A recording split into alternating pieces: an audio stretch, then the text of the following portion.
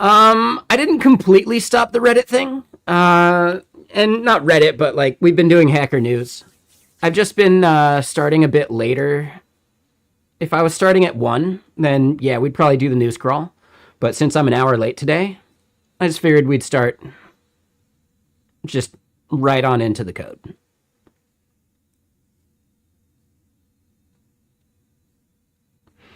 So yeah, we'll do some more news stuff here soon.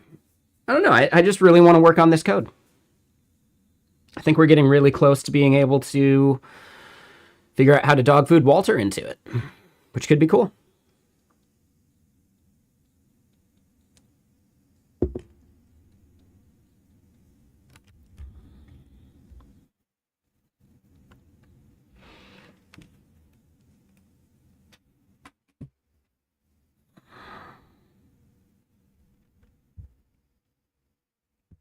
All right, so let's switch to the right screen. What does it do?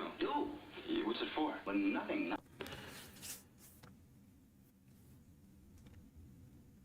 Oh, this song's good. We haven't played this album in ages. This one's good. I forgot about it.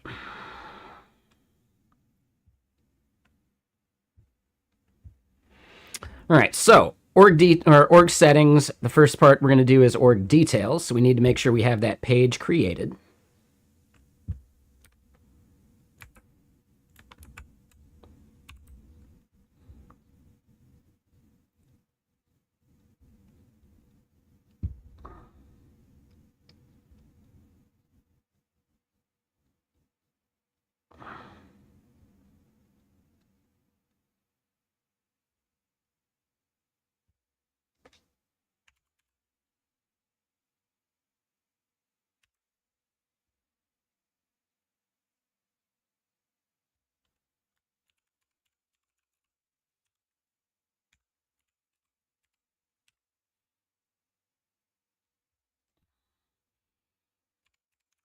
All right, so we're going to create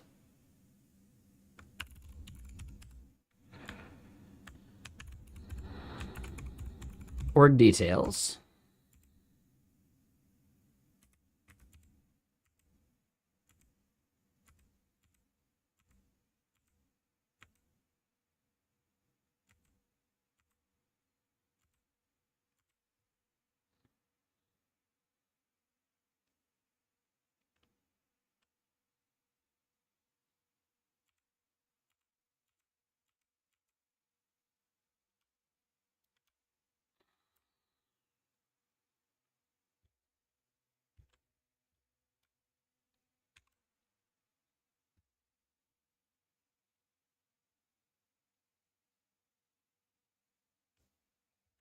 All right, org description does not exist. And instead of the name here, that's going to be a field that you can edit. So yeah, we got a bunch of stuff to fiddle with here.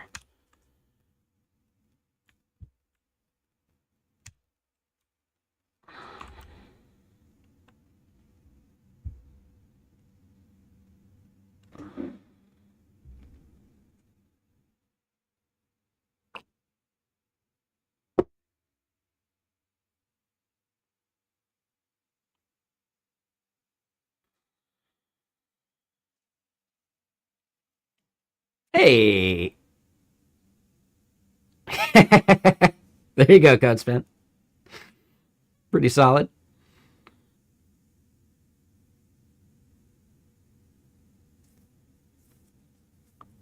You've been practicing your non-regional diction.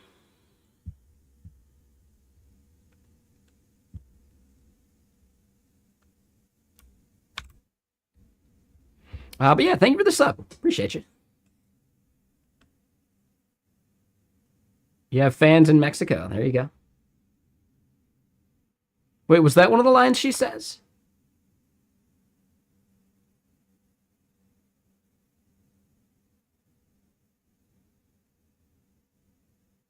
Because I was referencing Anchorman. What's her name? Saying she wants to be an anchor or whatever. Right? She mentions practicing her non-regional diction. Veronica, that's her name in the film. Yes. Veronica Corningstone.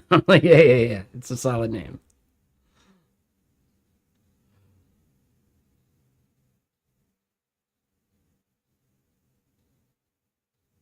All right, so hold on. Where's my router?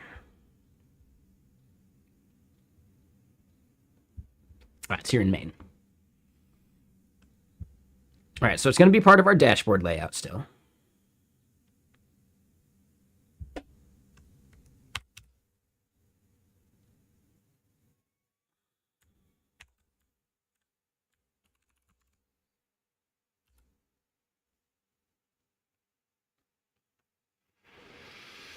Hmm.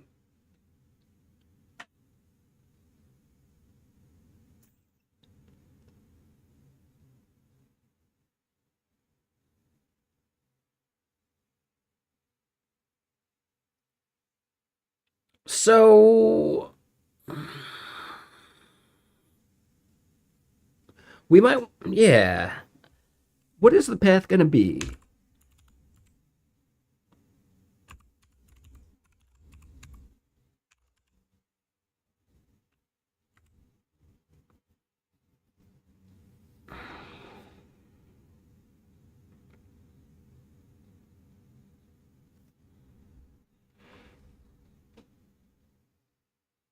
Yeah, so I'm going to rename this.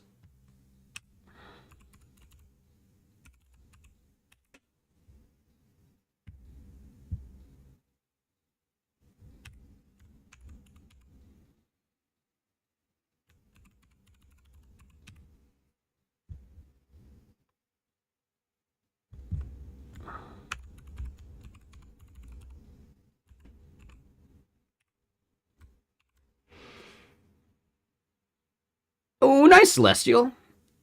Yeah, that shouldn't be too big of a refactor, right? Because Inferno is heavily inspired by React. But I can't remember if Inferno is before or after class components. Like, does Inferno have hooks? Because if so, yeah, you might be able to just do like an immediate like port and you're done.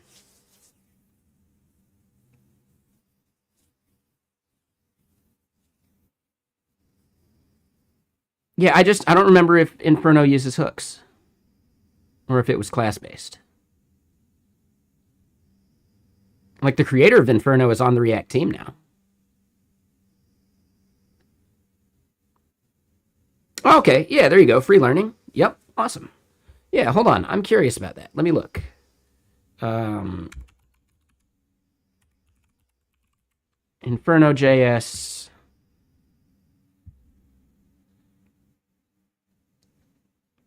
Right, there's even like an Inferno compat. Ooh, that's kind of cool. I like that.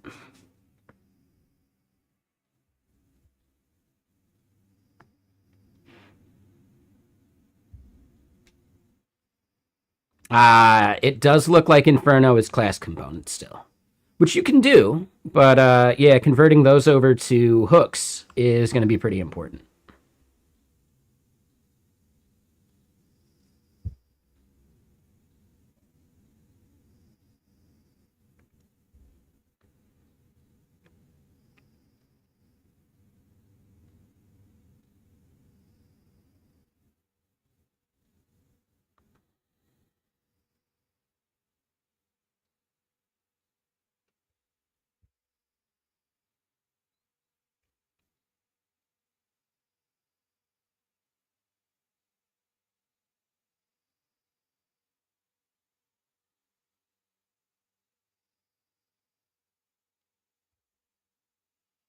They do have functional components though,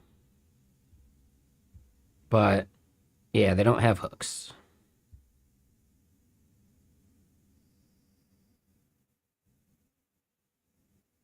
Oh, interesting. Oh, that's kind of it. Yeah. Hmm.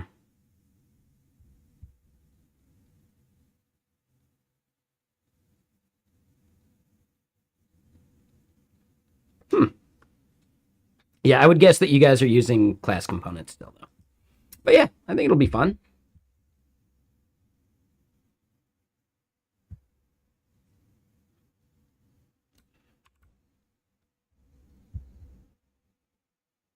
Oh wait, hold on. Org settings, org settings.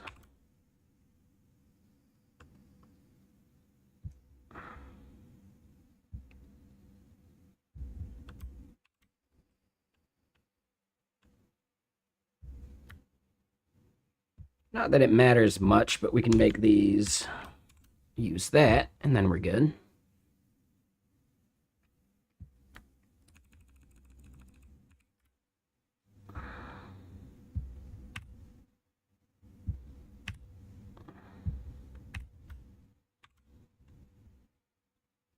Cool.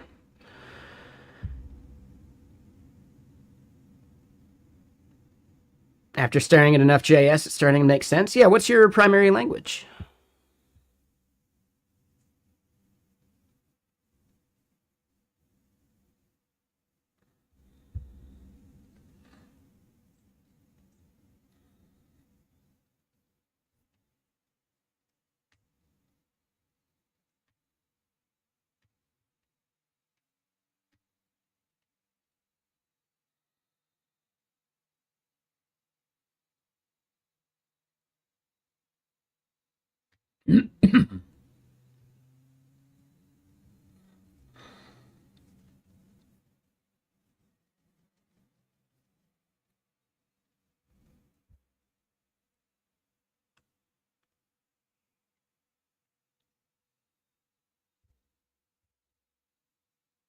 So you do some weird C Java thing.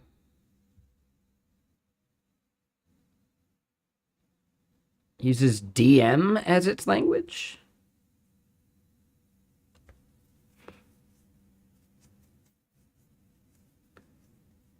So wait, like, what do you do for, like, do you work at the company that makes Space Station 13? Or you're just saying that's like your primary language? Like, does your company use that?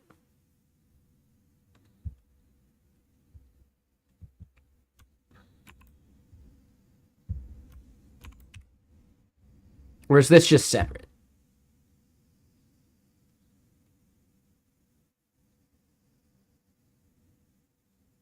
Okay, interesting. Yeah, I've never heard of Beyond. But, yep. 1,600 concurrent players. Huh. Never even heard of it.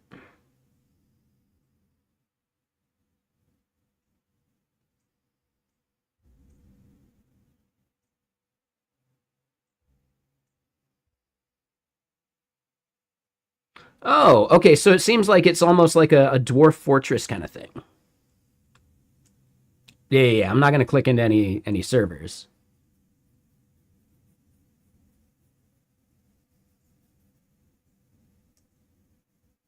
Oh, it's actually multiplayer. Oh. Okay, so maybe not. Okay, so it's got a bunch of like simulation kind of stuff. Huh. Very cool.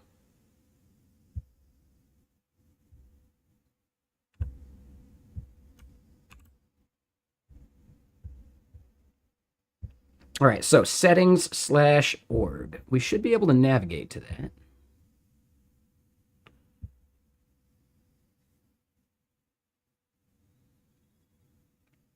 And Umbriel, hey, thank you for the sub. Appreciate you. Ooh, 3 months. Yeah, your beverage is starting to tip a bit.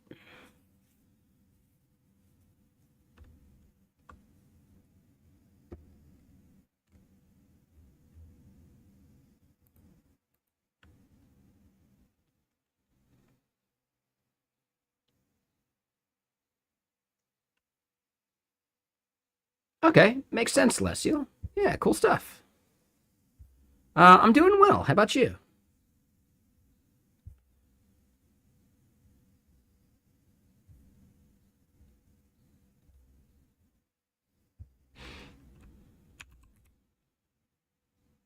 Yeah, edit org details. Perfect.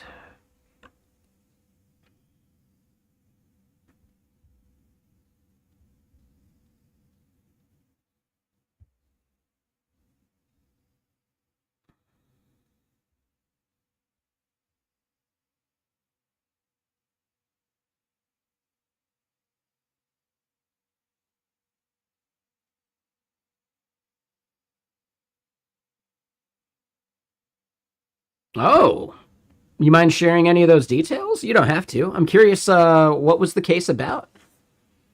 And Abdu, you're going to start a new job doing some DevOps. Nice. Developing infra tools for internal database teams. Oh, that sounds really cool. Oh, that sounds great. Yeah, developing like internal tools, that sounds like one of the coolest jobs to have. Where it's like you already have users, but it doesn't have to like necessarily worry about being broadly useful. Like, I don't know, yeah. Those are always fun. Because you can like experiment and do like little like micro like testing projects just to prove an idea like quickly, you know? Maybe you're not going to be able to do as much of that, but still pretty cool. Like in general, as long as the tool does its job, you can kind of pick the language in a lot of cases, right? So you might be doing some Rust, maybe Abdu, maybe some Golang.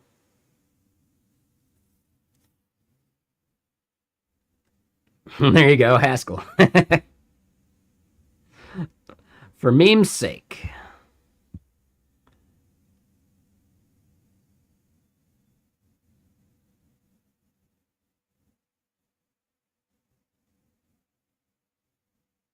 Oh, geez. Damn. A solid Umbriel. Yeah, good work.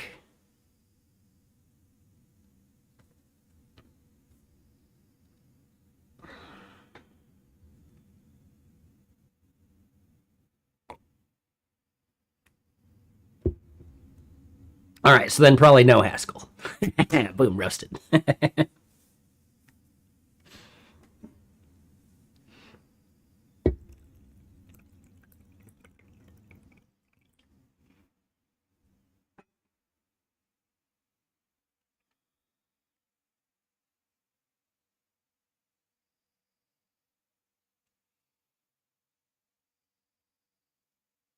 Yeah, yeah, that's huge, dude. Like 3 years worth of pay. Yeah, man, that's awesome. That gives you a really good boost into maybe getting a house or something. Yeah, that's cool, dude.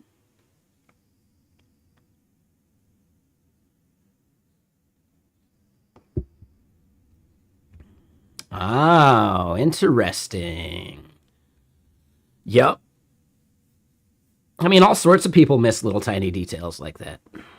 I was at one company where the client we had actually had a little detail in their contract saying that they could hire people out from the contracting company that I was at, or from the consulting company.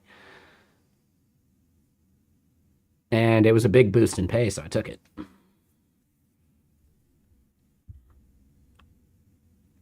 Now, it ended up being the worst manager I've ever had, but I was able to save up a good chunk of change.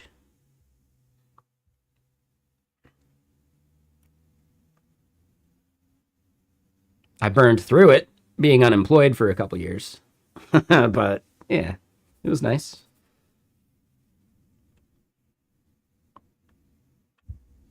More like just a year. But okay, so what we want to do is we want to make this make more sense. And yeah, account billing, I think org billing.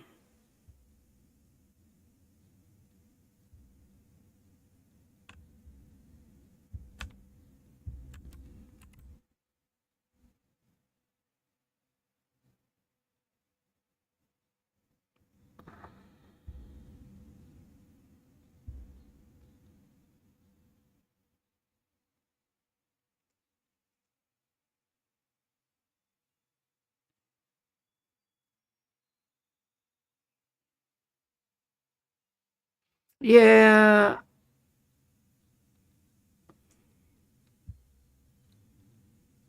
I think inviting users is going to be a modal, and we'll spawn that from a couple places. So I'm okay with that one being like that. Um,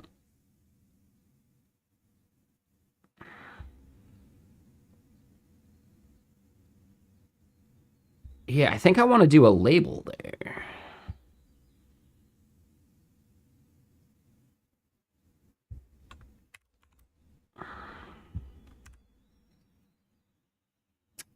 Lithium, yeah, I've heard that a lot, actually. That's why we even have this emote. Or, in the chat there.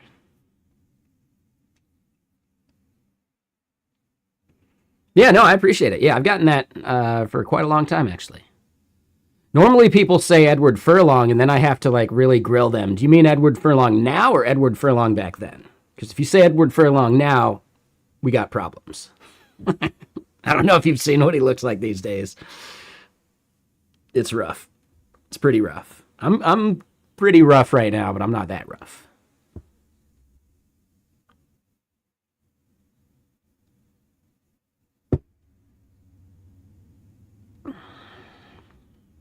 But yeah, no, I appreciate it. Thank you.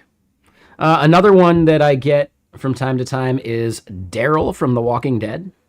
I'm not sure I see that one as much.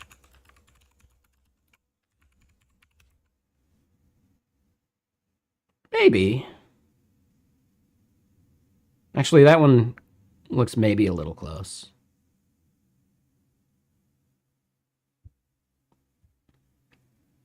But yeah, those are the two big ones people mention from time to time. Yeah, a little bit.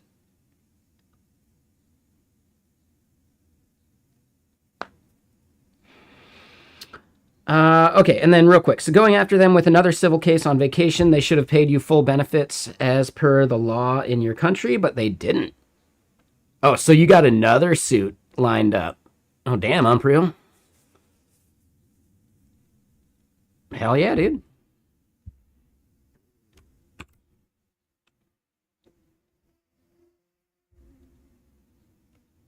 All right, so one thing I want to do. We've got the menu trigger. Yeah, I want to do a label. Now, hold on.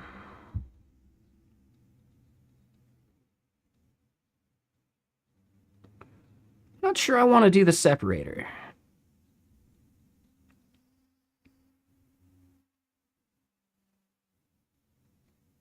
Damn, Umpriel.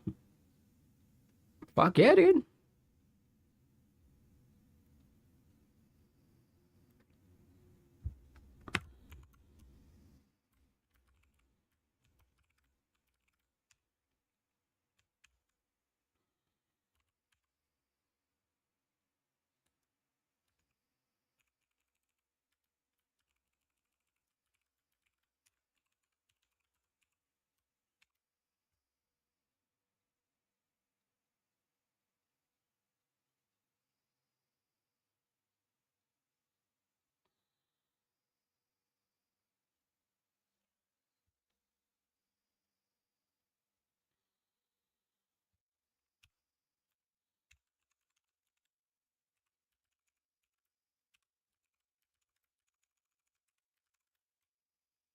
And what's up, Moshiko? How you doing? And yeah, CK, what you up to?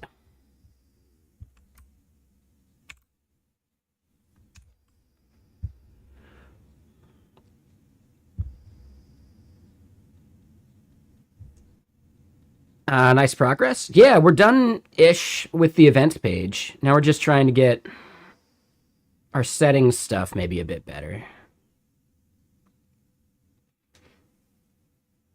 I'm not sure profile's necessary.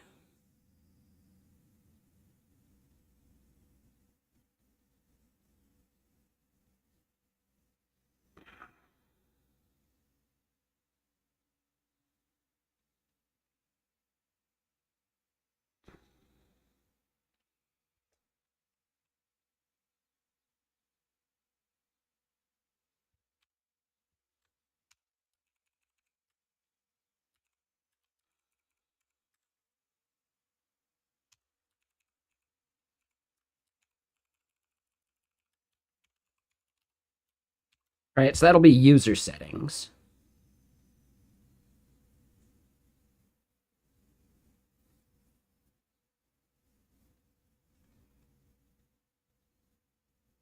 Yeah. This is neo-brutalism.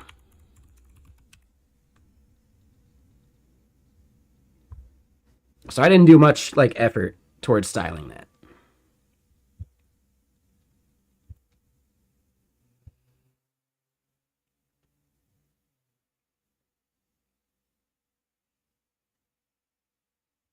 So let's go look at um, what's the name of the icon library we're using? Lucide.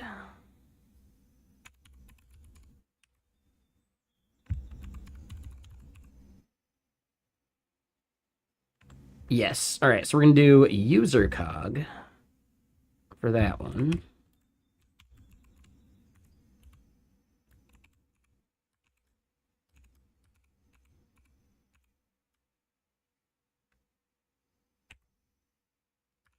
We'll do user cog 2.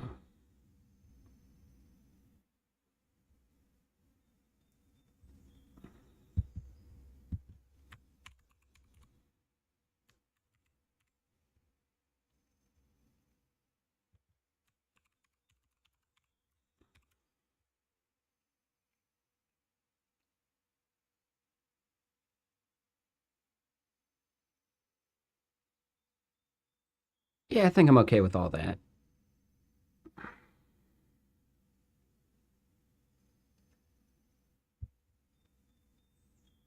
Oh, I forgot a comma. Comma, comma, comma, comma, comma, chameleon. And yeah, how's everyone doing today? Any fun plans?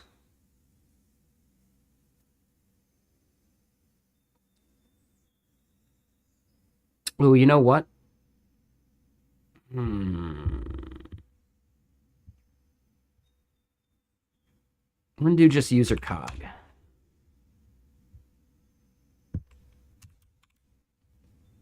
Fixing some bugs and playing the game. Nice.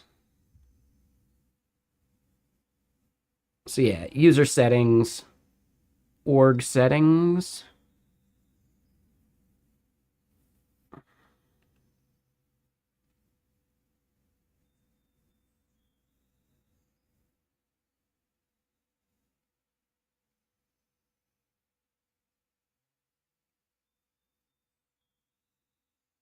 So maybe instead of the label, we just get org settings in there and call that good. Because then they're kind of like grouped as we need them.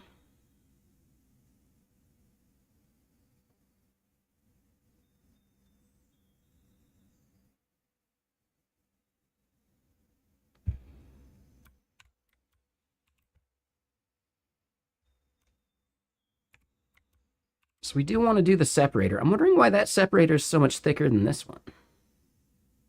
That's a little weird, right?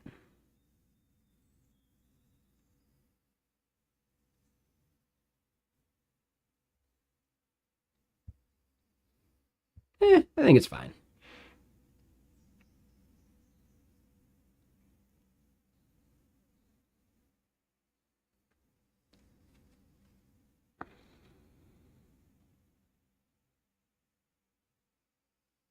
Wait, what do you mean by maybe just settings at the top?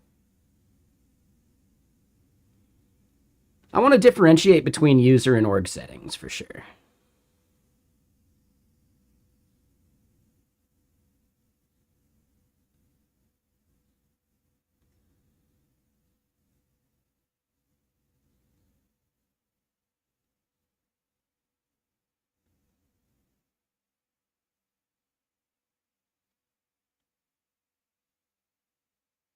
Yeah. All right. So then the next step.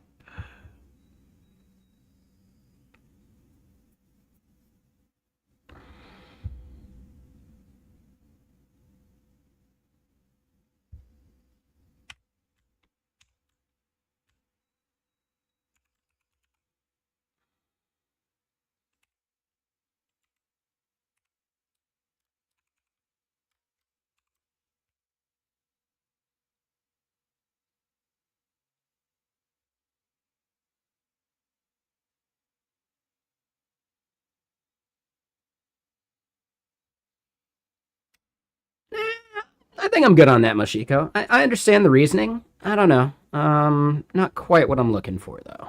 So then, hold on.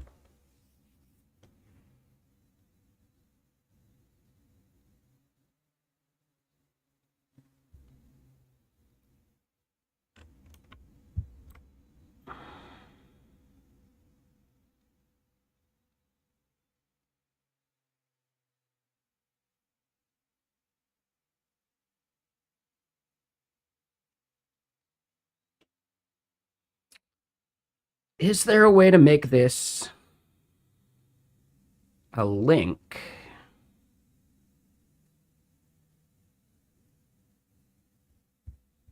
Right, like I know I can do a link in that little bit right there, but it's not like the whole thing.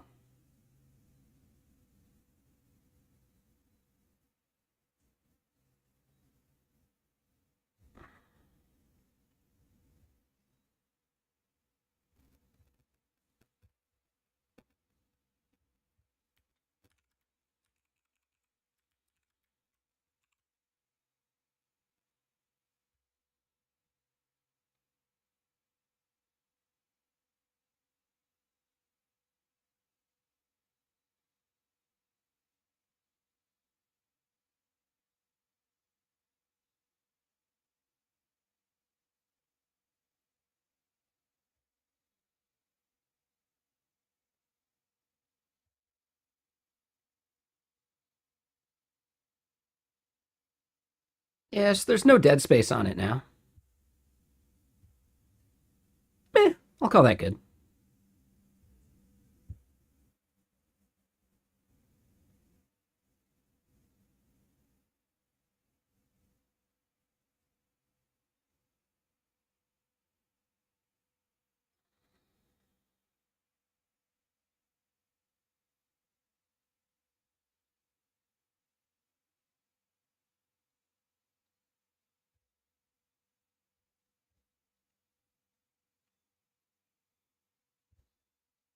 Yeah, all right.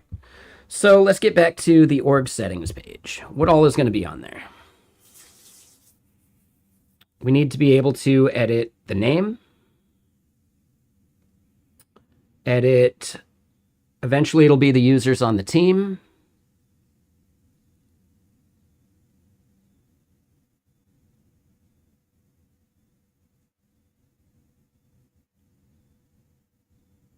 Yeah, I think for now it's just the name. All right, so instead of making that like that,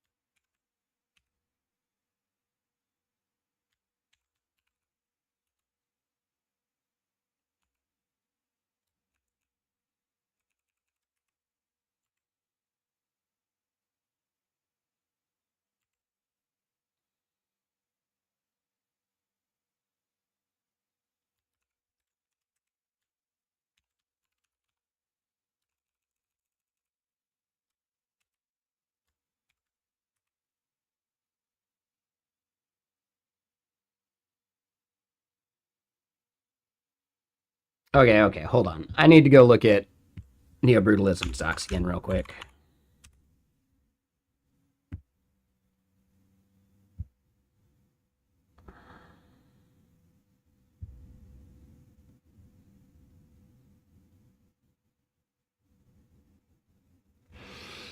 Oh, right.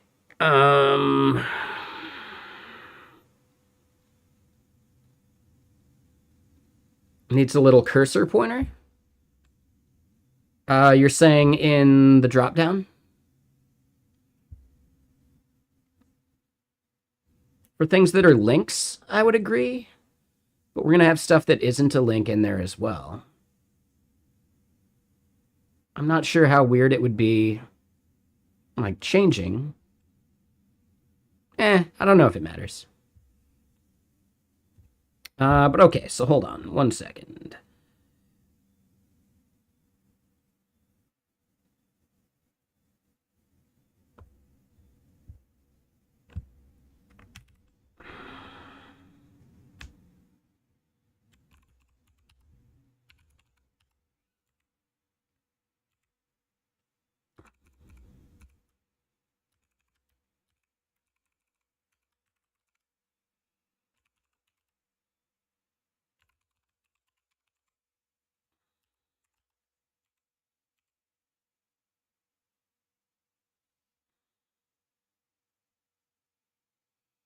JDH.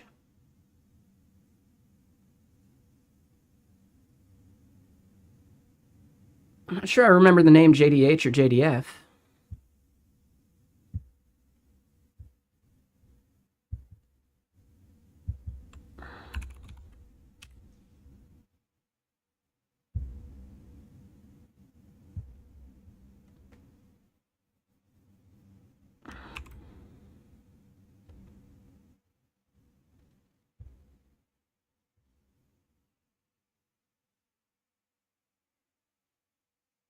Yeah, let's just grab all of that.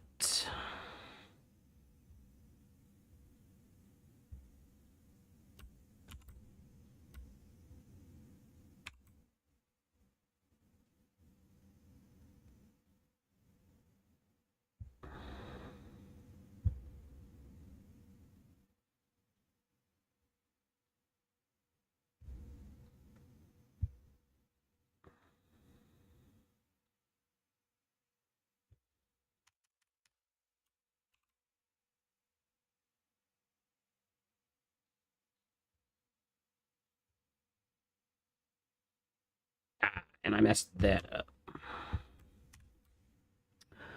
Tute, thank you for the follow. And Boardbox, I just saw that. Thank you. Welcome.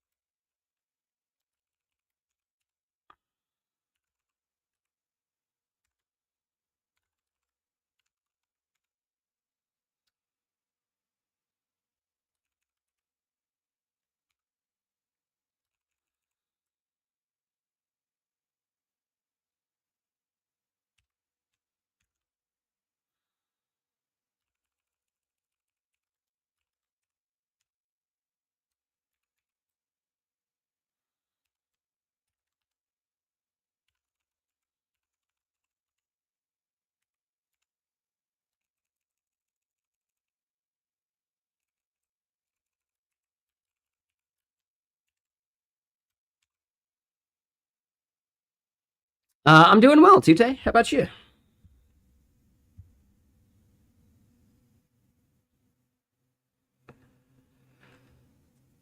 All right, and it's not username, it is org name, so let's fix that.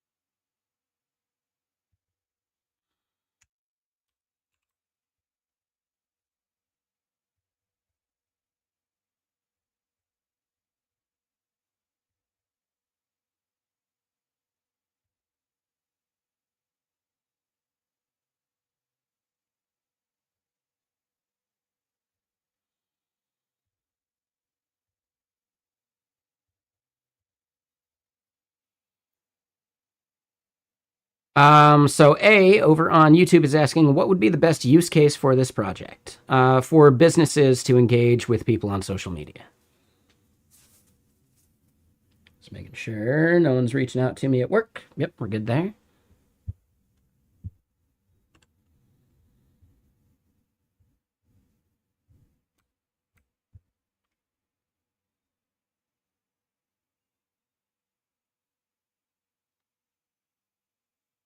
So here's something I'm thinking. I almost want to do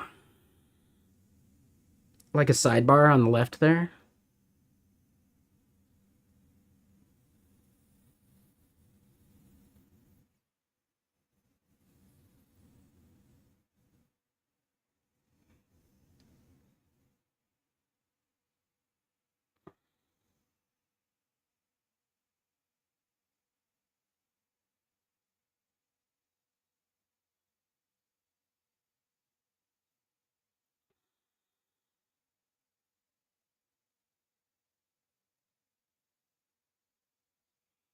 Yeah, so then it would be like org settings, team management, billing, maybe like delete org. Yeah, I think we'll do that. So let's make that part happen.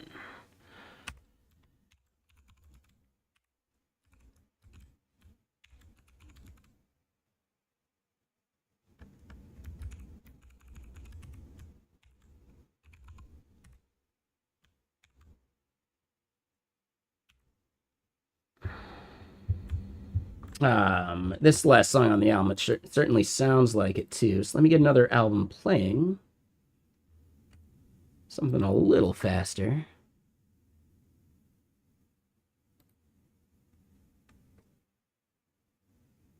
The one about Cerebrus, I'm just not a fan of the company. Yeah, I don't think I need to get any deeper into that. But yeah, it's one of those things. Using my platform.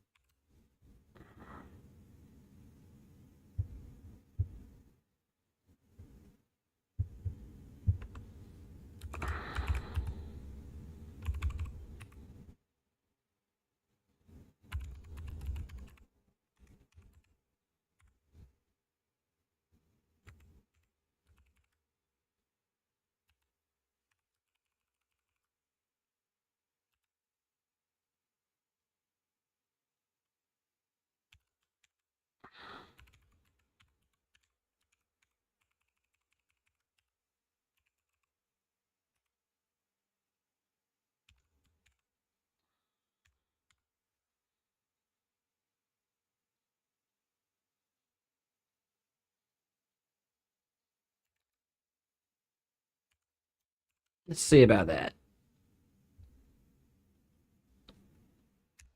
1/5 will probably be good.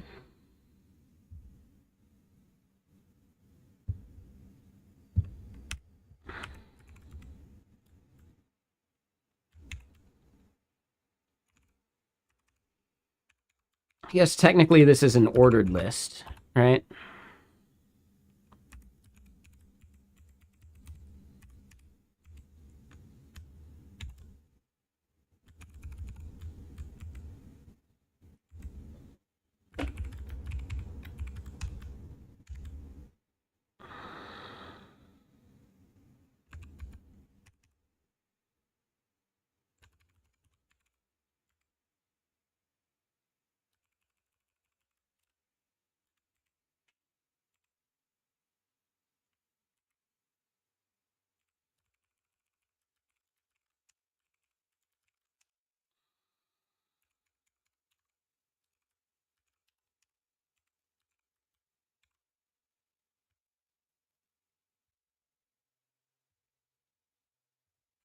All right, so then from here,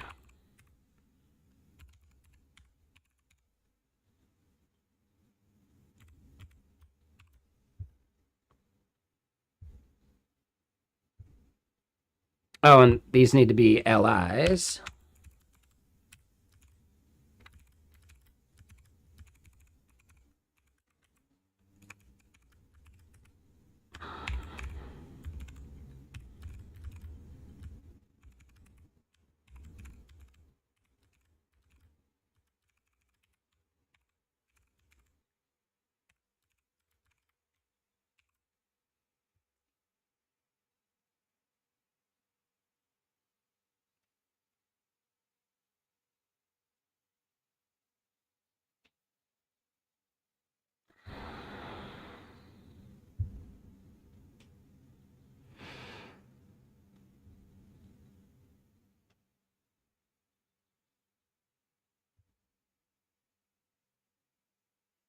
And yeah, what I think I want to do is make this sticky.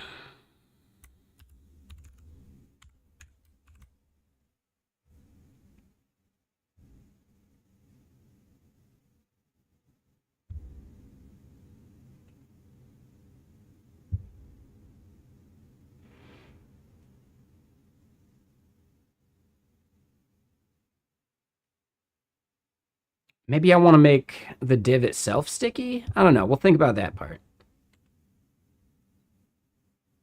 We'll want to style these at some point. And maybe I even want to give these some icons?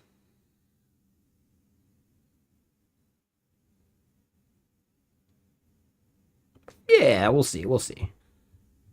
But here we go. So as we get into here,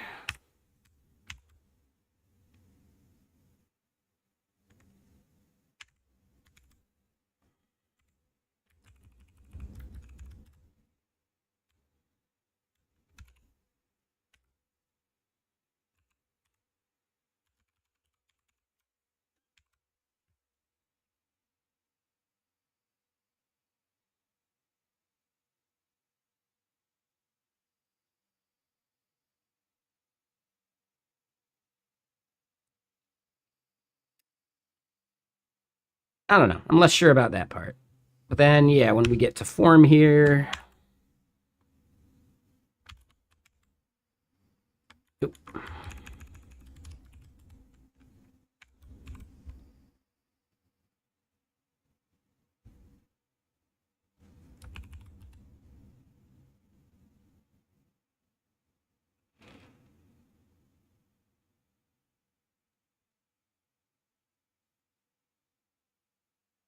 Yeah, I might want to do cards for some of that stuff.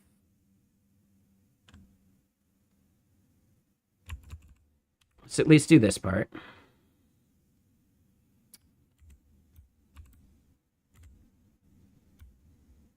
Hey, okay, that's not so bad. All right, so then this we'll do.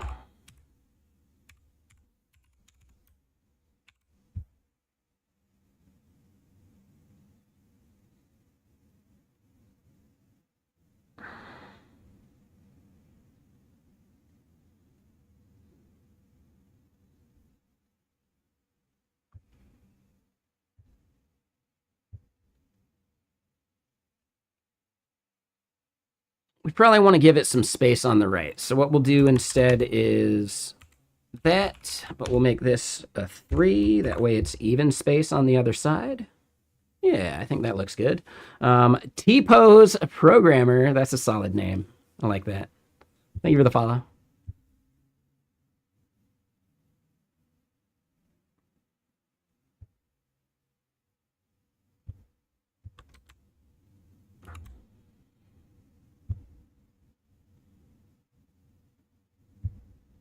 And what's up, Casadev? How you doing?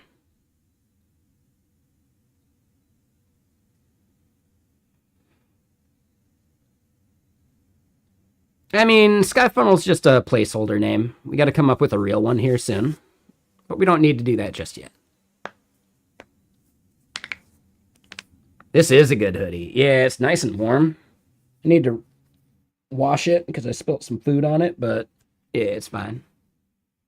You like it? Thank you.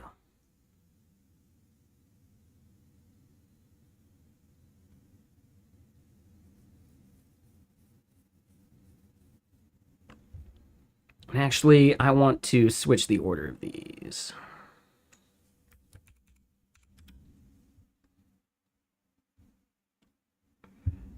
I think, yeah, the members part will have higher up.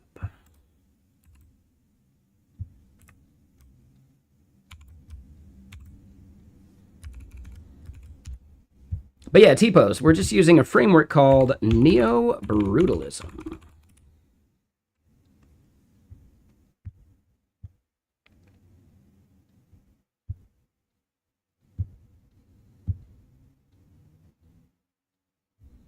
Oh, but I messed that up.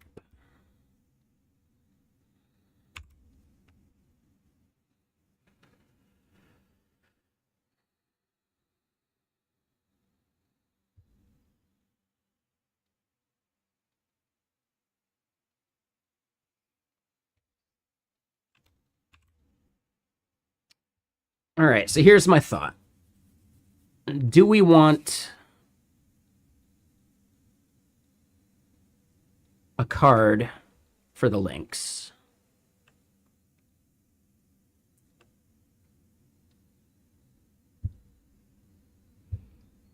Oh yeah, the audio ducking. Yeah, it's pretty solid. Yeah, like it's really easy to set up in Twitch. Or not in Twitch, in OBS. So thank you. I appreciate that.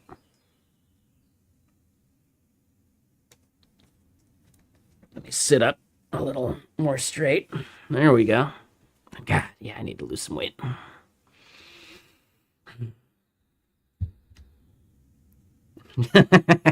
Just seeing the chin like that. Brutal. But yeah.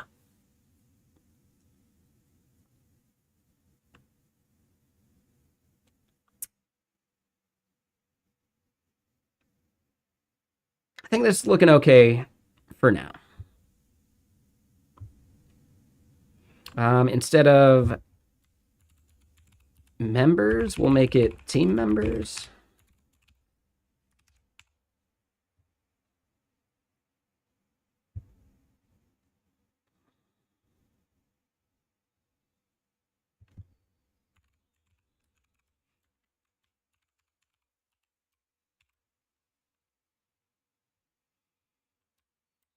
So yeah, what we need to do next is we need to go to the back end and start creating some of these endpoints.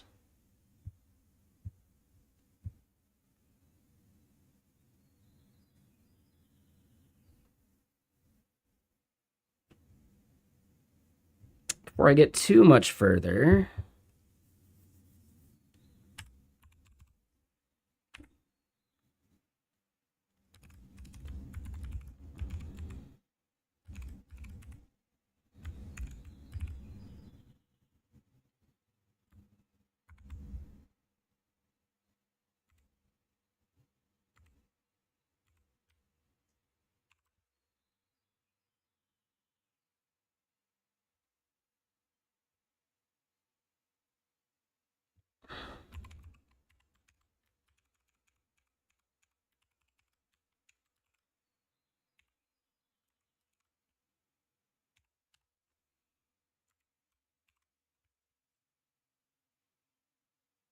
yeah, all right, yep, so that works.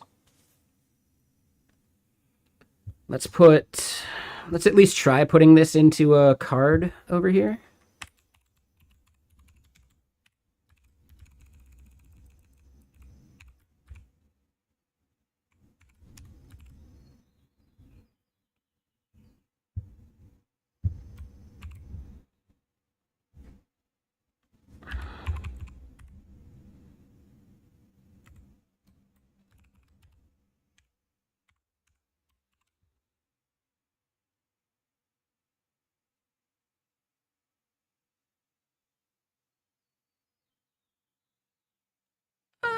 I'm not sure how I feel about that.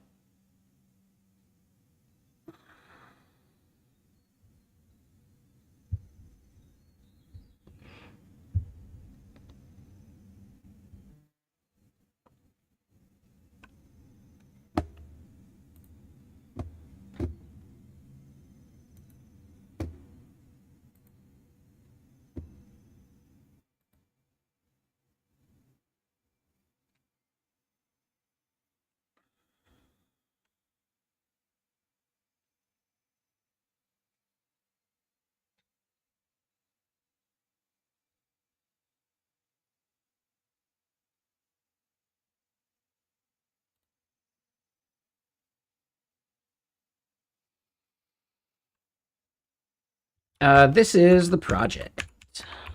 That was the end of that album, though. Hold on, let me get another one going. That was a short one.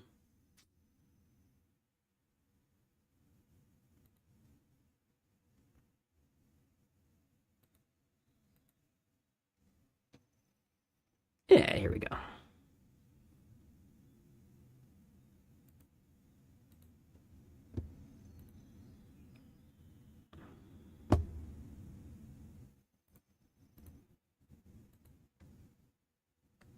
Yeah, we'll do a couple more from this artist.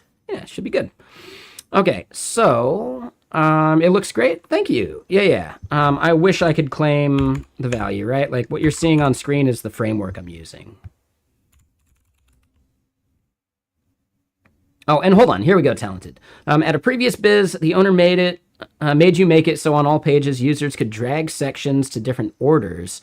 Same with menu items. And when new user accounts were created, they were created with the most popular configuration.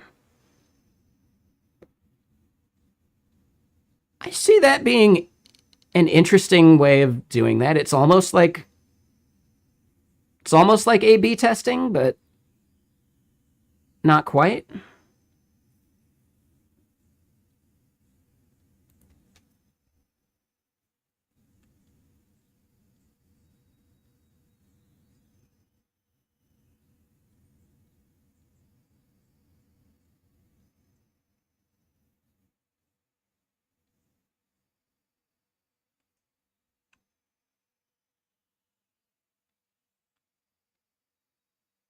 Yeah, no, that sounds pretty gnarly. Like, from an implementation detail, it sounds like it sucks, but it's actually kind of smart.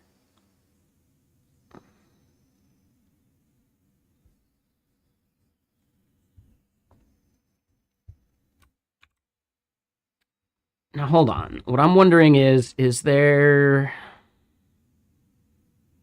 another variant for card?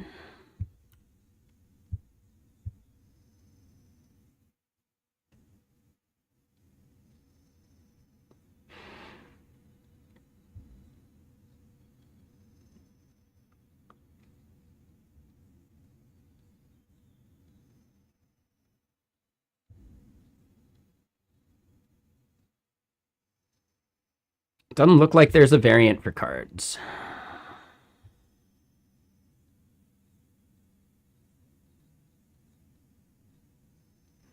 So I'm not sure I want to do the card for this thing.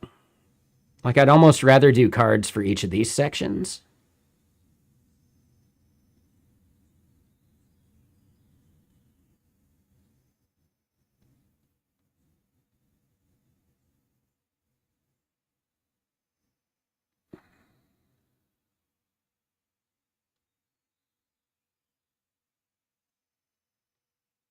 Let me double check one thing. Yeah, because we're doing it as a modal there. It's a little different.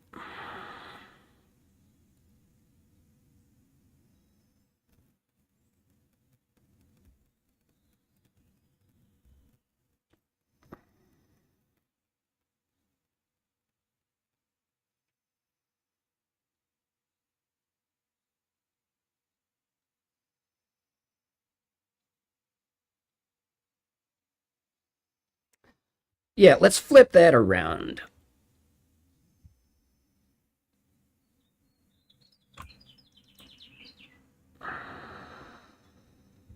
Let's just take a look at it and see how we feel.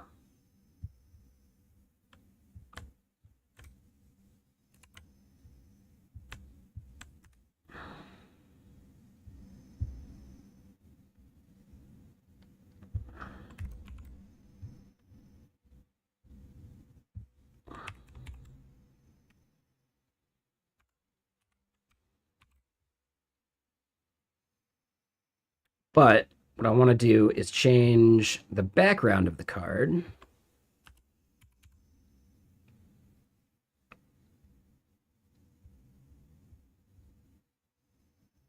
It's like BG.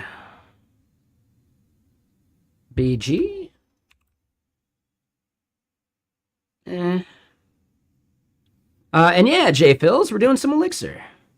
And thanks again for recording that episode. Yeah, I'll be getting that going here soon. I'm pretty sure I'm going to release Carter's first, so then yours might be for the month after. But yeah, thanks for helping me get that recorded. So now I got some of that stuff like all queued up.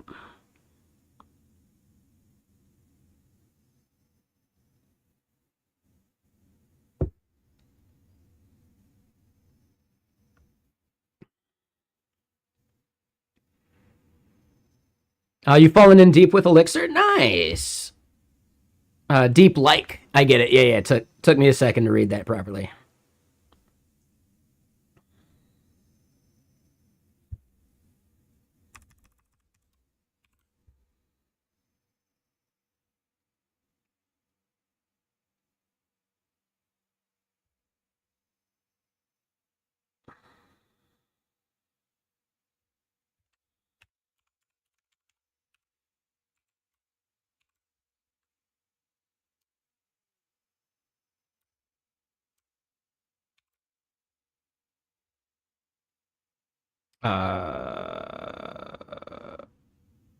Neutral.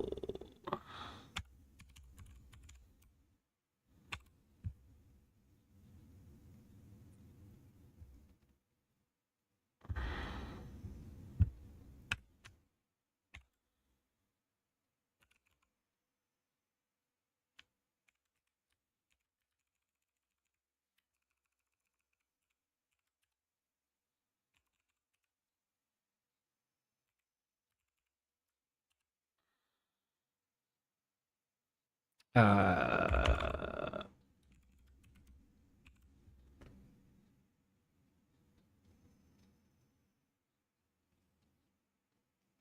I kind of like that.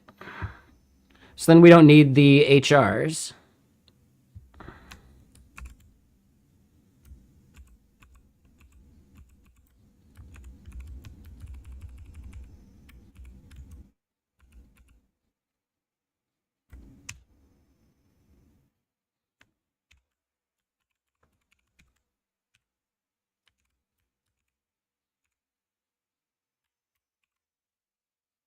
But yeah, Elixir's great.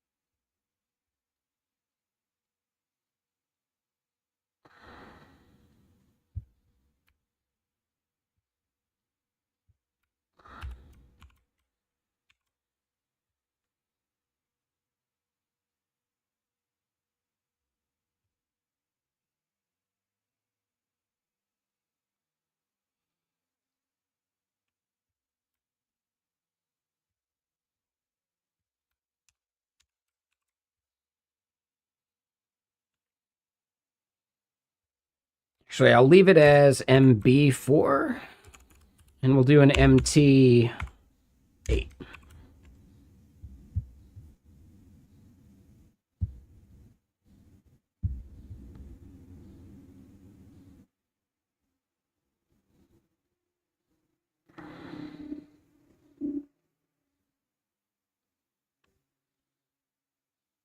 Yeah, I like this so far. I think we're doing all right here.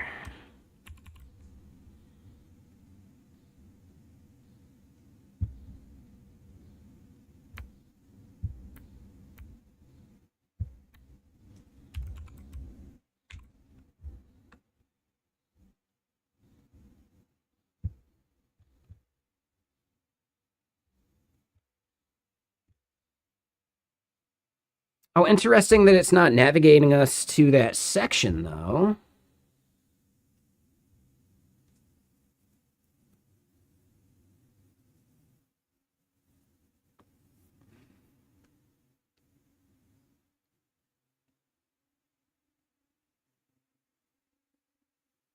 Hmm.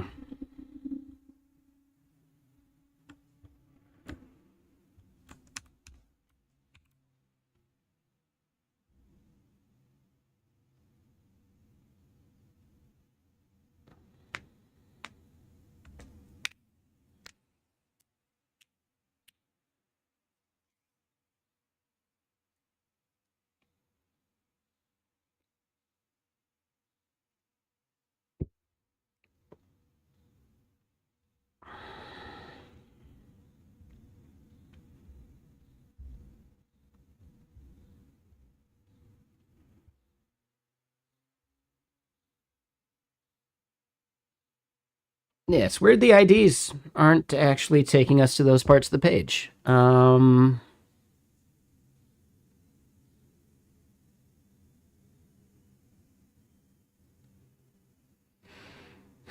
Yeah, we'll have to deal with that later. It's not the biggest deal. All right, so yeah, now we need to get this form saving. But Why is that button still active? Ah, that's it.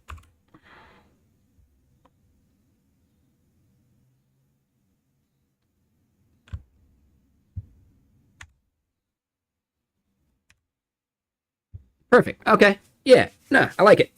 We'll call that good enough. We need to get the back end endpoint working.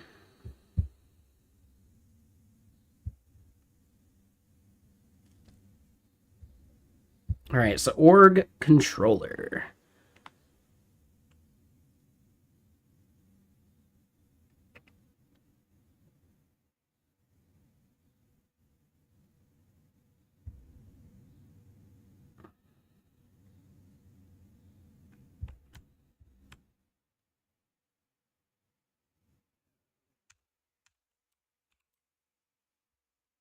Oh, we don't have a way of changing the org. Ooh, we'll have to do that on the front end, right?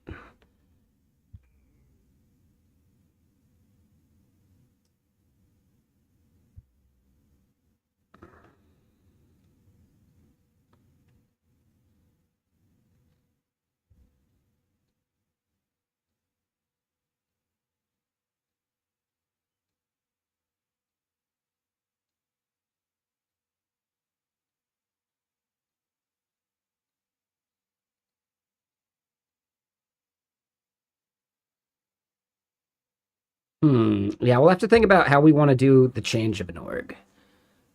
I think we have an org form. So we've already got that modal.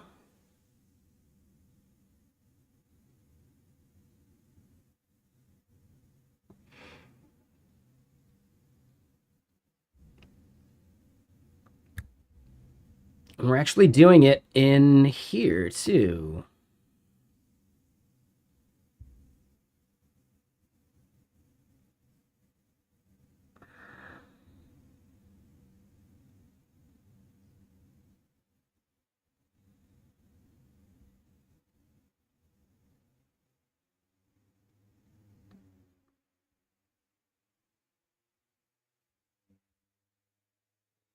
Are we actually using the org form on this page? Yeah, we are.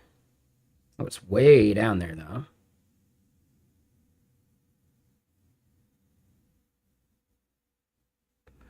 Ah, right. Okay, okay.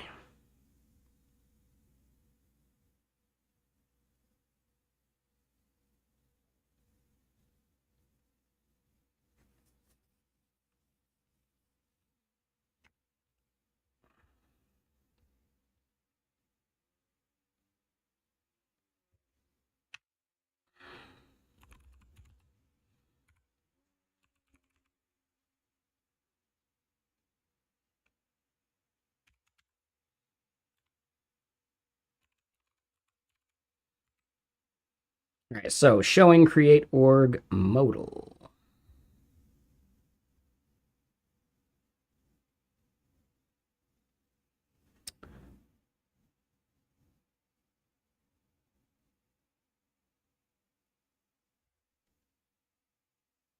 Oh, but we're not doing this as a modal. We should though, because yeah, no, this should be a modal.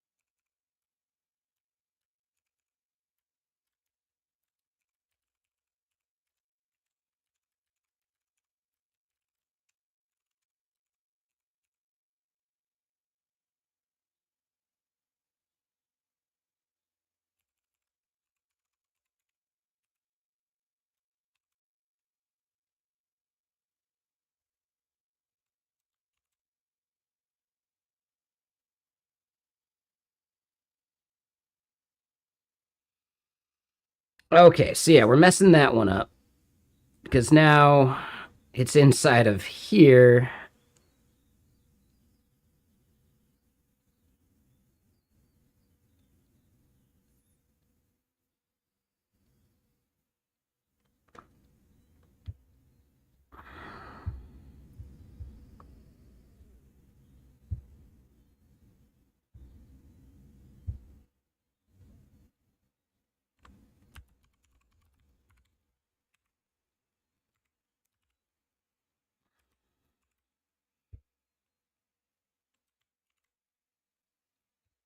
Okay, so that works for me for now. Yeah, how's it going, malware? Yeah, we're doing some stuff. Like I always got the headphones in, you know. But yeah, we're trying to get some stuff done.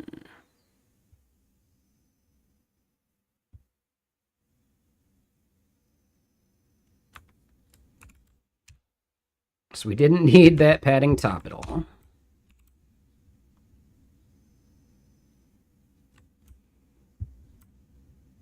And org form is actually no longer going to be inside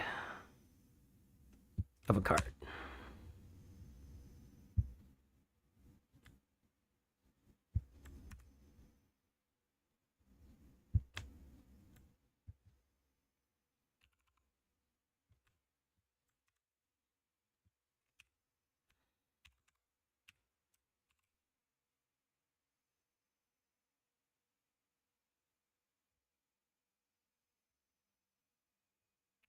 But yeah, now we need that.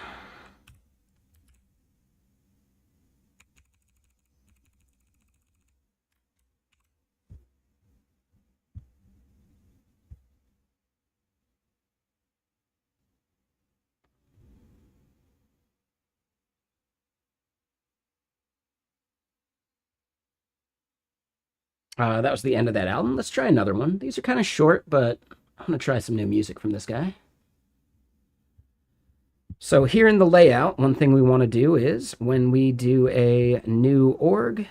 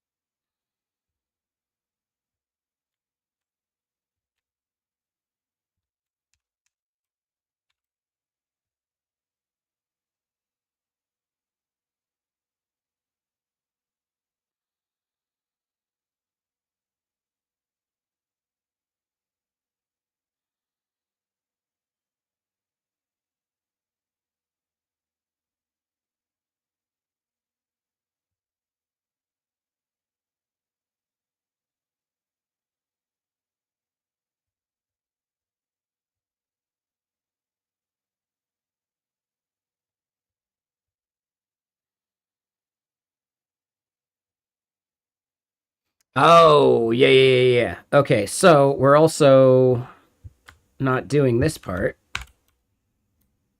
which is a mistake. Okay, yeah. So we're not actually able to create one yet. That could be another step. But I at least want to be able to show the new org form. We would enter some data and we do the thing there. Cool. So yeah, we're missing a step there.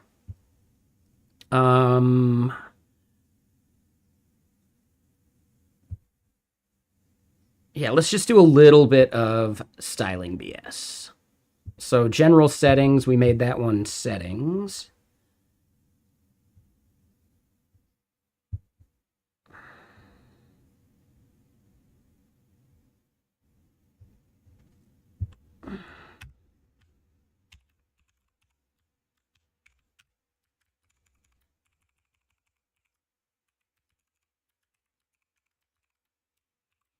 And yeah, Jay Phillips, thank you so much for that sub. Sorry, my bad, my bad.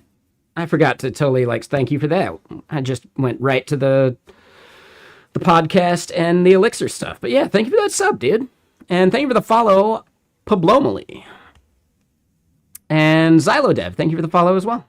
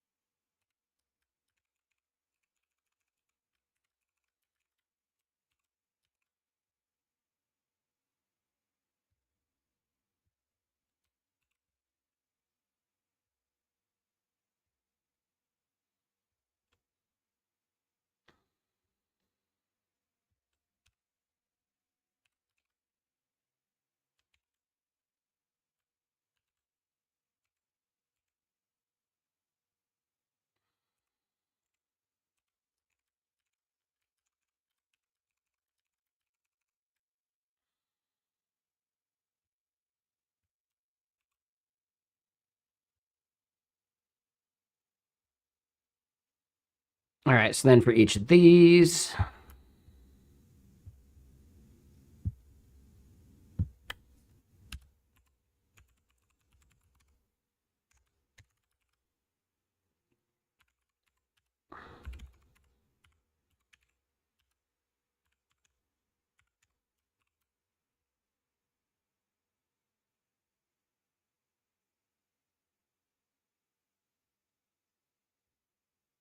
and we'll put the icons next to those titles as well.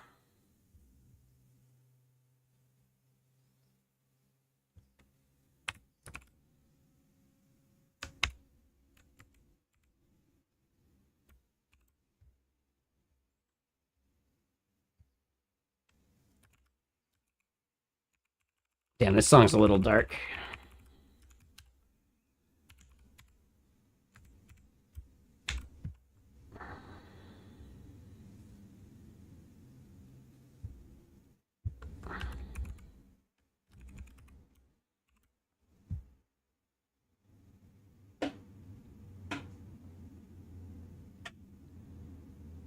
Sure, we'll call that good.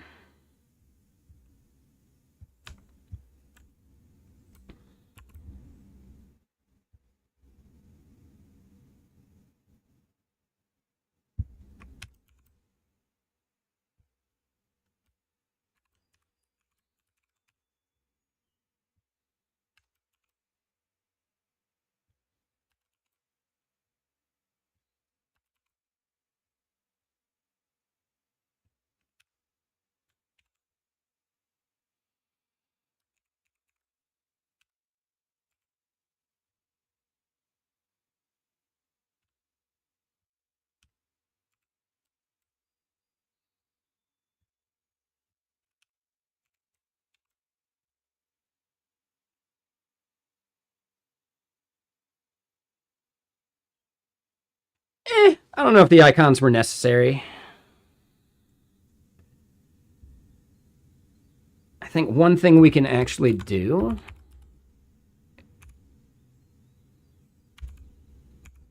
It's not outline, it's.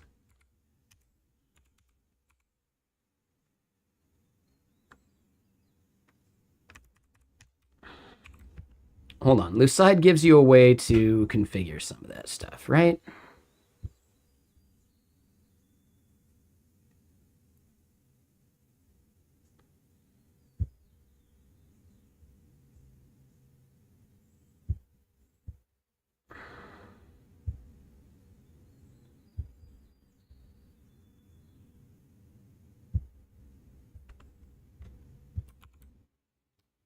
Stroke width. That's what they did.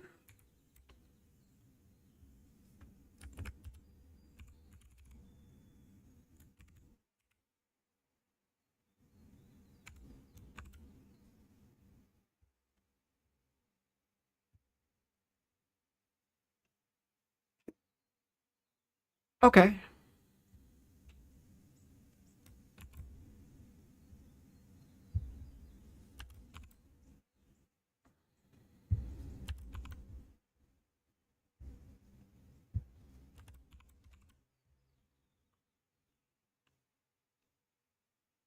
Yeah, yeah, I kind of like that. That's a good touch.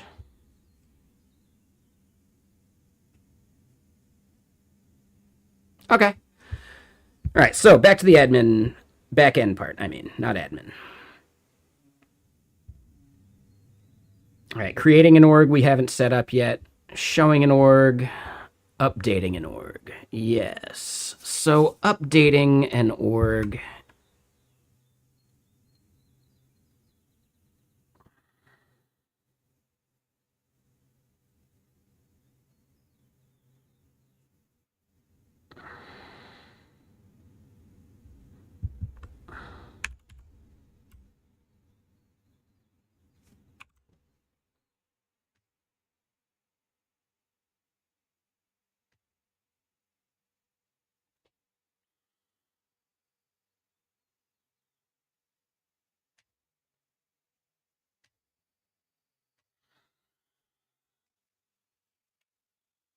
Yeah, one second. I got to pass on a little bit of info.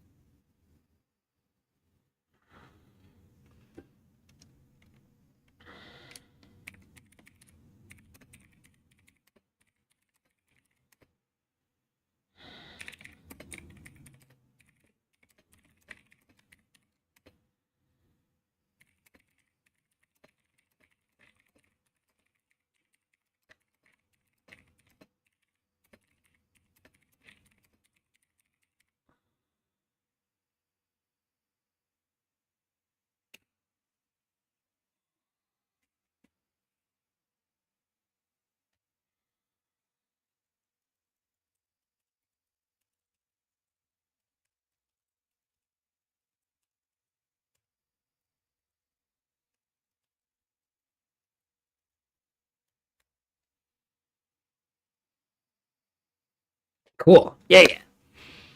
See, this is why I'm really like I think I'm in a good place as a developer advocate because somebody I know from SquiggleConf and a whole bunch of stuff, actually the dev that did the Doom TypeScript thing, he reached out to me today knowing that I work at GitKraken because there's a bug that prevents him from using it where he works right now. And I was able to pass that on and they're like prioritizing it. I'm making shit happen. So yeah, I'm really happy about that. Delivering value.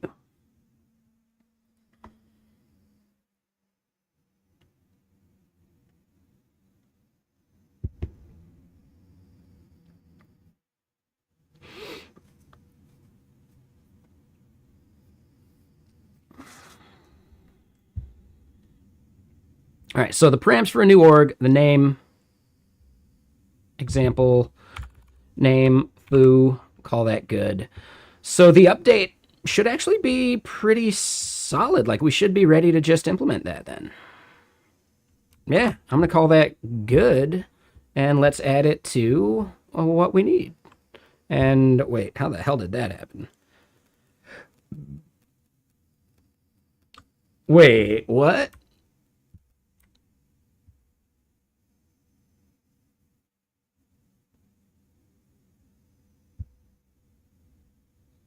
Hold on. That just randomly got auto completed because I typed something wrong. But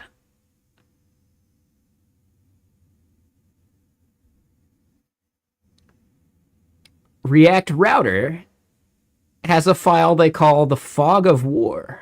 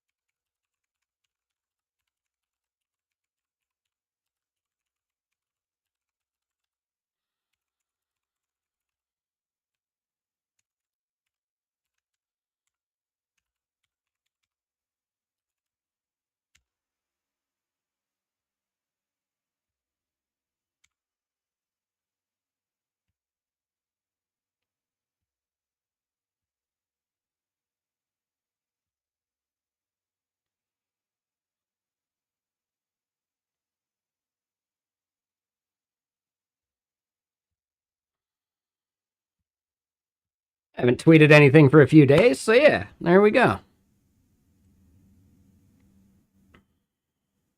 Oh, I like that. That's a good touch. Yes, I really like that. That's something really nice they just recently implemented on Buffer. It used to just say posting or something like really like generic. That was cool.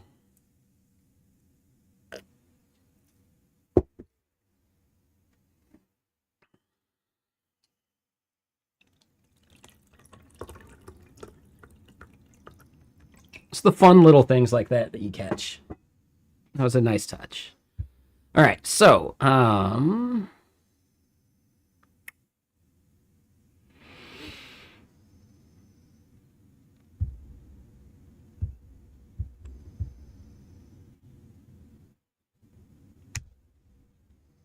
yeah, that is interesting.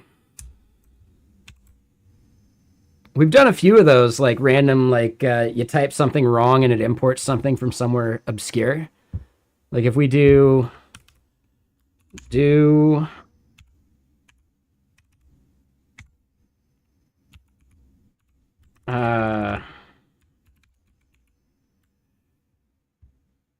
it. All right, so we're not getting an import from React for that now.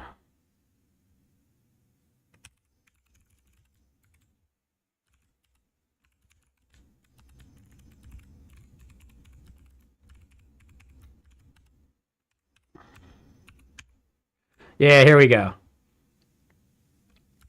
So yeah, like we found one of these random things eventually. Yeah, so do not use or you will be fired experimental form actions. So basically React is considering doing like remix style form actions just directly at the framework level, which is interesting. Image source types, media source types, React nodes. I don't know. It's kind of fun, like seeing some of these do not use or you will be fired things.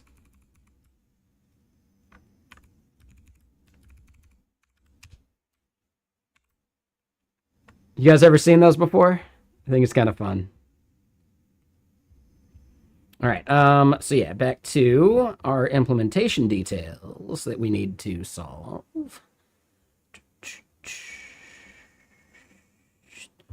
It's in our service. The org service has get orgs.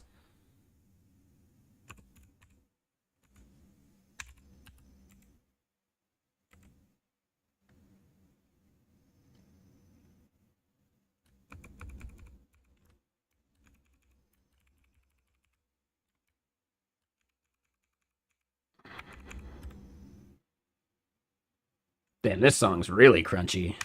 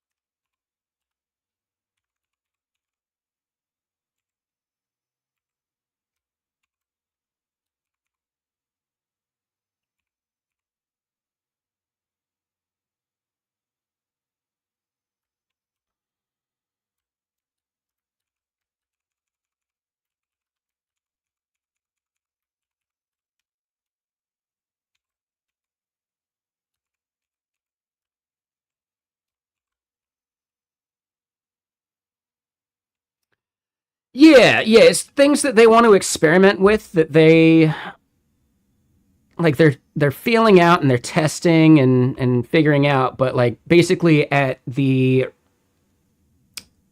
Facebook, if you end up using those, you will be fired, like literally. But it's a way for like the framework team to test things out in like smaller projects within the company and still like ship things because the way that they work on the open source. It's a very strange thing. Like basically with a bunch of feature flags, React has like a bunch of things that they're using internally at Facebook. But the version that we get has a lot of those flags just turned off. So it's very strange. Like the way that they're doing it, it's open source, but the version that Facebook uses is very different. Or not very different, but different enough from the one that we get. So it's kind of interesting that way. Whereas like the version of Angular that Facebook uses is the version of Angular that we get, basically. It's kind of cool.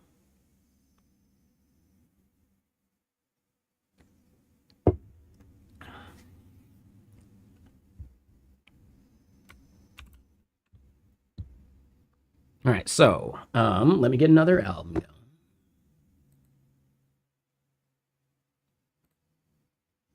Well, I do need to use the restroom. Give me just a second. And no, not Facebook. Did I brain fart that one? I meant the one that Google uses, not Facebook. Sorry.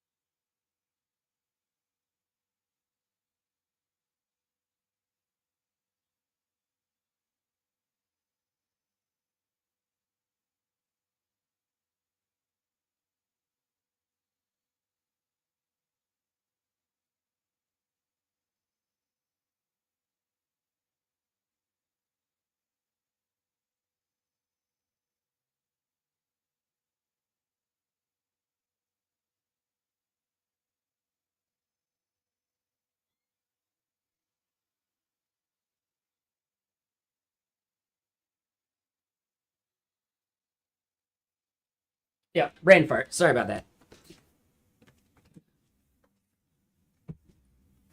And what's up, Mikris? How you doing?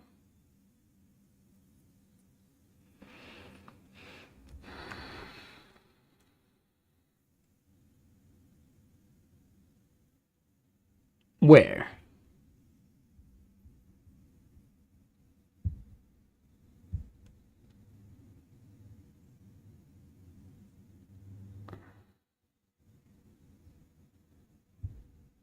No, I didn't. No way in hell.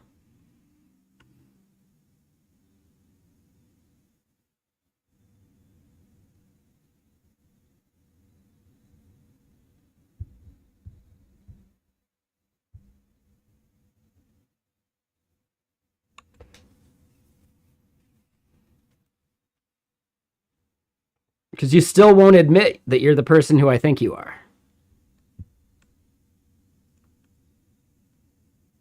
You can send an application. That doesn't matter. Like, go for it. Try.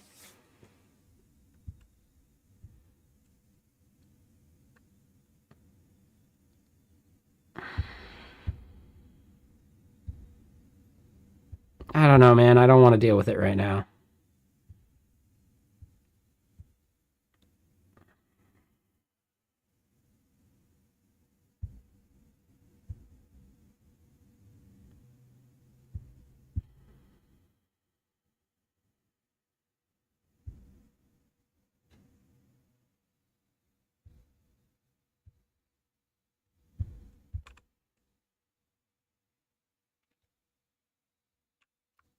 All right, so we want to save this file and then get back to our org settings page.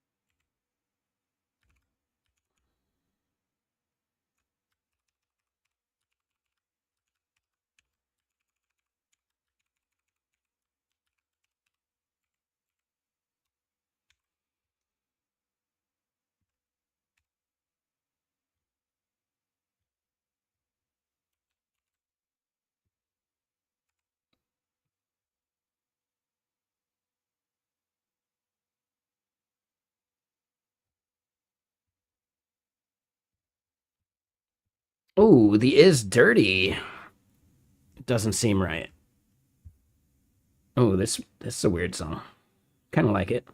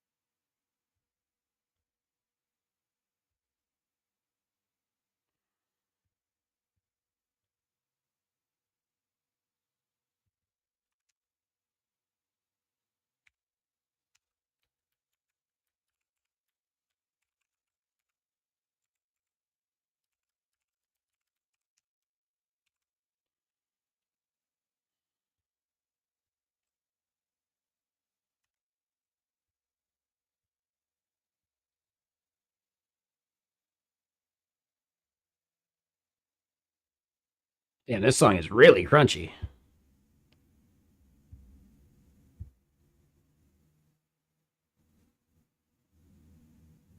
Yeah, very doomy. Yeah, exactly. I like it.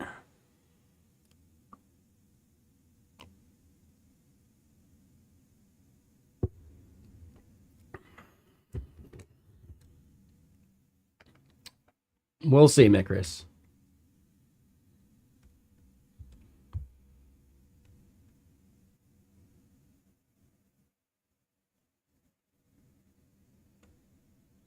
Mm-hmm. I will point out, though, you've only been following since March 31st. So you're only 1 month into it. So you're not even close to a year.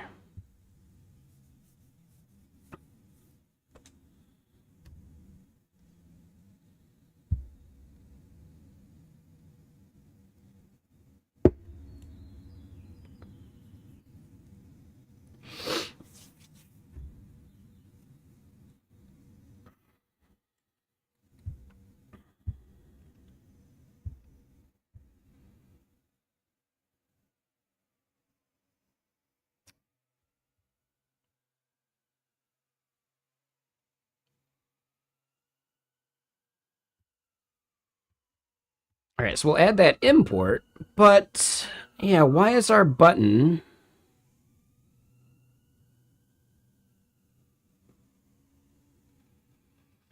Right, like why is our form state not changing? Oh, I think it's just because we had that error. Okay.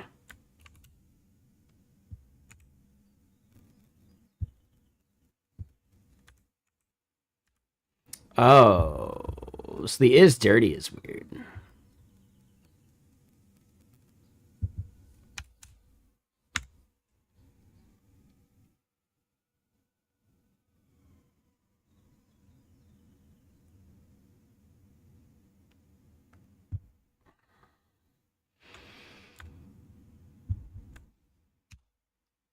Uh,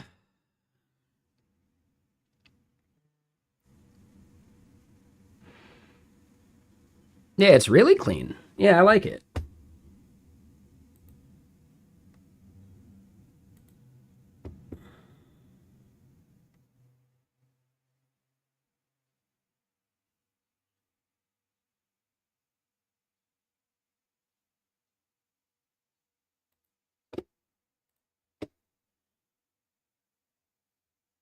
Let me check one thing.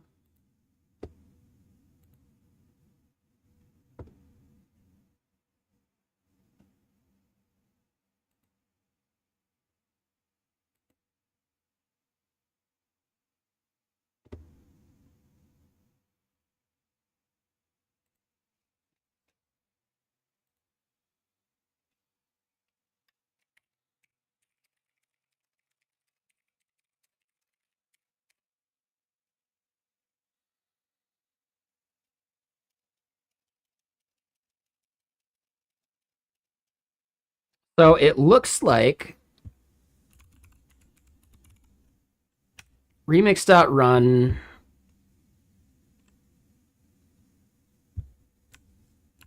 Fog of War? Oh, okay.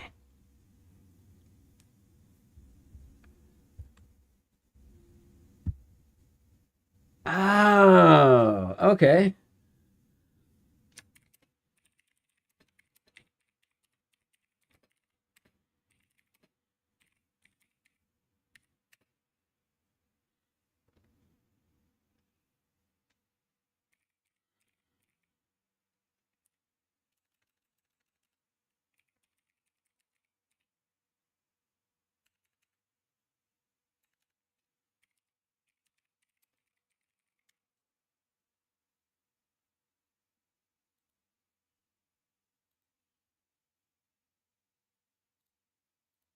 Okay, so yeah.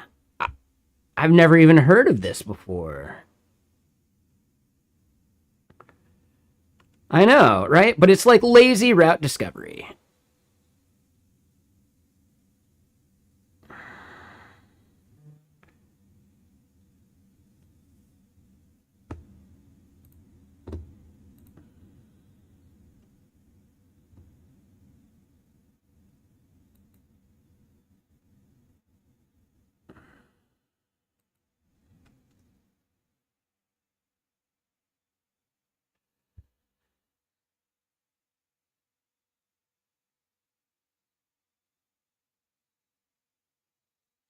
Oh, and it's actually going to become the default.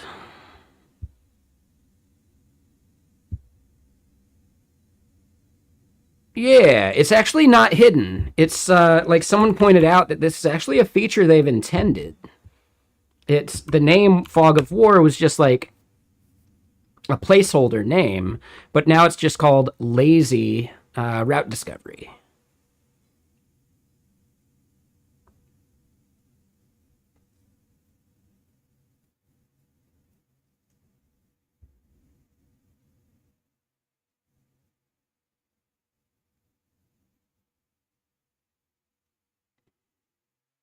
So it's about eliminating network waterfalls. So it's in order to avoid the render then fetch waterfall. So you fetch the blog, then you fetch the blog data. You want to do that concurrently. So they do the prefetch, and you've got it, and it happens immediately. Very interesting.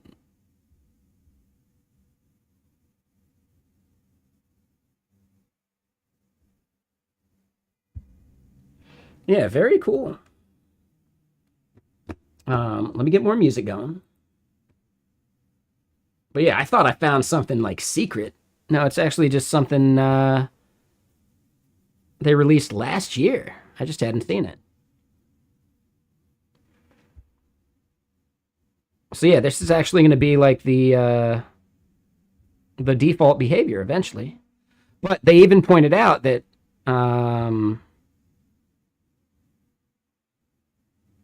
they took inspiration from like their game stuff, which is kind of funny, right? So ever expanding maps, Fog of War, right? Yeah, very cool. Huh. See, I thought we had stumbled on something hidden, right? Like they named it Fog of War because they didn't want people knowing exactly what it was. But okay, that makes sense. That makes sense.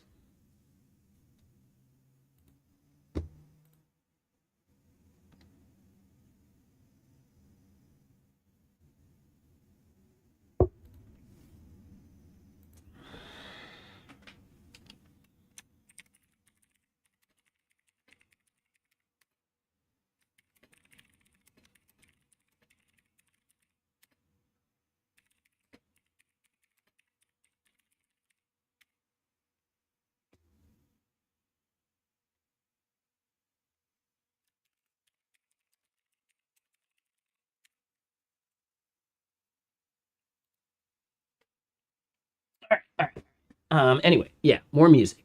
Let's get this album going. This one's solid.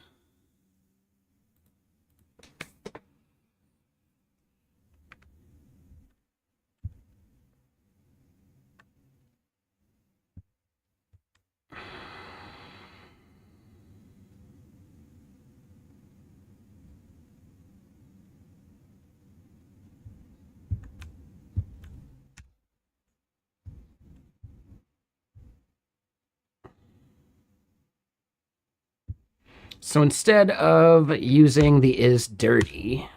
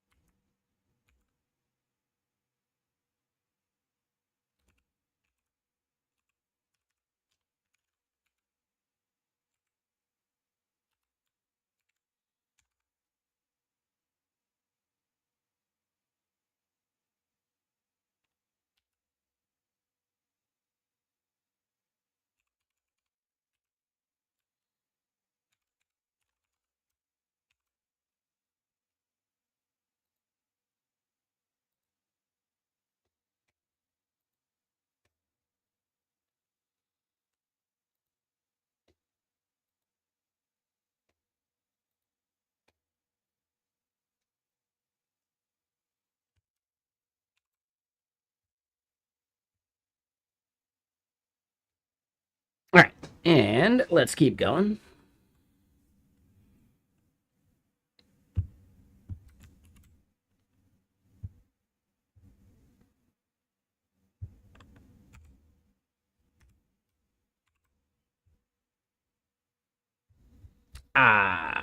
But I want this to be triple equals, not equals.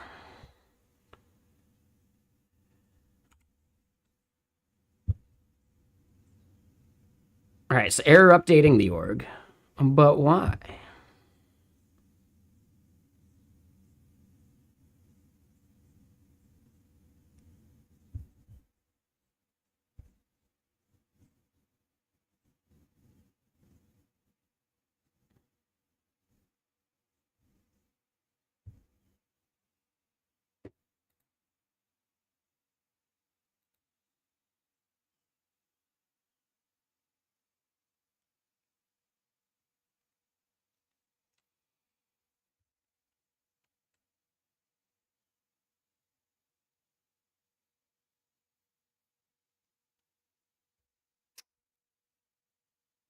Key assigned not found in admin.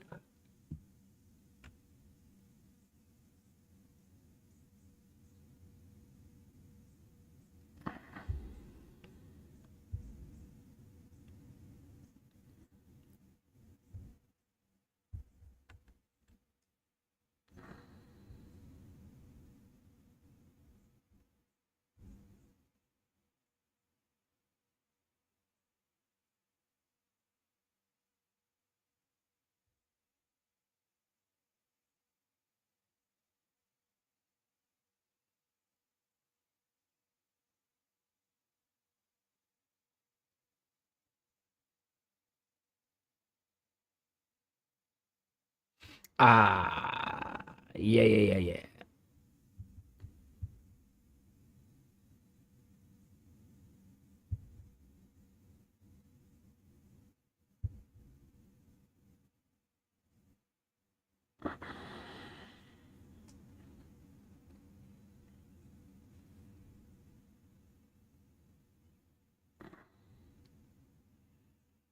Actually, I'm not so sure.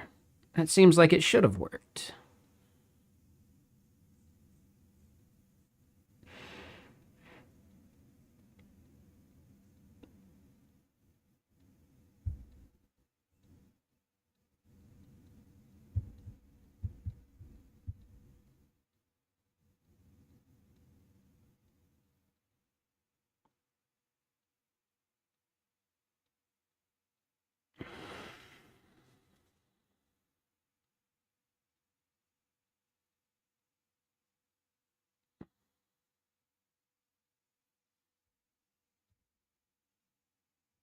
Oop, didn't mean to do that.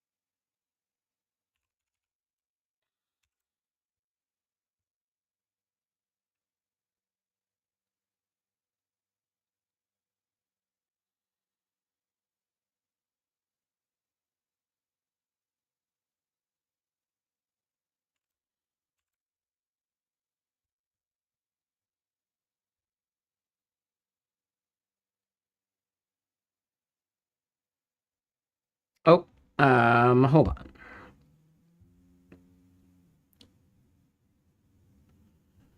on. So you'll never again allow a team that you're on to choose GraphQL. And then why no GraphQL? Yeah, I think a big part of GraphQL is it encourages n+1 queries, which is kind of a problem. And you can also run into some really like CPU heavy operations. In many cases, you probably just want to like add some RPC, like separate things whenever you run into those. Like, but yeah, like you can escape the GraphQL with just another query. It just really depends on the problem you're trying to solve.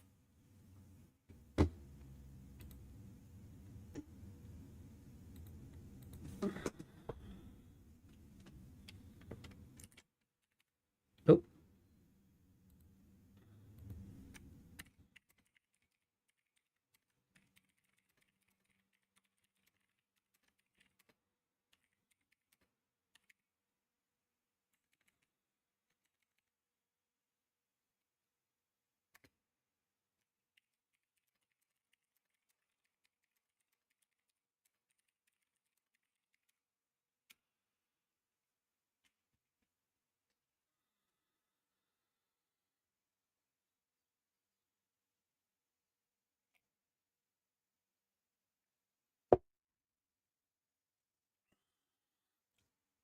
All right, so query payloads, persisted queries, and cache invalidation have all been major headaches. Yeah. Cache invalidation's tough. Persisted queries. I haven't dealt with that. When you say query payloads, do you mean just... I'm not sure what... Yeah, I don't use GraphQL myself. I haven't had a problem that I think it solves properly. In general, I build out a REST API first, and then eventually maybe it becomes a GraphQL endpoint that aggregates those things.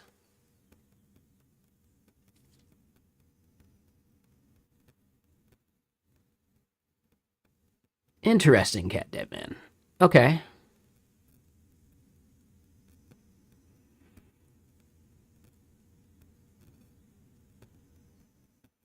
You can still run into n+1 query issues with DynamoDB,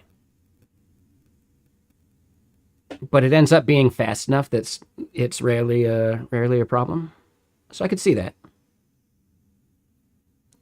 And what up, Bong? How you doing? Thank you for that follow. That was 20 minutes ago. My bad. Sorry, I just saw it.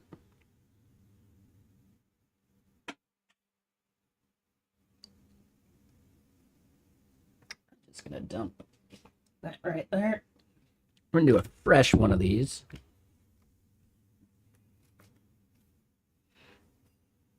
Oof. We had a fair bit of this yesterday, didn't we? Damn. Yeah, that's like the majority of the bottle yesterday.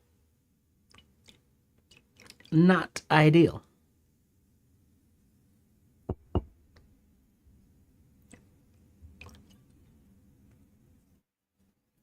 All right, so the size of the JSON query you build gets really big, so post requests get large and laggy. So you can implement persisted queries, which lets you save the query JSON on the backend, and then you can make GET requests and refer to a query ID and not have to transmit the entire query payload, just the ID and its arguments. Okay. But then that leads to the cache invalidation issues. Yeah, no, that makes sense.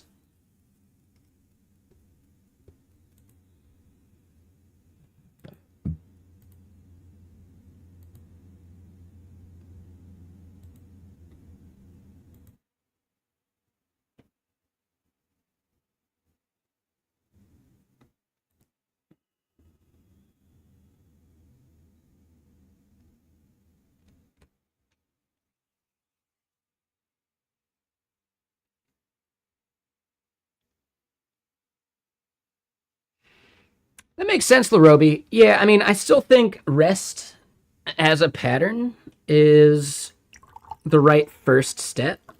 But yeah, for something like Drupal that automatically generates that, like, oh man, that sounds pretty nice, actually. Because then you got your REST API and the GraphQL.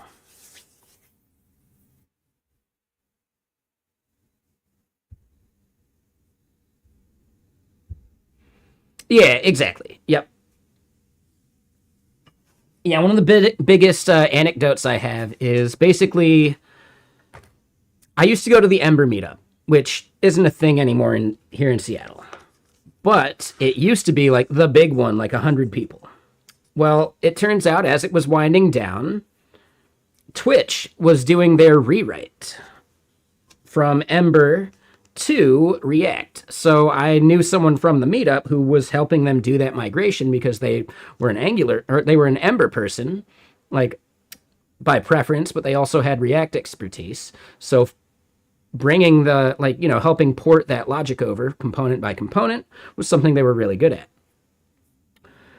One of their anecdotes was the homepage of Twitch was making something like 70 HTTP requests. And they were able to bring that down to 2 with GraphQL.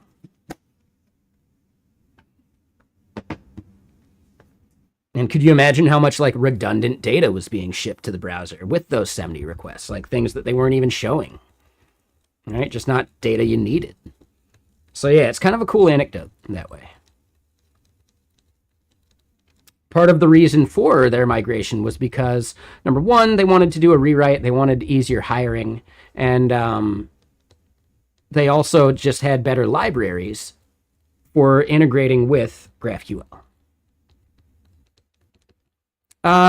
Zep. The value is just chatting with other devs. I don't know how often you get to chat with other devs. Like, if you're in university, you chat with beginner devs all the time, but what about experienced people? I have learned so much from discussion and chatting with people at meetups. Right? I learn a lot just by chatting with other devs here on stream even. In general, it's a little more fun than just reading some documentation or, reading some blog post. You can talk to a dev, ask them questions, follow up, get more info. There's a lot of learning that can be done just by having fun conversations over a beer or two.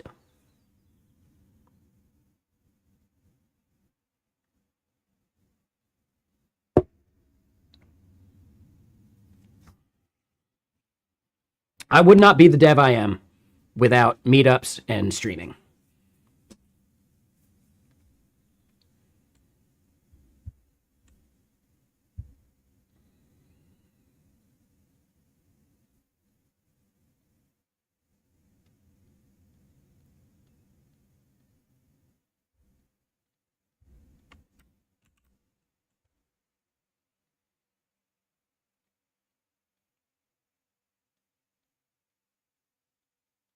There you go. Yeah, exactly. She'd be totally tight. Like, you could give her a break. That would be nice. Hackathons a couple times a year. Yeah, it makes sense. Well, what kind of meetups did you try starting?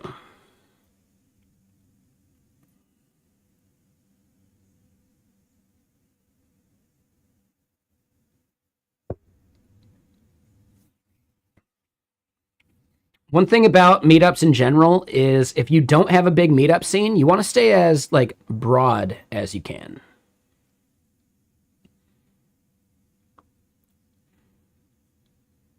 You may also just do a lookup, like what is the most common type of dev job in your area? Is it JavaScript? Is it, .NET? Things like that. Everyone's like 30 plus minutes away.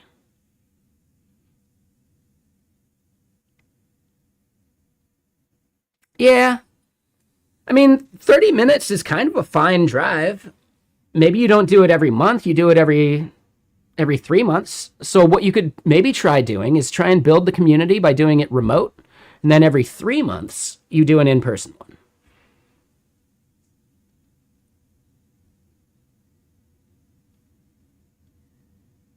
Could be an option. Again, don't do it if you don't want, but I think you could make it work. It depends on when you were trying to do this too. Like here in Seattle, the meetup scene is still recovering. Seattle JS only gets around maybe 40 to 50 people to show up. It used to be 100 plus, like easily, you know? So yeah, the meetup scene is still recovering because of COVID and all that, right?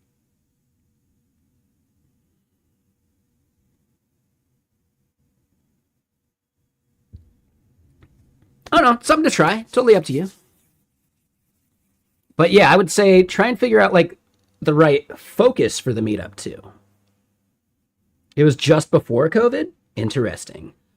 Yeah, I mean, I would assume Indiana's just not that huge of a tech scene anyway, so it's a little tougher there. I totally get that. But yeah, hold on, Indiana. That makes you a Hoosier, right?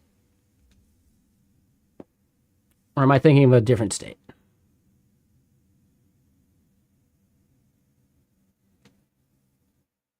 I can never remember which state it is. I think it's Indiana, right? You're in the middle of a cornfield. Yep. Okay. Yeah. Just double checking. Indiana Hoosiers. Cool. Yeah. Cool. Yeah. I think if you just make it like every once in a while, people can plan around it. You know, if it's a half-hour drive every 3 months, then sure, it's no big deal. But you also run into the issue of like trying to get a bunch of people together. That's tough. You know, you can probably find, and it depends on the day of the week as well, right? Make sure you're not overlapping with other meetups. You mentioned there aren't many, so that's maybe not a big deal, but just something to be aware of.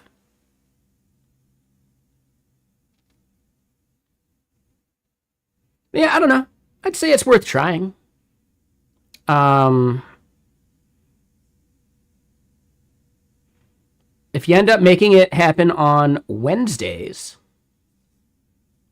I'll happily do a remote talk.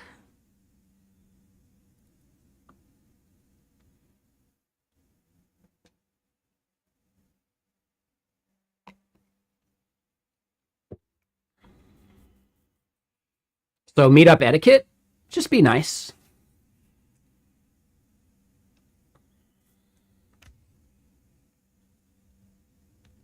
It's pretty loosey goosey. You know, just be someone fun to talk to.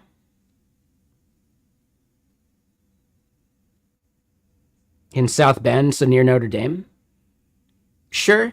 Yeah, it may be something where Cat Devman, you want to go where people are, right? So yeah, you might also want to try and do it in South Bend, especially because it's near a university.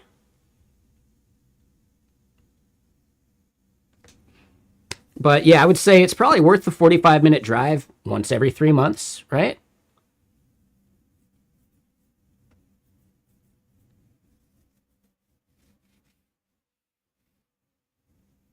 I'm not going to say it's easy, but it could be kind of fun. Just bringing people together and chatting.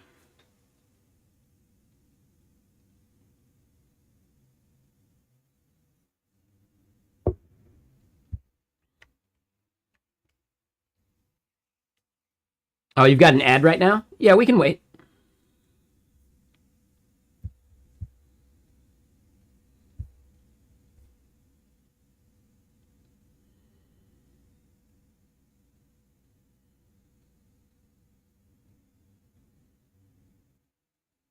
All right, cool. You're back.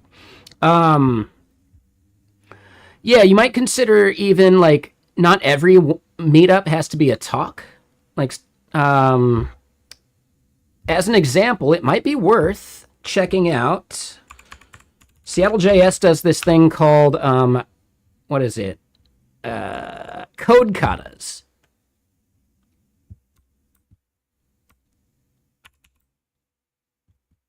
So you could end up doing some of these things because, yeah, near a university, there may be like university students that need to practice their algorithm stuff, right?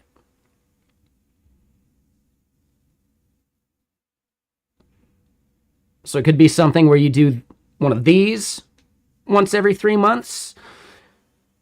You do a remote one once every 3 months, and then maybe you do like a social event once every 3 months, right? Like staggered. Yeah, it's fine, Cat Dead Man. 1 second. But if you want to see like how Justin runs this event, that might be worth checking out.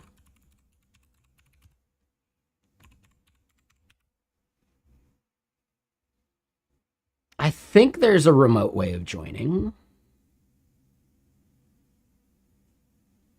Maybe not. Maybe there isn't a remote way of joining.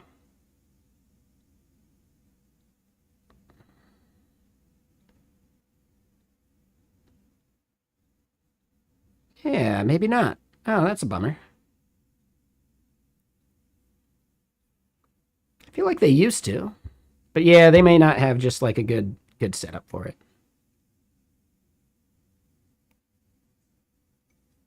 I'm trying to break into teaching. Like, honestly, yeah, like a once every 3 months code kata event. Could totally be worth it. I'd recommend trying it. You could probably even introduce yourself at the university at their computer science department to help them promote it. Or to have them help you promote it.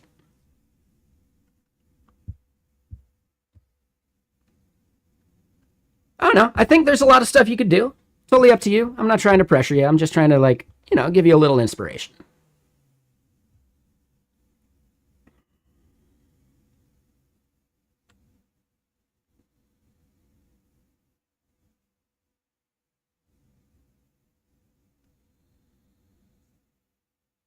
Oh, so this event's tomorrow.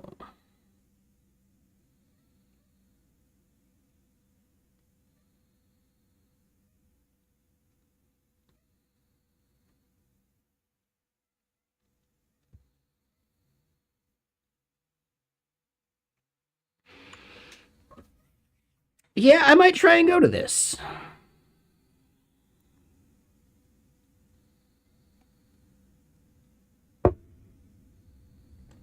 Hold on. Let me look at this then.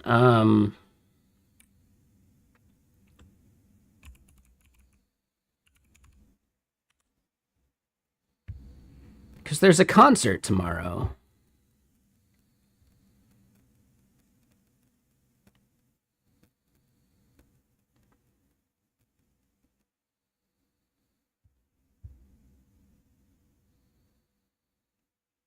I might consider doing the AI thing and then going to this concert. That could be kind of cool.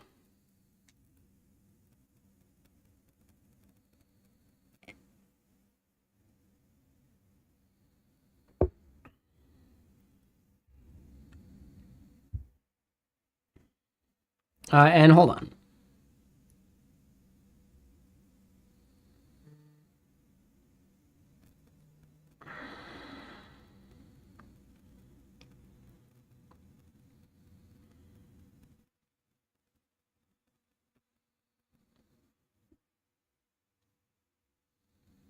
Okay. Oh, that's cool there. Yeah, I like the idea of it. I just checked it out. And hold on. Evan Boyle.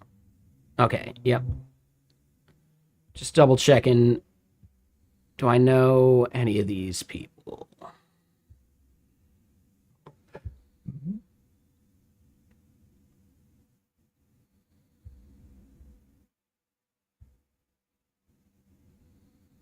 Oh, I know him. Oh, shit. I haven't seen him in ages. All right, so yeah, I might go to this AI event tomorrow. I'll think about it. I do kind of want to go see this Little Dragon show.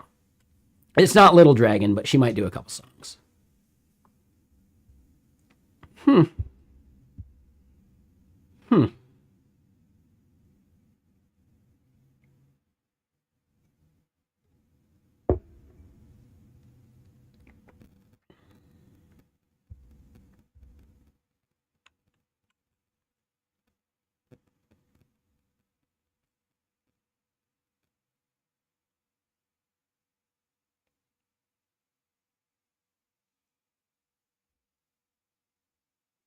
Yeah. I think, yeah, could be fun.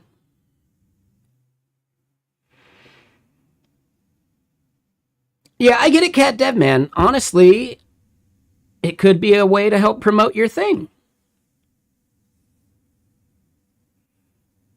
I really do think you could make the algorithm like stuff work, and then yeah, Algo with me could be the thing you're promoting that way.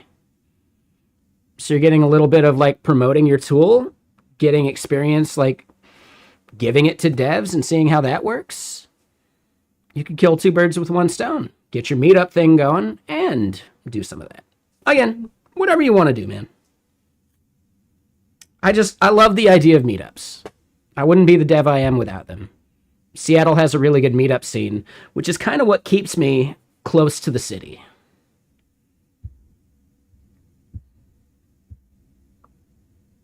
If it weren't for Seattle JS, I probably would have moved out to the mountains ages ago. And what's up, Owen? How you doing?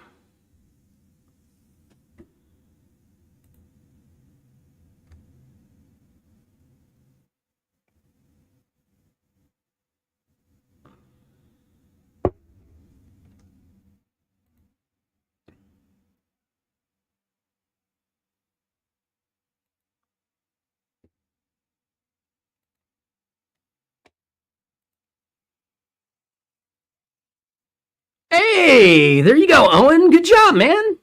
That's huge. That's massive for your resume, dude. Yeah, more power to you. Yeah, good job.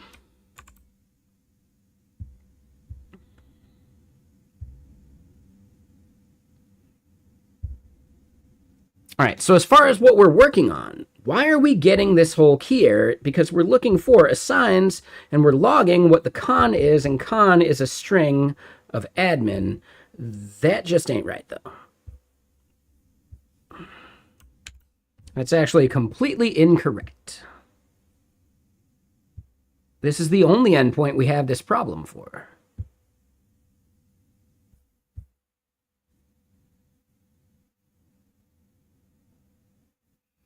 Oh, wow, that's actually a compilation error. Oh.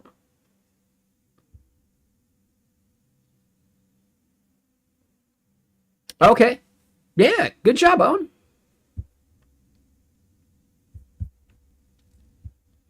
All right, so yeah, that's actually a compilation error.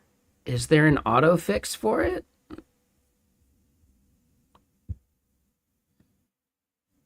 Nah, can't do the fix with Super Maven.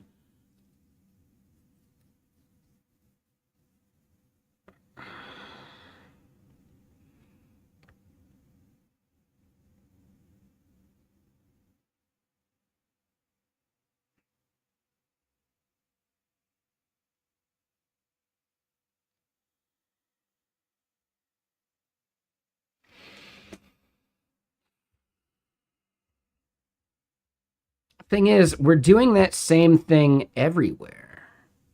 Oh.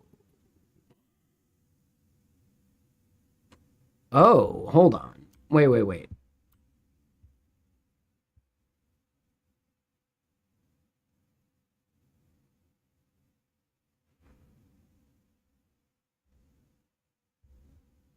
So this might be the issue. If we just don't do this, then I think we're good.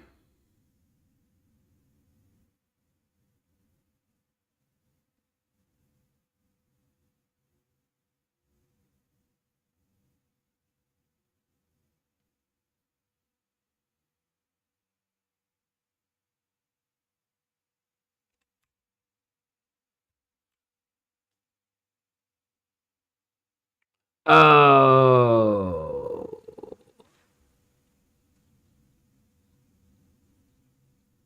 Hold on.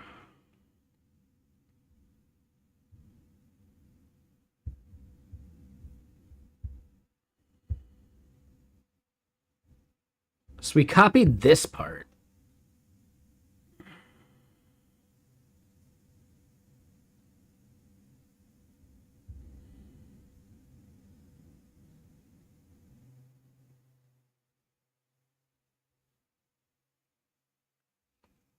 We'll end up running into this error elsewhere. Okay. So we'll deal with this when we get there, but the org controller issue was just a copy paste, and we can just get rid of that.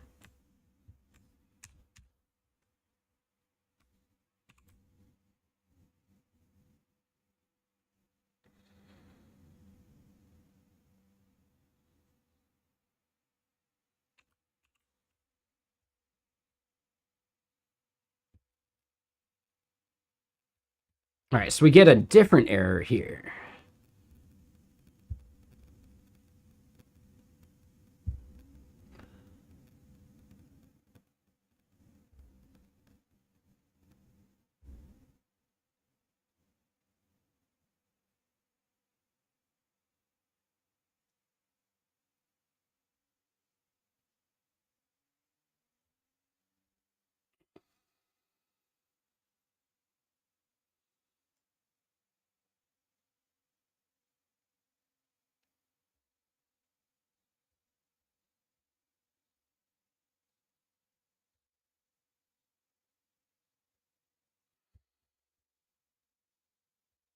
So it's not the right fix yet. They're basically saying permissions doesn't exist here on assigns.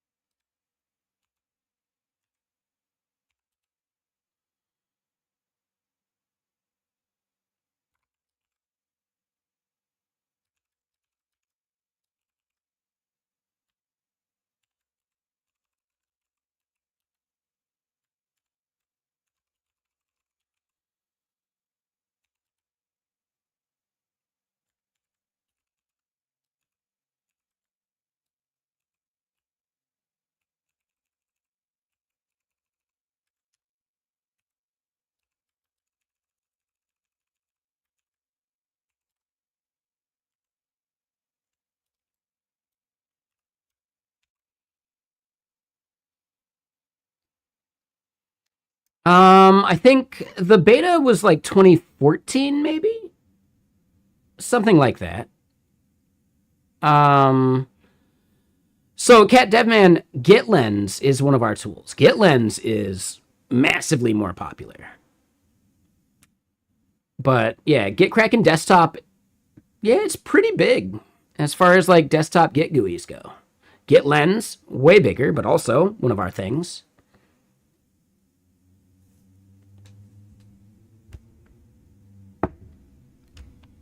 Yeah, I've been using GitLens since I've been using VS Code. And yeah, our CTO is the creator of GitLens, and he's a super cool dude. Like, he's really awesome. I really like my boss. I like Eric more. Right? I really like my boss, which means I really, really like Eric.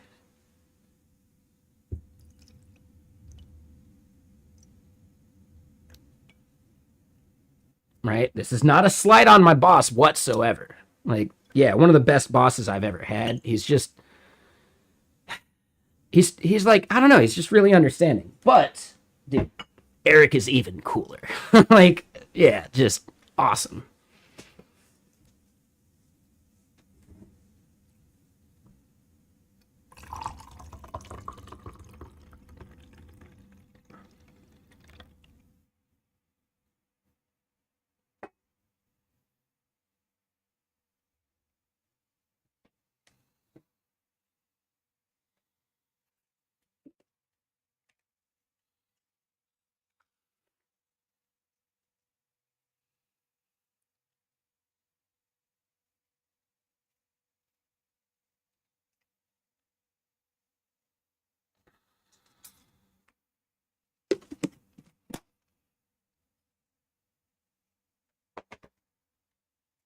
Lazy Git. Yeah, Lazy Git is a solid tool, right?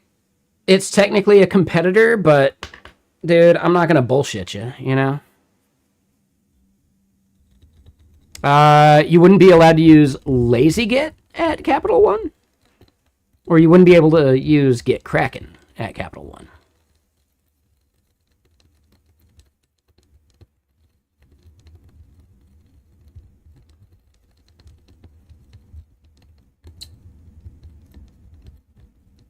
wouldn't be able to use Git Kraken. I mean, you'd be surprised. I would assume, and this is a big assumption, but Capital One probably has like an IDP, right? Like an internal developer portal or whatever, right? Where you have a list of things that you can just like install. And it just auto increments like the licensing and all that BS, right? Do you guys have something like that? If so, I'd just do a quick search. And without doxing anything, right? Like, you don't have to tell us, especially publicly. If you want to maybe message me if it's there or not, I can at least pass that on. Because I think, you know, a company would be interested. But if you don't want me to pass it on, whatever, I get that too. Like, dude, I don't want to fuck with any of your stuff, you know? I would say just take a look. Whether it's there or not, you don't have to tell me. I don't know if it violates anything by saying so. And I don't want to get you in any hot water. Worst case scenario, you could ask someone if you can share that. But I don't even think that's important. I would say do take a look and see if it's there.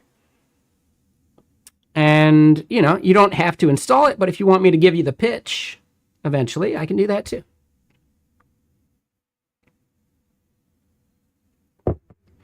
Here's a big part. Here's one question. So you mentioned you're like a CLI user. Is there ever a time where you're working on multiple repos, but the work you're doing is like tied together with them? So let's say you're updating the back end, but the front end also needs to like update what it's doing based upon like the back end types that you generate or something. If you ever need to like coordinate and do that work together, we've got a CLI tool that you might want to check out. Totally up to you. But again, only if it's approved. Couldn't even use Ghosty when it came out of beta. Sure, no, I get that. No, and it's more about like your security team needs to audit this stuff. That's important. Like, I totally get that. You guys work with crazy data. Like, yeah, the security of that's really important. If it's in your IDP, then it's already been approved, though. So that's something that you can just check. Should be pretty easy.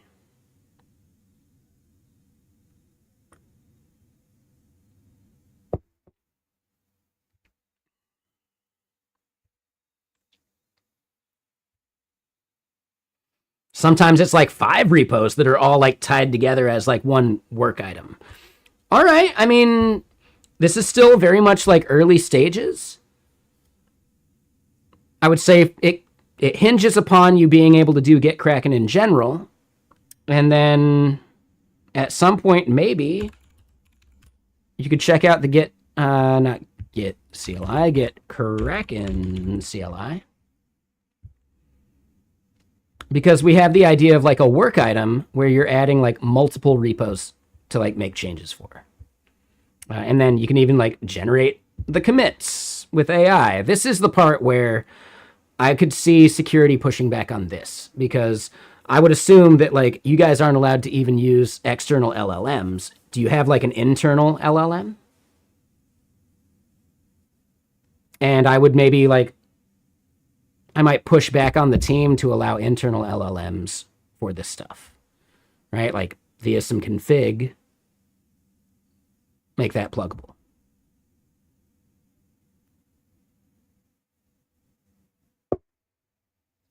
So do you have like an internal LLM you can just access via like a local, probably like VPN URL? Because if so, I could definitely push back and try and get the company to do that with the CLI too.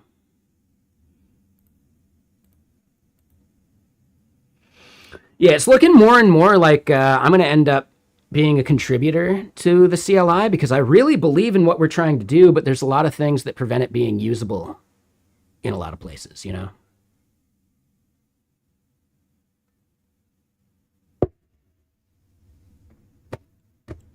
But yeah, let me get more music on.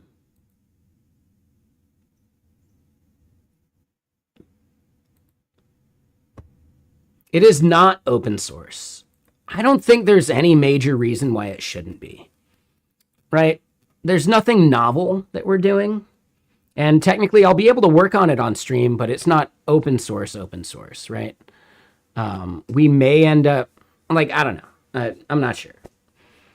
They're a little worried about, like, leaking API endpoints or something, but anyone with Wireshark can get that data anyway. So it's like every single thing the API or the CLI does is discoverable. Right? The secret sauce is not how we do these things. It's that we're building it first, you know?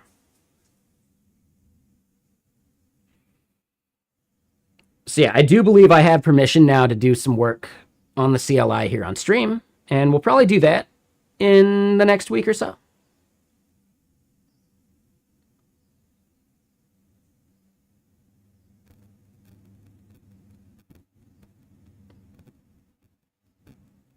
Makes sense there, Cat Dev Man. Totally.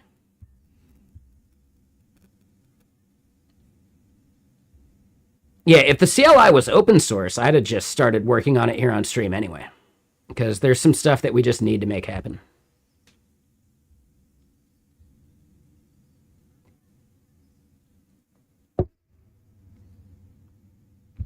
How do y'all feel about this webpage?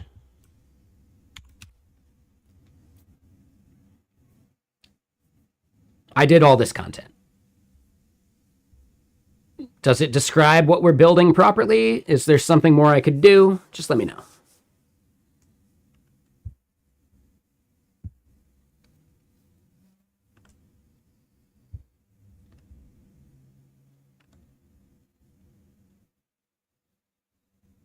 But okay, hold on. So we do this, we get an error updating the org.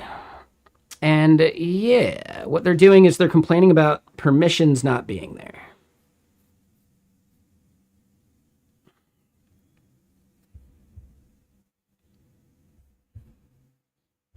Oh, it's a 404 now.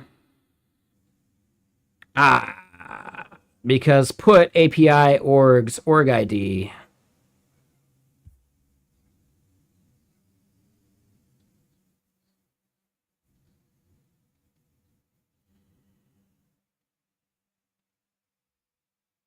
Is it a post?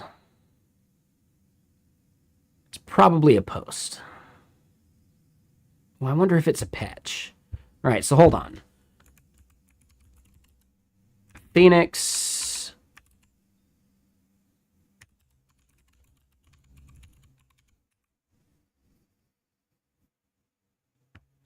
Right, routing.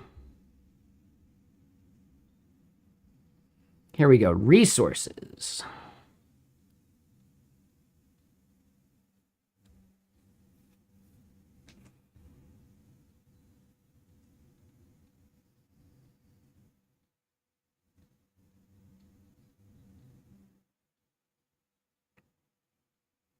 Yeah, the website itself is good. What about that specific page? And maybe that's what you were saying. I didn't do the whole site. You know, I did the content on that page.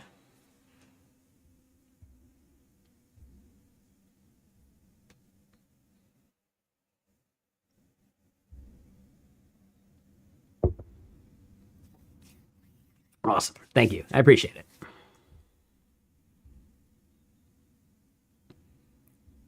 All right, so yeah, the connection, fine. Honestly, Sergeant Pepper, the old version used to have a TUI. Yeah, I don't know how to get like older versions via Brew, but the old version had a TUI. We were using Charm. The idea of Launchpad, right? Like if I go P Launchpad, right? Like seeing all of your like issues and PRs. This functionality was in our CLI tool. Yeah, let me show you an example real quick.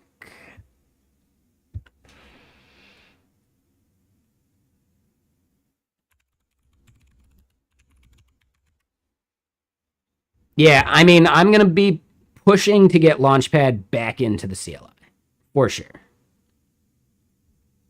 like very heavily. Hold on. So let's keep scrolling back. Yep, here it is.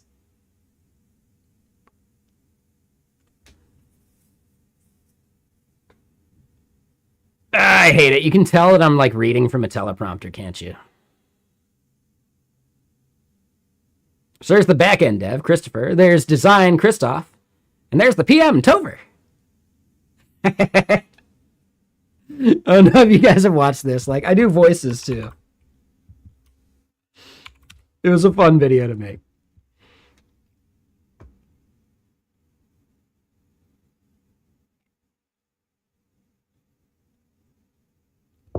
Right, so there you go. Boom. That's it. Right, so we can see a TUI built for Launchpad here, showing us a PR that's ready to merge. Right, waiting for review. And then others. Right, so like, yeah, that... I think that it, like, Launchpad is our best feature. I fucking hate juggling all of the, like, the pull requests and issues of all my stuff across, like, all, like, multiple different repos and stuff. This is our best feature, and we need to bring it back to the CLI.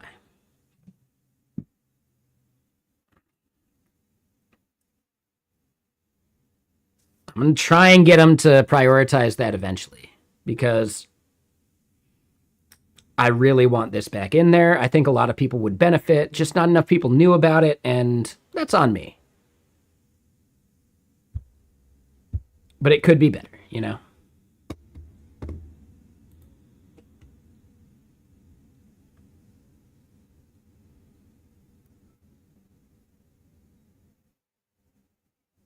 Cat Deadman, it's not just GitHub. It works for GitLab, Bitbucket, GitHub, Azure DevOps.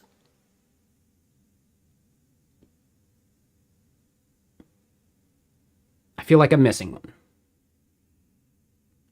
GitHub, GitLab, Bitbucket, Azure DevOps. That might be all of them. Like, we support all of that.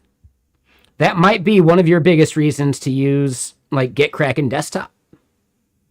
We don't have it in the CLI right now, but GitKraken Desktop totally has that, you know?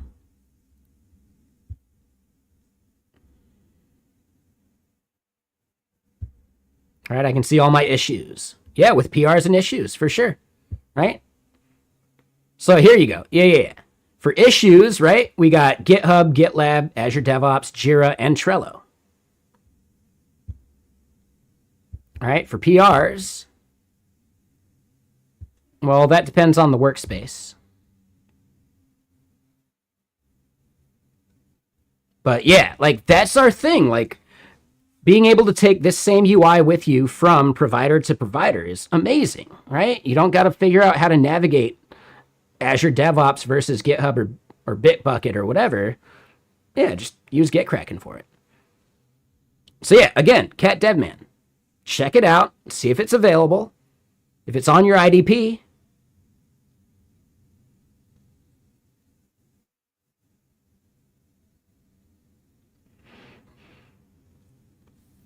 that part I'm not sure of for wheel. I'm not sure how much caching we're doing. I think we are middlemaning it in some way.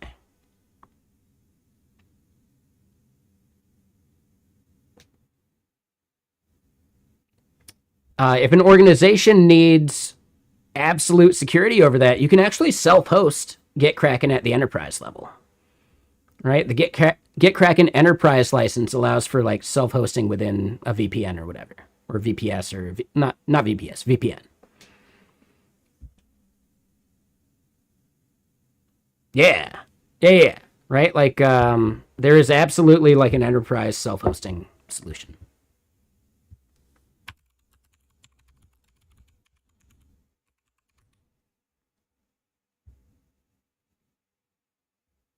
Hold on.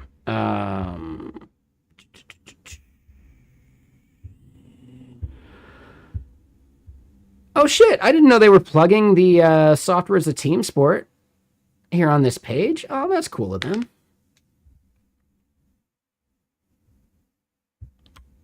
I think I'm like way zoomed in. Yeah, hold on. I know for a fact that there is a self-hosting option.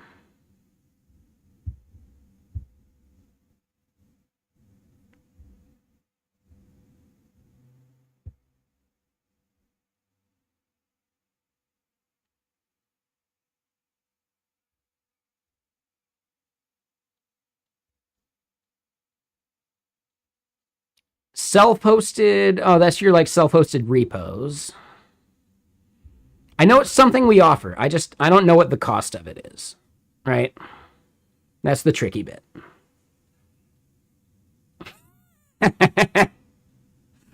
Well, whoever anonymously gifted that, I think I'm kind of glad we don't have the superhero thing going right now. I shudder to think what that superhero's superpower would be.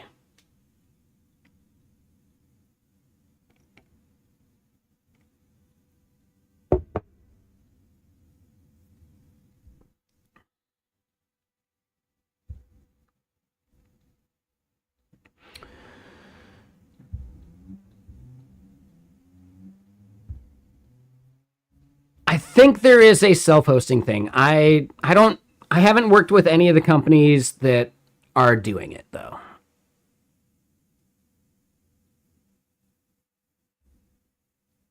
But yes, we do offer a self-hosted solution. If you would like me to put you in touch with anyone about that, just let me know. And that goes for anyone. Just private message me. Discord here on Twitch. I should definitely double check and make sure. Like my PMs are open. I just don't look at my Twitch like messages that often. And that's my bad.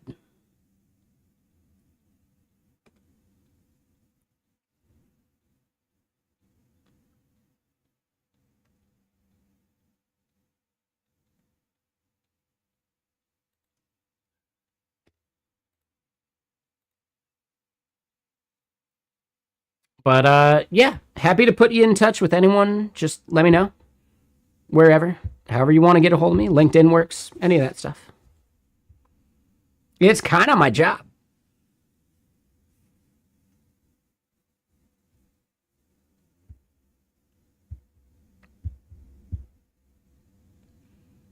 Yeah, one of the things I really like about this company is that I think they recognize my value beyond just like the tasks that I'm given and stuff. Just being out here talking to devs every day, that's huge. And I think most of the company like really recognizes that.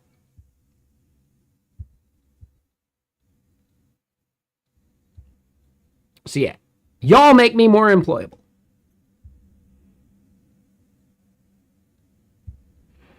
We got to figure out why this is failing though. So the 404 we're getting, I believe it's actually a permissions problem.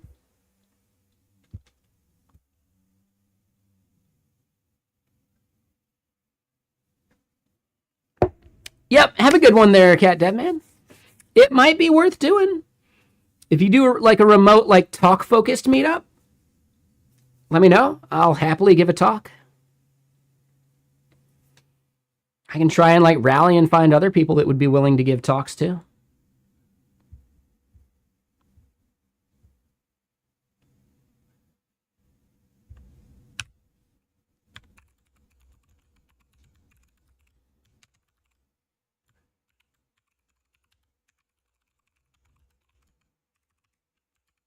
Yep, and yeah, just seriously, no pressure. The more you pressure yourself for it, like the less you're likely to do it.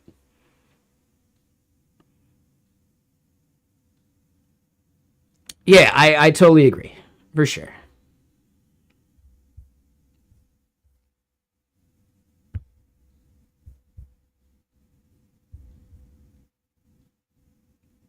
All right, so we did fail the permissions check.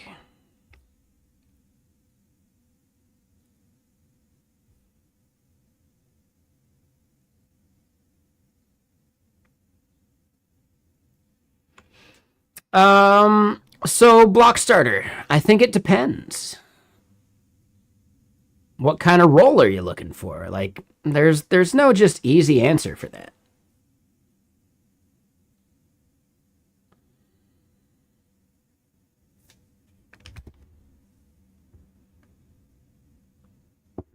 I would say you need to build enough stuff that you can like pick and choose the things that you put on your resume for a specific role. Like you should be building things, right? Build a back end that's a REST API with proper authentication via JWT. Build another one that's cookie based. Build another one, right? Like, I don't know. Build a bunch of different front ends. Yeah, what matters is having them and being able to speak to what you did. Absolutely. Yep. Yep. Yeah, the way Sergeant Pepper put that is really the most important part.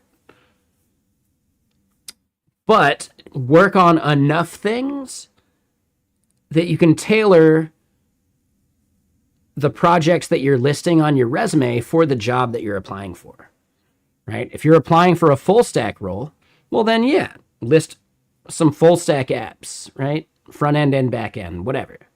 If you're applying for a back end only role, they don't care what stuff you've done with the front end. So tailor not just your projects that you pick, but the way you describe what you did on those projects too.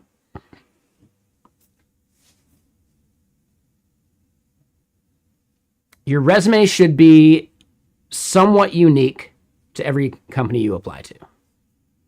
I know that sounds like it's a lot of work, but you also get better results if you're not just spamming your resume out to people, right?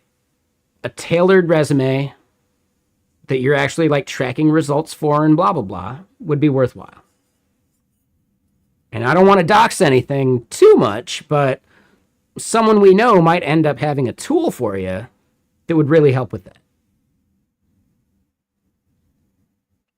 I don't have their permission to start publicizing it yet. I would love to start hyping it up.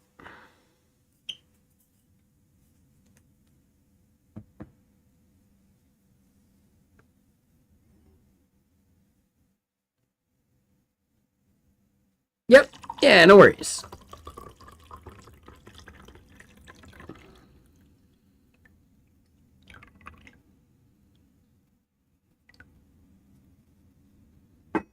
I don't know when it'll happen. I have no info about that whatsoever, but yeah. Just know that someone is working on a tool that I think could solve that problem.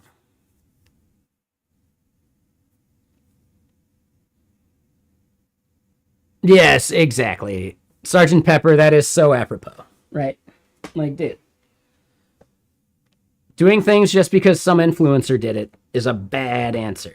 If you can actually answer that question properly about why you use something, that's a big win.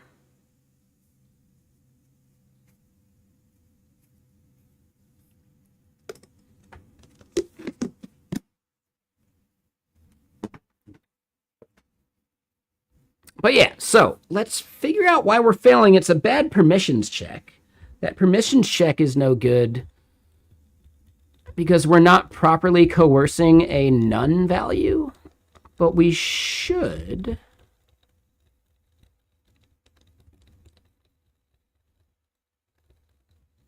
So we got to log this a bit more and figure out why. Why is that failing?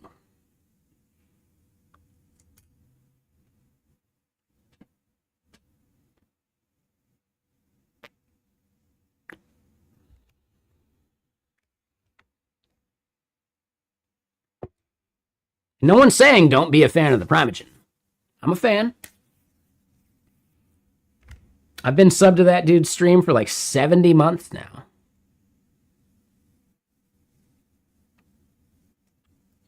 I like him as a person more than I like the character sometimes. But yeah, no. Big fan.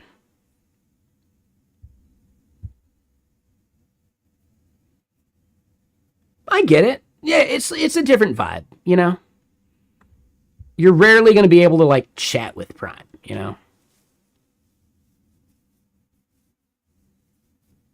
You know, he might recognize a comment or two, but like he's got so many people chatting, it's hard to make it feel like a one-on-one.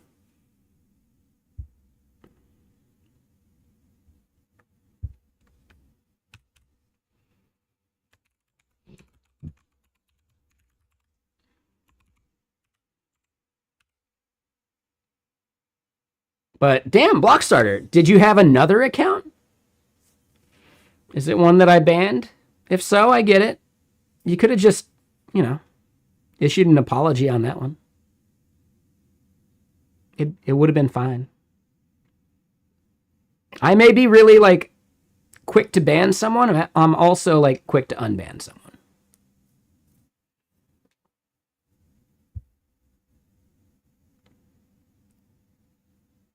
You just didn't feel like logging in. Okay, cool. No, that makes sense. I get it.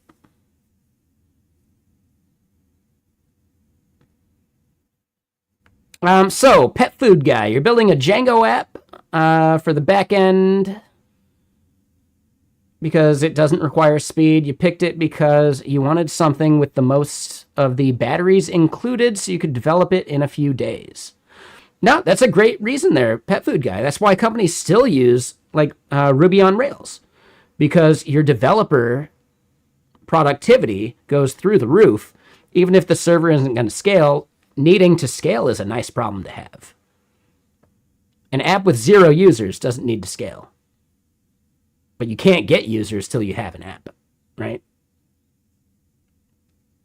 So yeah, Pet Food Guy over on YouTube. Like, totally, man. I get it. Yeah, use Django, use Ruby on Rails. Like, who gives a shit? Prove the idea, make sure you're solving someone's problem. You can always rewrite it later. That's fine.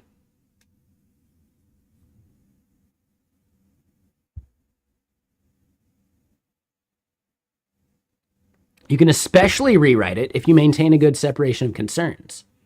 So maybe your back end is Django, and it's just a REST API, and your front end is something else. Your front end doesn't care what your back end is made with at all, as long as you are separating those concerns properly. Which then means that you could rewrite your REST API as long as the REST API part of it, which is a contract between your front end and back end, as long as that stays the same, it doesn't matter how the back end gives that data to the front end. You could do microservices, you could do a monolith, you could do anything as long as the contract is maintained. When you start thinking about the REST API, right, not the way it's implemented, but the language of it, the requests, the responses, like all that stuff, when you start thinking about that as a contract, it frees you up on both the front end and the back end to do whatever the hell you want, you know? There's a lot of power in that.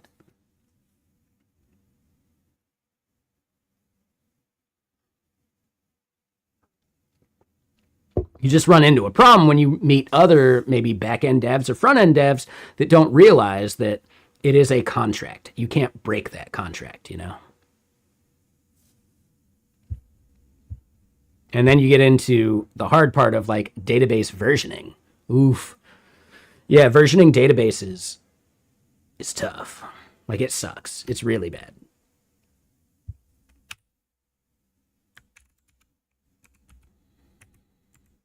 All right, so I at least want to log these values real quick. What's going on there?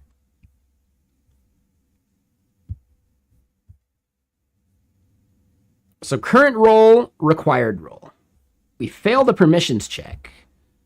So now we need to do...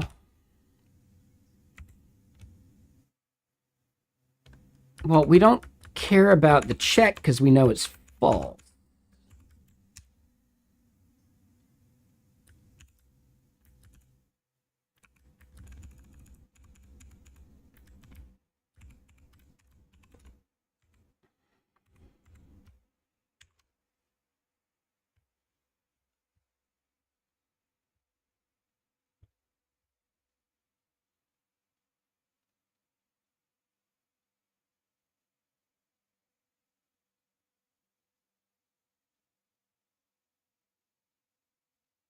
Interesting. So our user should actually be an admin.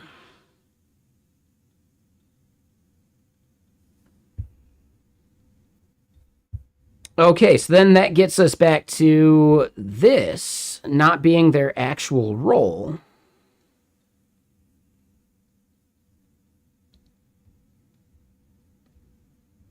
So then if we look at the router,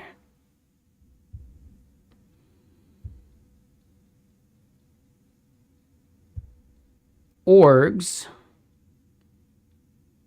update. All right. So, oh shit. Hold on.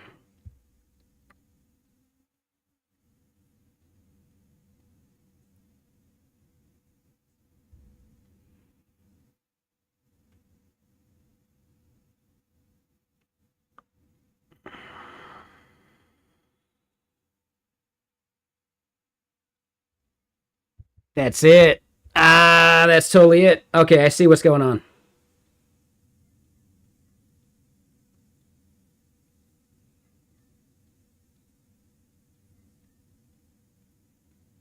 Pet food guy. So you almost went with go. But yeah, right. So there's the big thing, pet food guy. Like your goal with the project you're on right now is to make it, not to learn a new language. You should separate those things out because if you want to launch a product, you should not be learning a new language while you do it. Those are separate goals. Oh, there you go, Hench.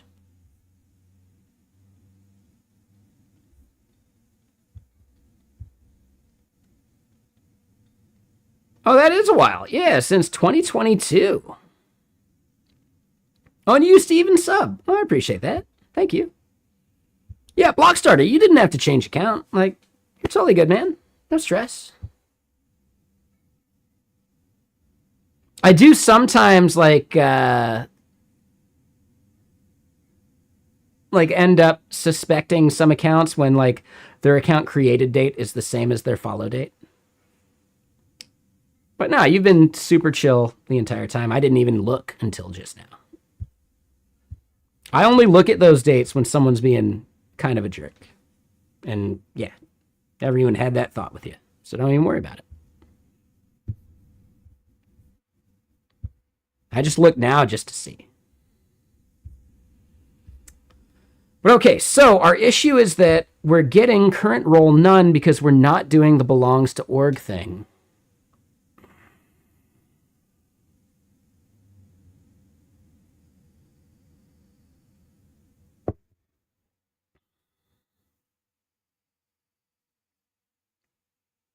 So that's a routing issue.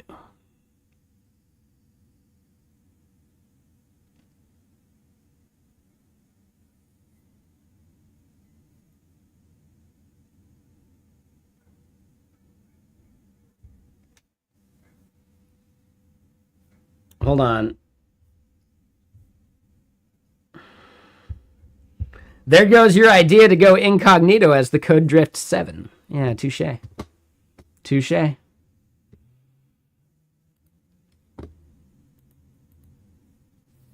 Pet food guy. The UI is nice. You have only seen something similar for a few cookie request modals, but can't remember the sites at the moment.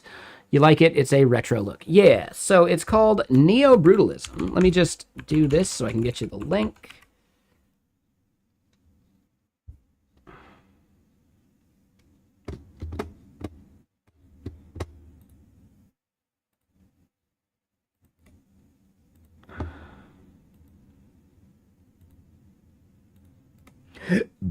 Sorry for the burp. So yeah, there's the link there. Pet food guy. Super chill, super easy. Like, you know, it's just a Shad CN wrapper, basically. Like, they do their own styling, but very similar. Yeah, no worries, Pet food guy. One of the apps you might be thinking of is Gumroad. It turns out Gumroad was one of the earliest implementations of this, like, neo-brutalist style design. Their latest website, less so, but I think the previous iteration, like, way more. For some reason, I didn't realize that. But yeah, no. They kill it.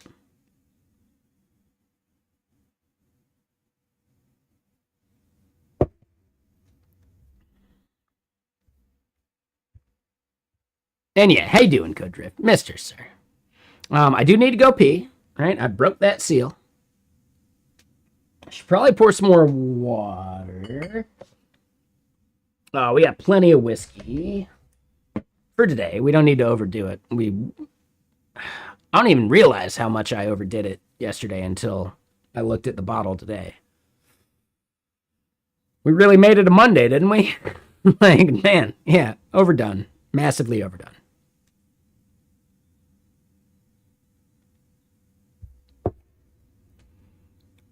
But yeah, the issue we're running into is the point at which this pipe is happening. I'm wondering... Yeah, we totally had a case the Mondays. Hey, Lawrence, when you go to work on a Monday, does anyone ever say, sounds like someone has a case the Mondays? Nah, Peter.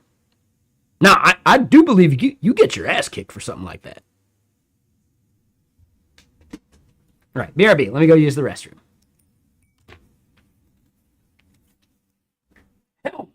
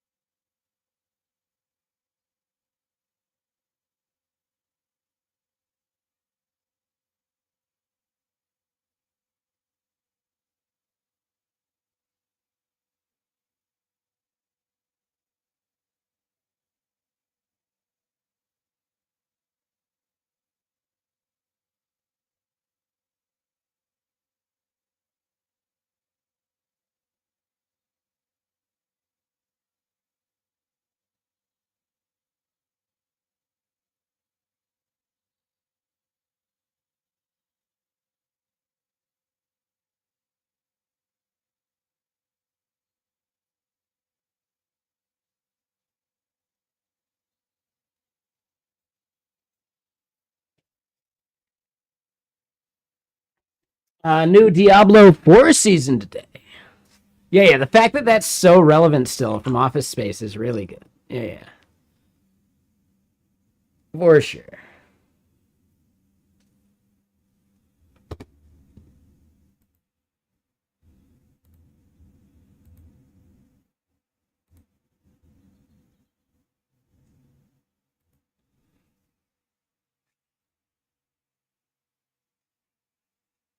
New D4 season today. Yeah.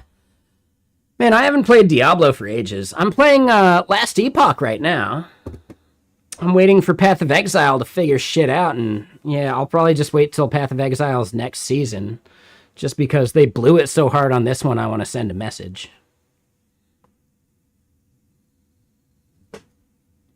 And I got plenty of other games to play.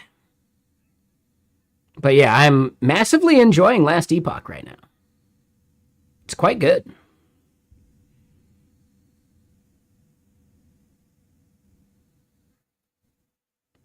A Goalmancer? What the fuck is that?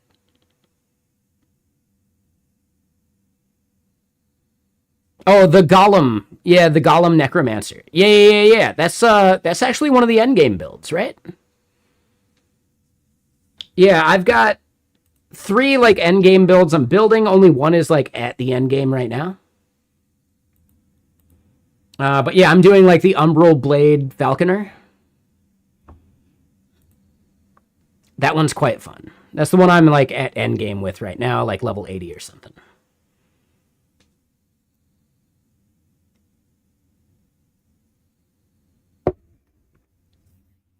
I've also got a Druid that I'm leveling. That's one I'm playing with Robotic Head with. And then I've got Uh, what was the other one I'm doing? Well, I'm doing a mage as well as like my third. What is it you would say you do here? I I take the spec from the client and bring it to the engineers. Well, why couldn't the engineer just take the spec from the client? Because they're not people, you know? I'm a people person. What is wrong with you people? Like, dude. Office Space is an amazing film. It's so crazy how good it is. I'm surprised Mike Judge hasn't made anything else recently, you know? Right? That and Idiocracy. Why hasn't he made anything else? I'm so curious about that. It's not like he just stopped being funny, you know?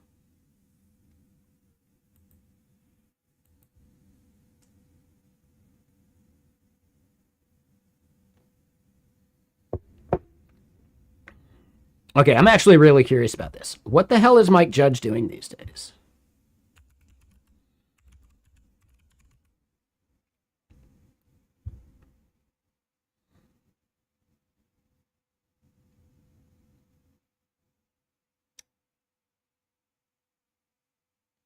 Common side effects.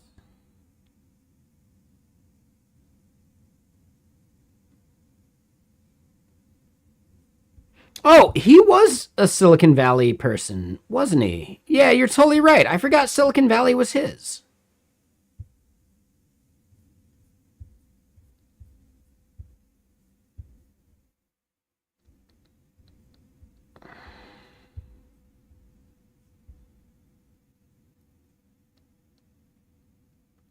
Yeah, dude. He was, hold on, creator, director, writer, and executive producer for Silicon Valley. I forgot that was him. Good catch. I totally forgot that.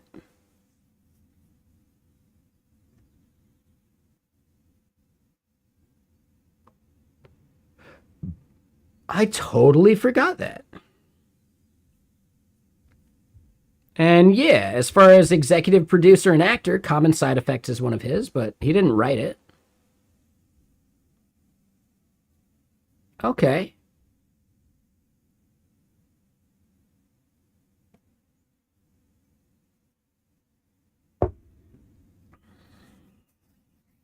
Interesting.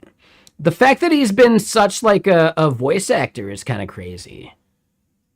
Yeah, shit. All right, that's cool. Silicon Valley made you want to pursue development. The satire of it was lost on you. You looked up to it. You're like, oh, this is exactly how it should work. Awesome. Right? Now that you're becoming a dev, you're realizing, oh no, they were trying to warn me. Totally. That's awesome.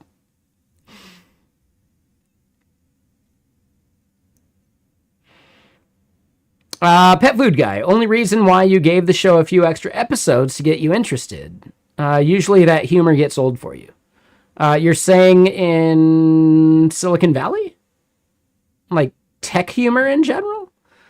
I feel like he doesn't get too tech with it, you know? Like he has the one episode where it's like tabs versus spaces or whatever, but the rest is like very much just, it's not even the tech part, you know?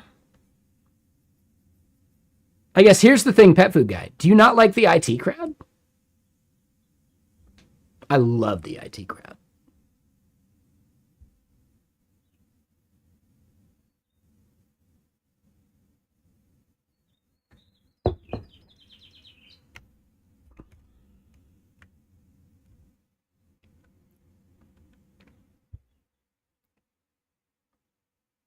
Pet food guy. Oh, you're saying Richard was too off-putting? Yeah, I think that's mainly like the thing, though. He's not supposed to be a people person, you know?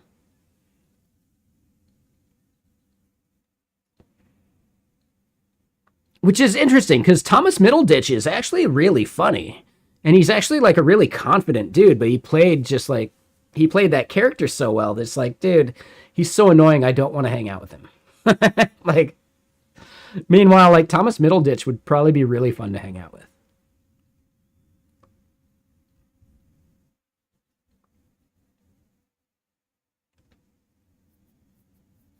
Yeah, the middle out. Yeah, for sure. Middle out. Exactly, that. Yeah. Yeah, the actor is great. Exactly, pet food guy, for sure. I've actually heard he can be kind of a dick, which also kind of fits. We all can, right?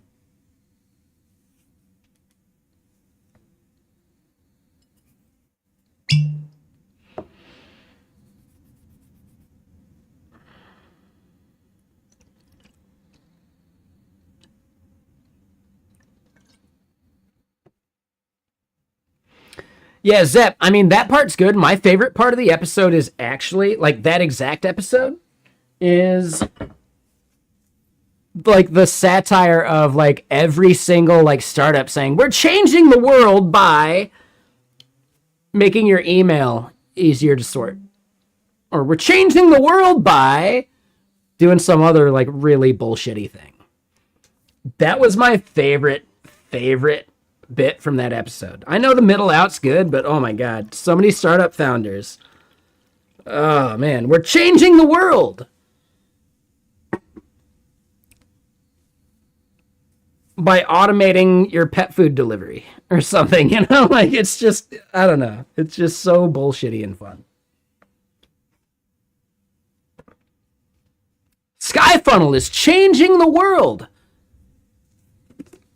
by making sure you don't miss a Blue Sky message relevant to your brand.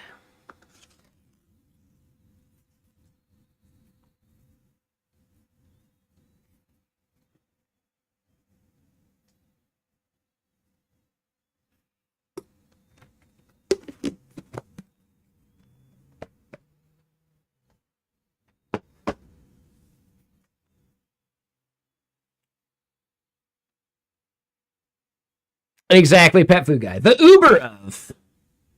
Yep.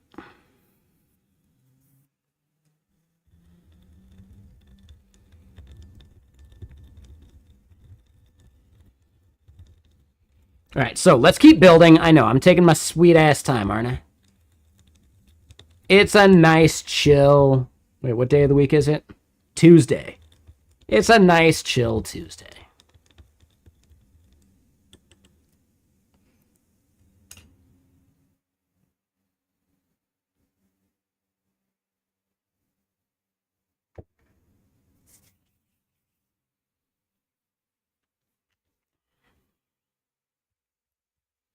All right, so now here's my question.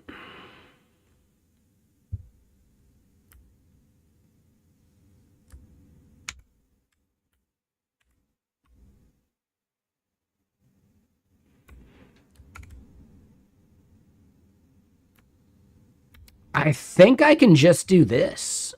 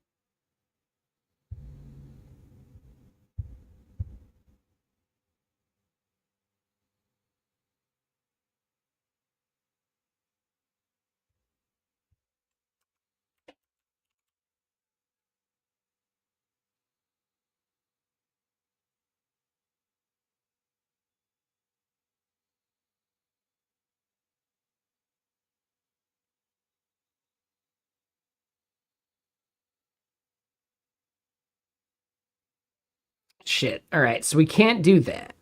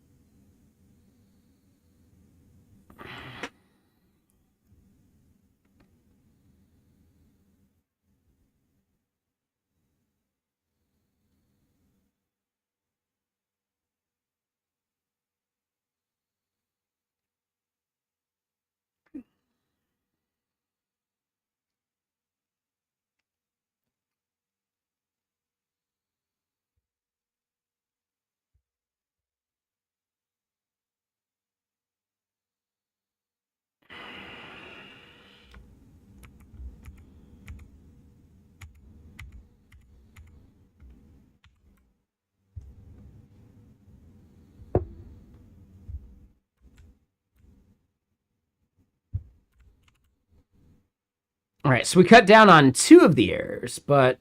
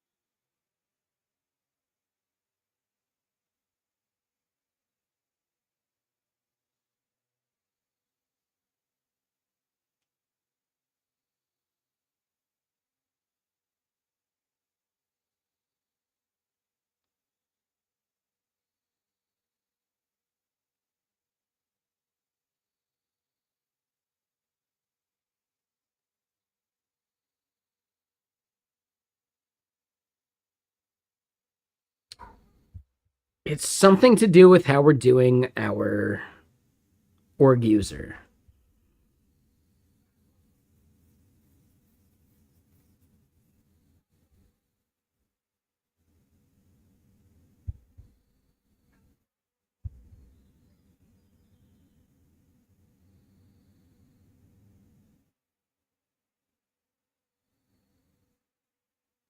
Pet food guy. No, it's definitely not a cores issue.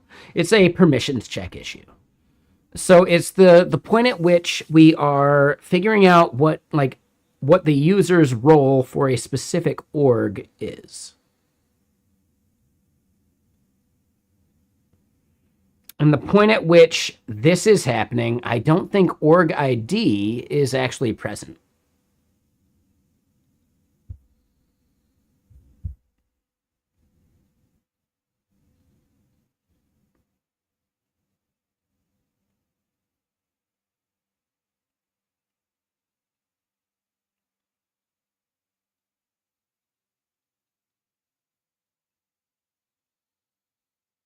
Error type is cores? No, the error type is 404. Yeah, none of these are cores errors. These are 404 errors. And we respond with 404 because we don't want someone to know that an org exists that they don't have access to.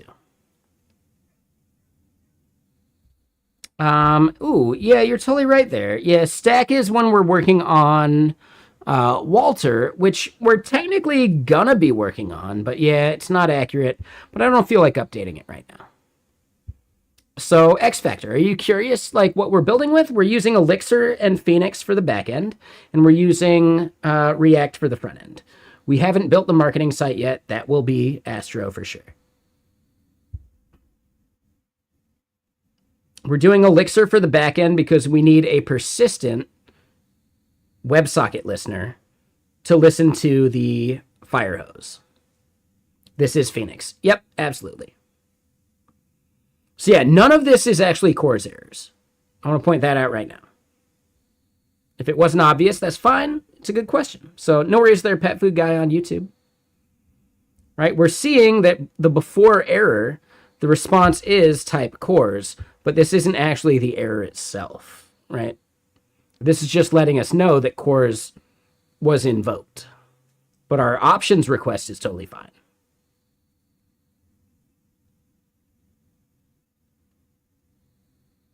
Now, the 404 we're getting is specifically because of a permissions check we're doing. And in our permissions check, we just send 404, right?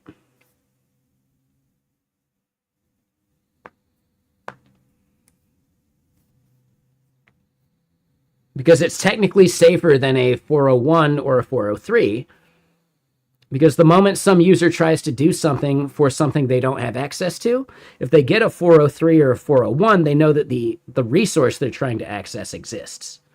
And we don't want people to be able to sniff what other IDs exist within the system. It's just a 404. Now, could they do some stuff with timing attacks? Maybe, but we're at least increasing the surface area and effort they got to put in to discover things about our API.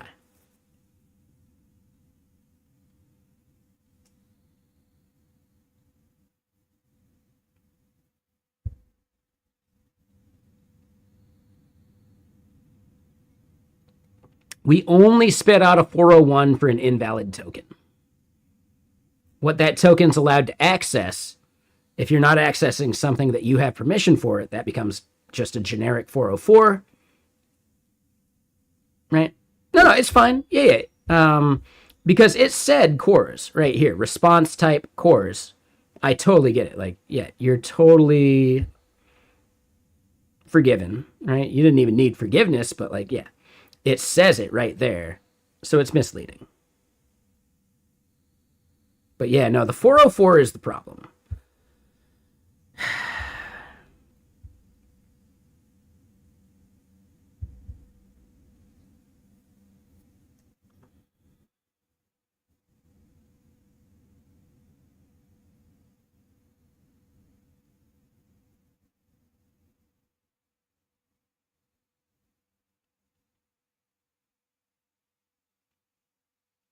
Phoenix is great. Yeah. No, Phoenix is the only reason I'm using Elixir. If I had to do like a Flask style implementation or like Express with Elixir and I didn't have all this other stuff helping me out, I probably would have picked another language at this point. In my opinion, Elixir is the backend framework I would pick for most things if Lambda wasn't an option.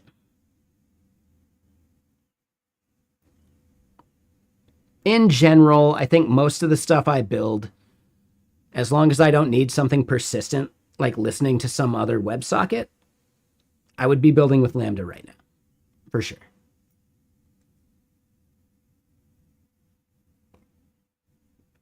Or Cloudflare, Workers, whatever, right? Like, I would be doing some kind of serverless, for sure.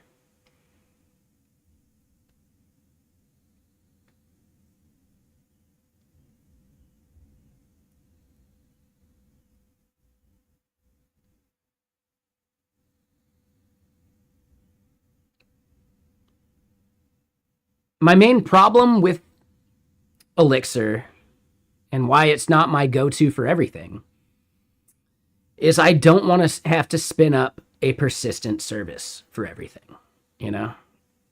Or Stream Parrot, right? My chat overlay that is not showing right now, but if someone chatted, they would see it. That is an Elixir application, but it doesn't need to be, actually.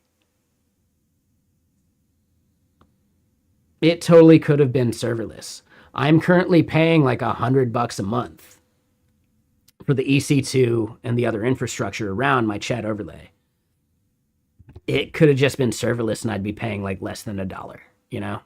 I'd be on free tier.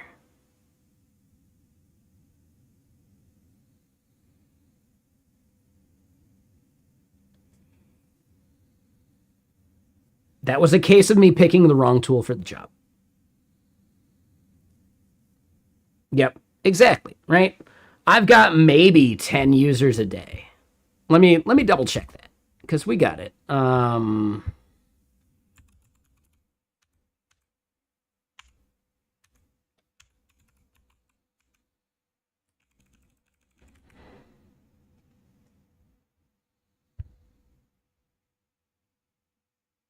That's actually more than I was expecting still.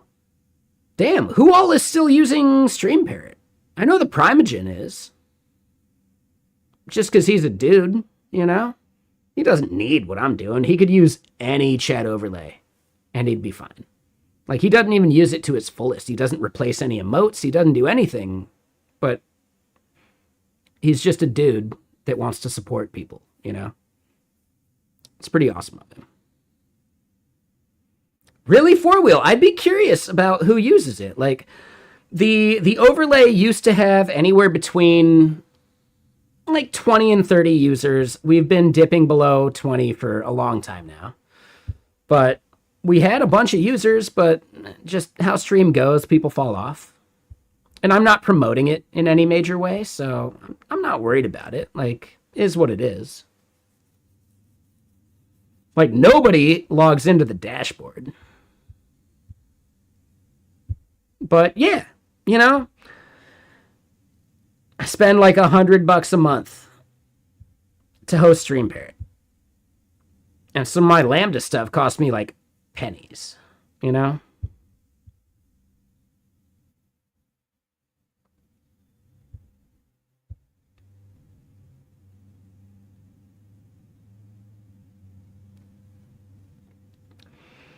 I mean, there are a bunch of chat overlays that you can do. Absolutely. I don't know if they have the same like theming. So if you find a theme you like, more power to you. Right? Like I believe Robotic Head uses it. Deadly Slob? Deadly Slob. I don't know them.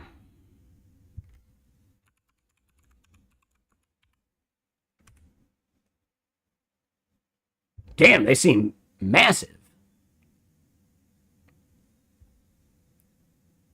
For how big they are you sure they actually use it?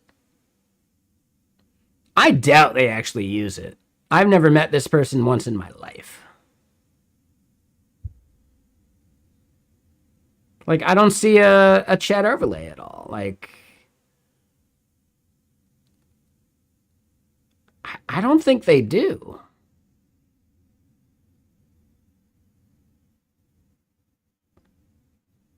When he's not gaming? Okay.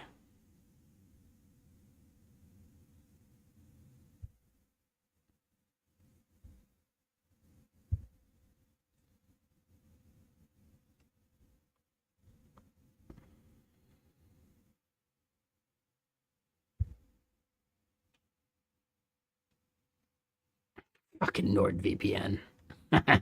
Shit. I doubt it. I would highly doubt it. I gotta see what his theme is. I'm so curious about it now, though.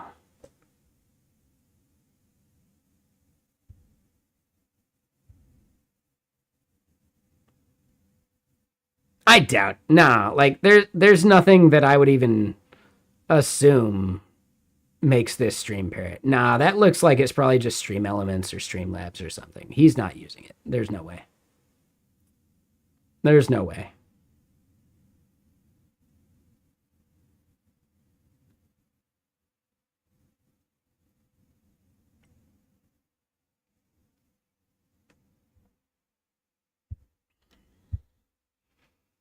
Like, it's usually pretty obvious if someone's using Stream Parrot. Because they typically pick one of the themes, right? Like Robotic Head absolutely uses it. And there's probably a couple other streamers. I don't have any metrics like that to know which streams are using it because, Number one, the hard drive crashed that held all that code, and I can't do anything with it anymore. So, yeah, it's a vignette in time that I might eventually rebuild. But not until I'm making money off other stuff.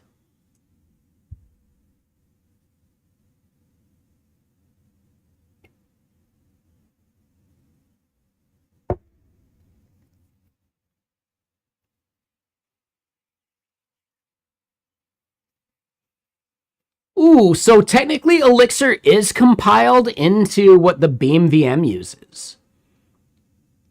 So it's tough, right? There's a VM, just like Java uses a VM, but Elixir itself gets compiled into the language that the Beam VM speaks. There is a compilation step, but it's not the same like style of compilation step. Oh, if I could download... Like, no, I could absolutely go grab that. But the front end is actually like a bunch of the effort.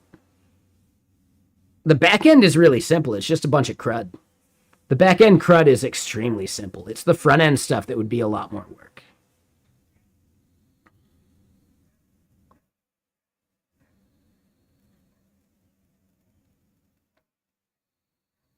Rebuilding the back end would be fast, like really fast.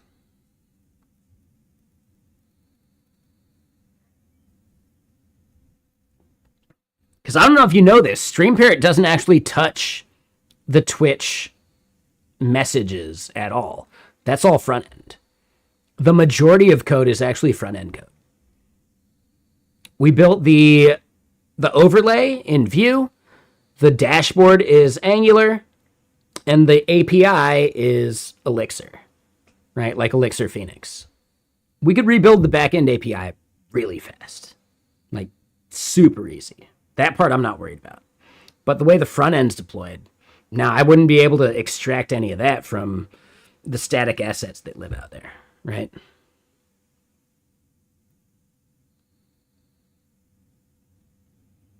The heavy lifting is actually the overlay. The theming, the replacement of emojis or emotes or whatever, like words to emotes, like, you know, LOL becoming that, like that stuff. That's the heavy lifting. I'd have to recreate all the themes, like all that stuff. That's way heavier, like way heavier.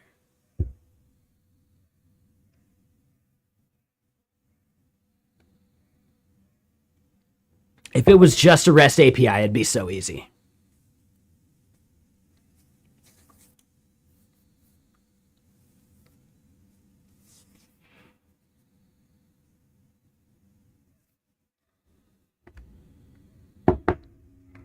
And sorry, not just REST API. Sorry, if all of it just existed within what I could pull from the Docker container, then we'd be set. But now, like, the heavy lifting is the dashboard and the overlay. And those are all just compiled JavaScript assets, right? So there's no way in hell we're reworking that. Honestly, it's not that complicated. We could build it out. It's just not worth the time right now. We have to focus on the things we care about, such as drinking more whiskey and building out projects that might actually make some money, because StreamParrot will never make any money. And I'm okay with that, you know?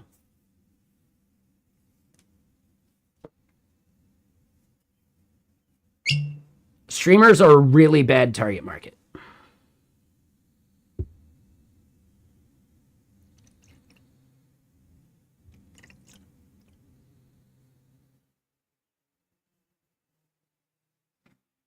I've had this conversation with Theo and Mark, like, you know, Theo's like business partner.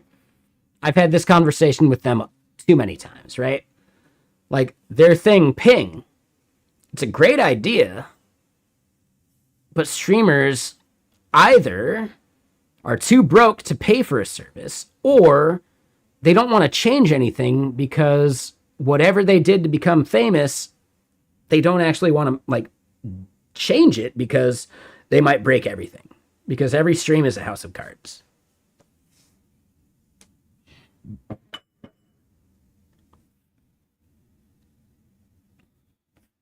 It's actually like a decent enough market if broke streamers were actually willing to pay for something, but they aren't because they're broke.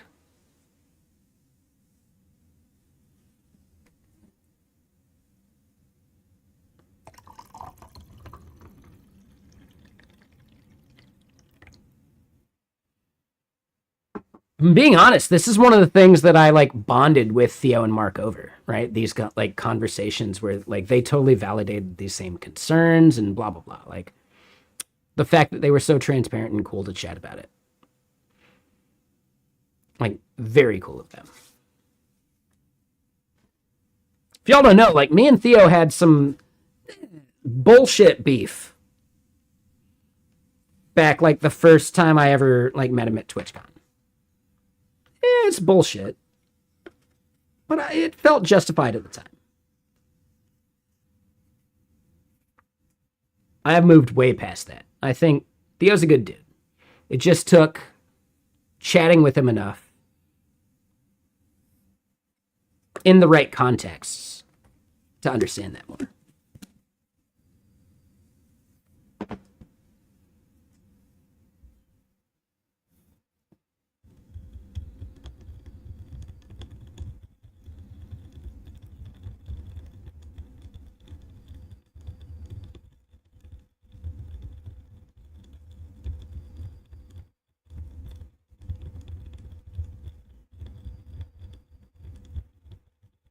Dude, he's actually one of the first people to talk shit on Twitch in general, right? Like how bad the mobile app is. That's something he's known for, shitting on the mobile app and that team that does that stuff, right?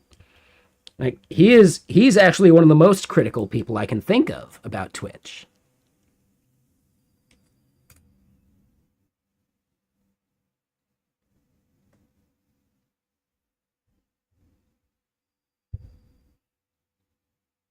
Hope the jerky was good. Wait, what jerky?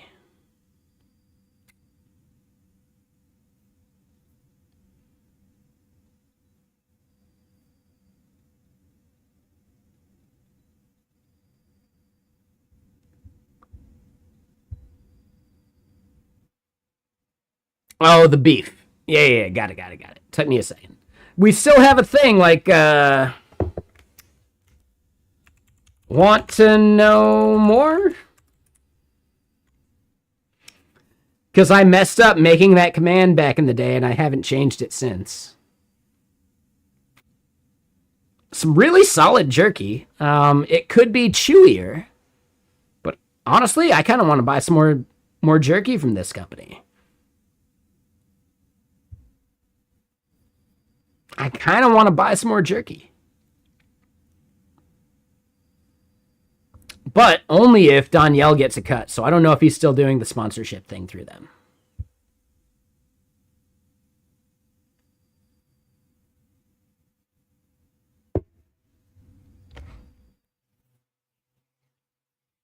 I can get jerky anywhere. Speaking of jerky, man, I really love that movie, The Jerky Boys. But all right, so let's really think about this.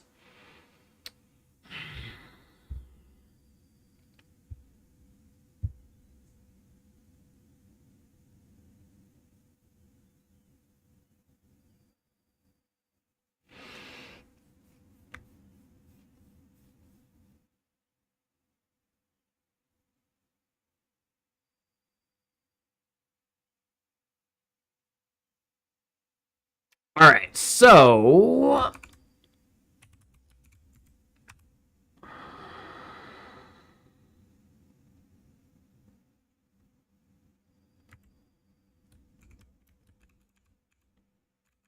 index and create.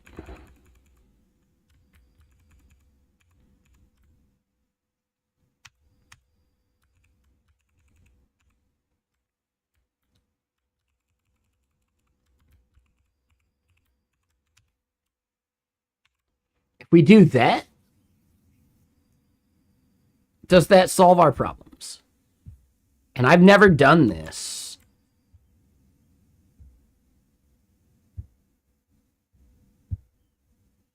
With Elixir before, right? Like Phoenix, technically.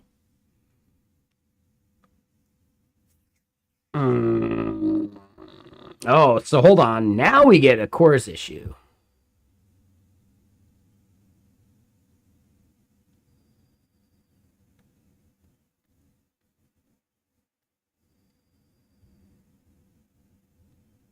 No route found for API/orgs? Wait, what?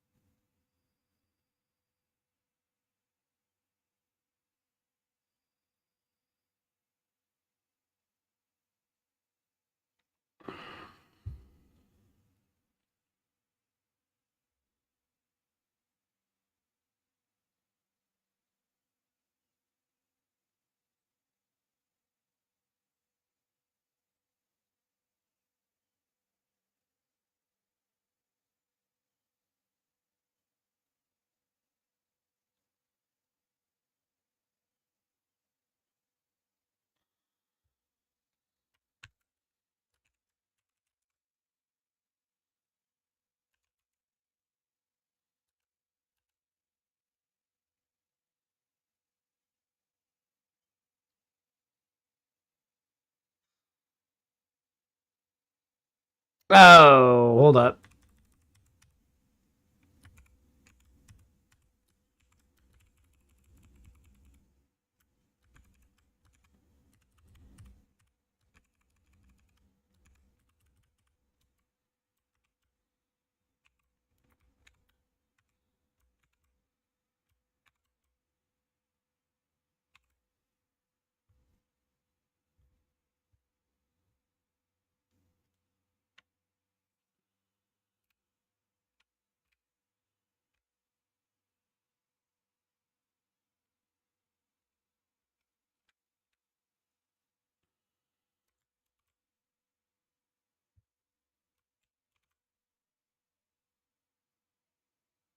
All right, so we get 8 failures here. Why?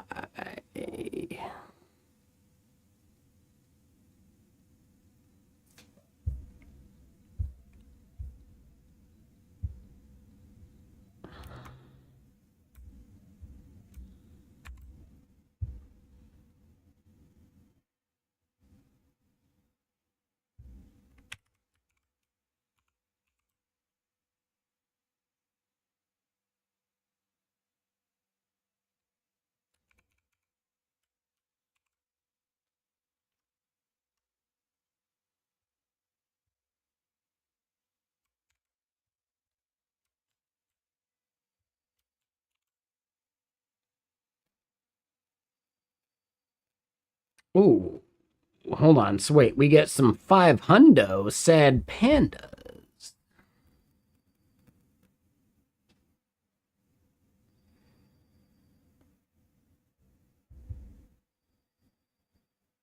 Permissions not found in.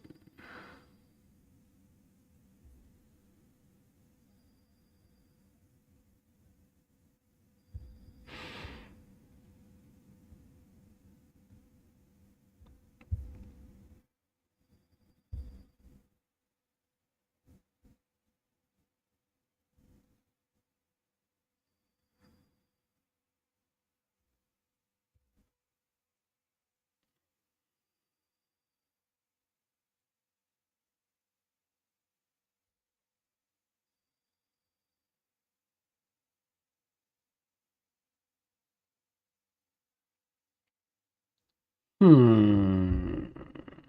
All right, hold on, hold on, hold on.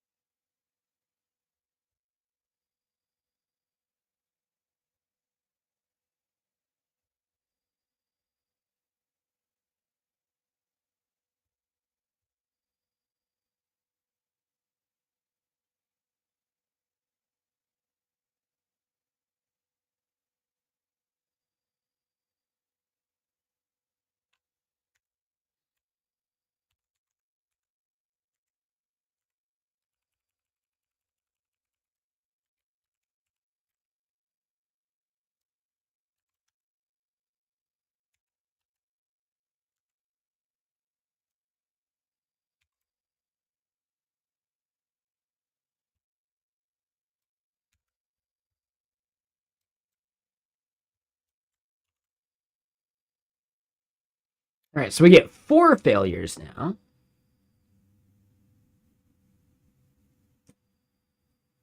And it's just 404 stuff.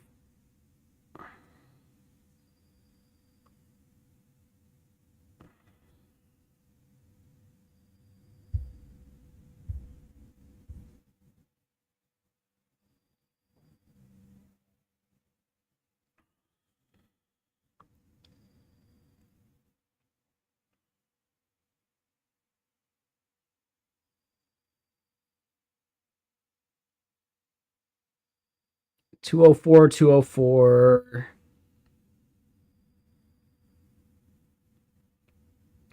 Current roll is none, but required is -1. What endpoint is that for specifically?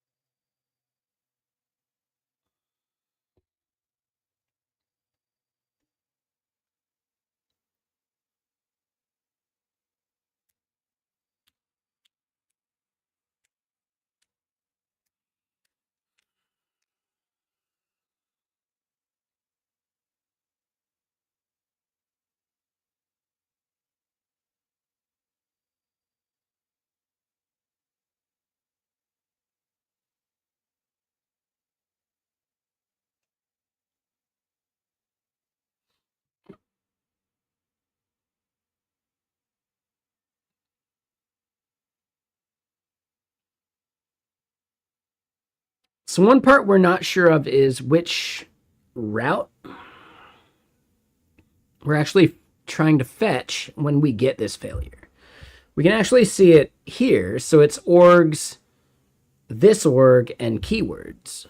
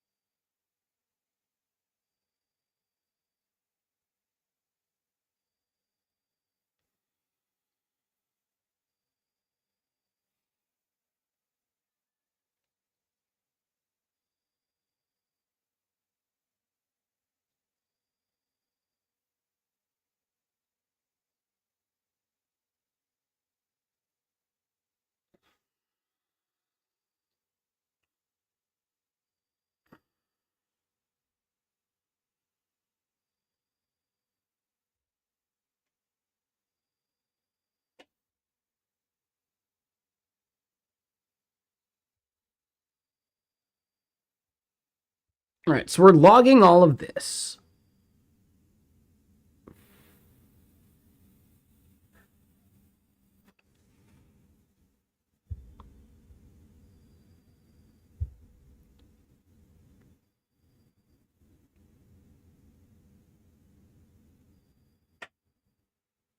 Okay, so hold on.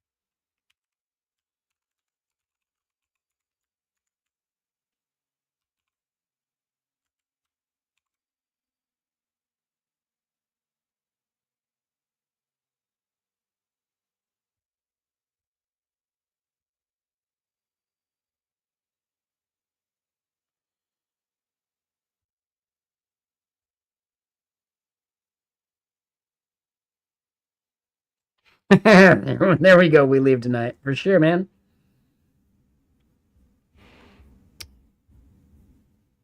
For sure. Yeah, totally.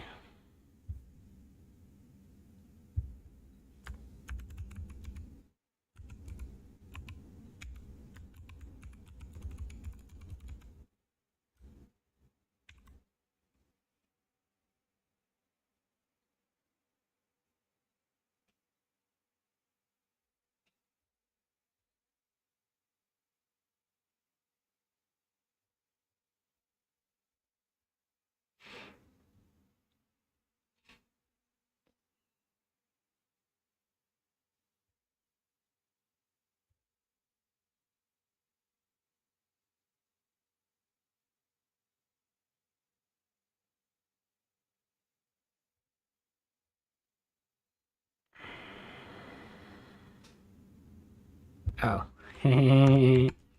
I can spell.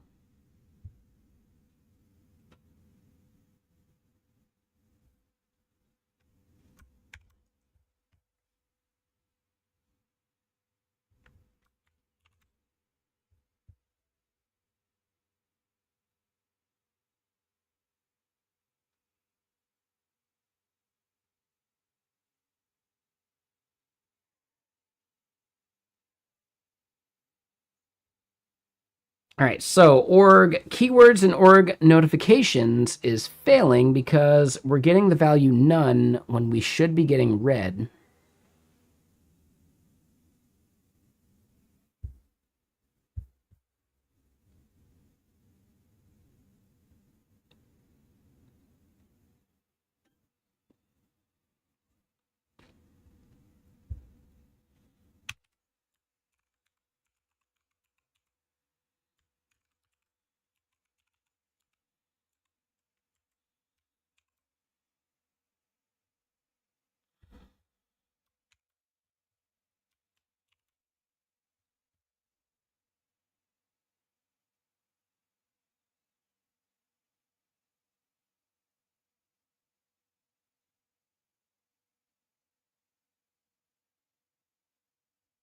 Oh. Oh. So it's actually the map.get that we're doing wrong. Oh.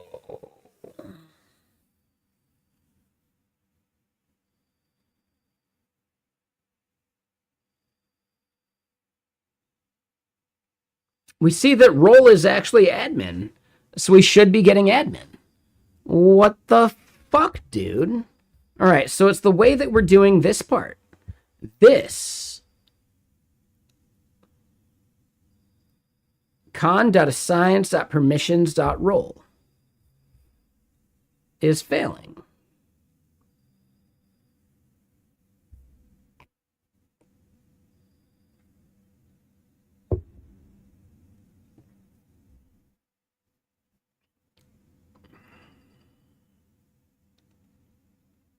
Huh.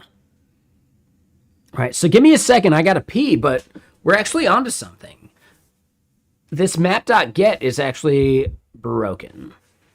Where the hell is Brainless when you need him? Brainless is our resident Elixir expert.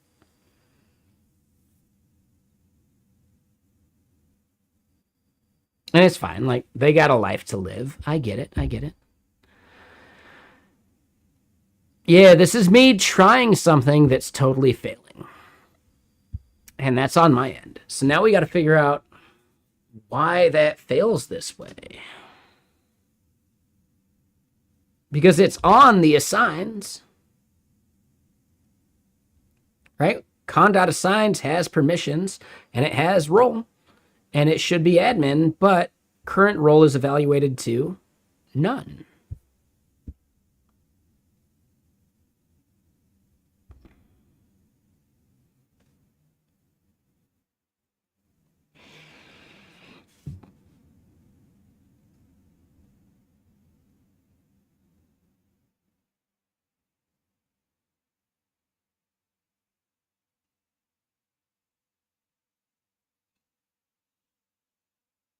Now, there's like another method I should be using instead of map.get.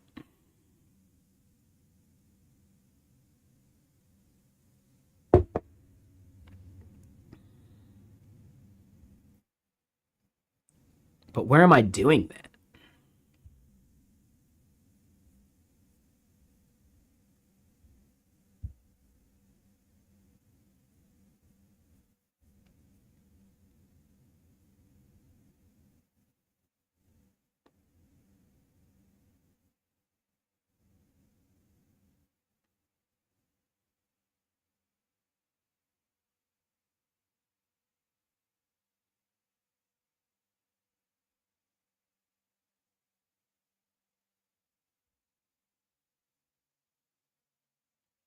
Yeah, there's like a safer lookup. I don't remember where I'm doing that.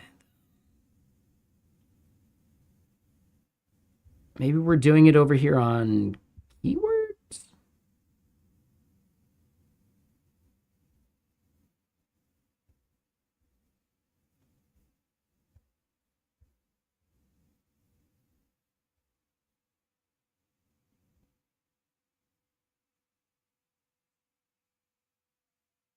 Yeah, let me get another album going. I do have to pee, so give me a sec. Yeah, the way we're doing that, like, that atom lookup, like, nested, is wrong. And it makes sense because, like, technically a map could have any value you want as a key in Elixir. It doesn't have to be a string. It's absolutely that, X Factor. Absolutely that. What we're looking for is there's some other function that I'm using that kind of lookup for, but I mixed it up with map.get. There is definitely like a safe lookup, like traversal thing. I'm not doing it right. Like, you're totally on the right track. You totally get it, right? I'm glad that you were able to understand that from my incoherent rambling. But yeah, I do have to pee, so give me a moment. I'll be right back.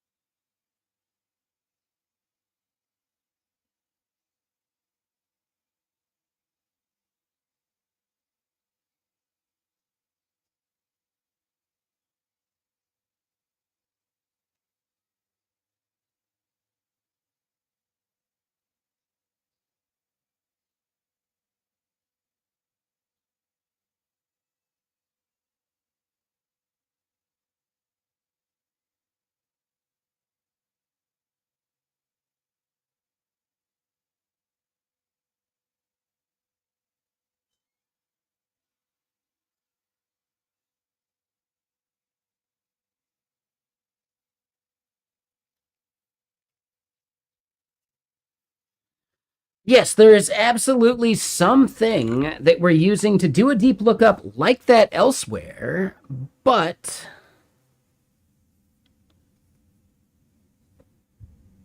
it's not working where we're trying it.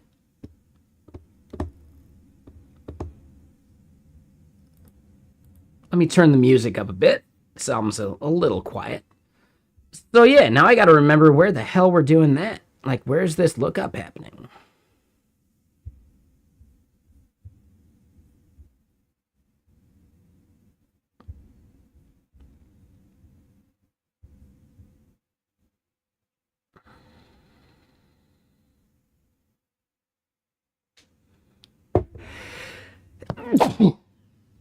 Woo!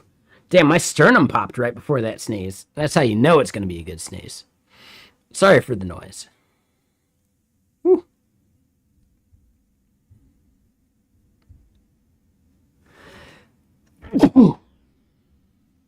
Ah. Woo.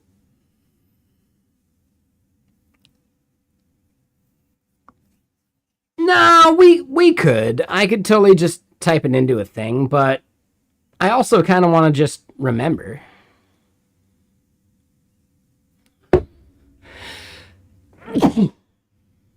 Dude, are my allergies kicking up? I don't think I even have allergies. So what the fuck, dude? No, I definitely have some allergies because I get those like histamine bumps on my arms every once in a while. I don't have any sticking up at the moment. But yeah, I definitely do have some kind of allergy at this point. I need to get like an allergy test here again, eventually.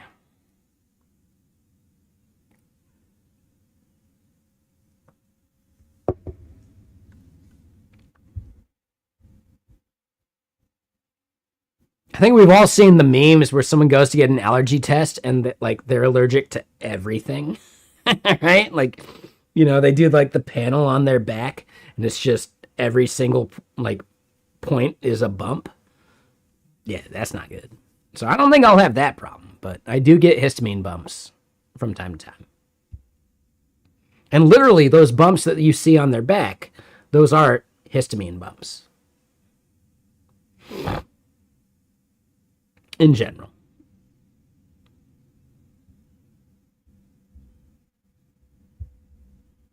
I swear it's got to be over here on keyword event controller, and I'm just not seeing it.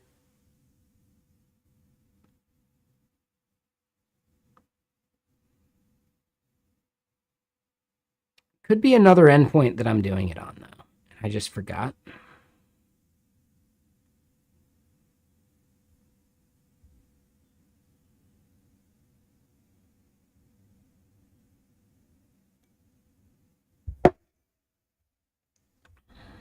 All right, let's just ask T3 chat. Fuck it. Why not? In Elixir Phoenix. Get in! There you go, Unoften. That is absolutely what I'm looking for there. Yes, instead of map.get, it's kernel.getin. Gah! Unoften, you're the best. Thank you. Did you, like, do you do Elixir in general? Or is that something you remembered from when Brainless mentioned it the other day? That was absolutely it. Damn, we didn't even need T3 chat. We just got chat.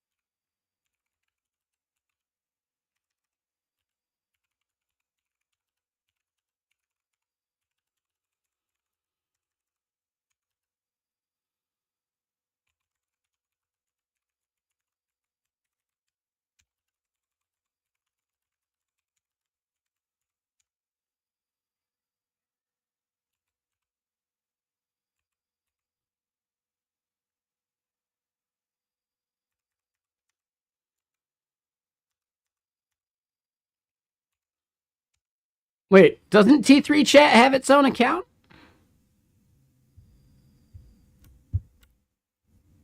Well, hold on. Let me double check this.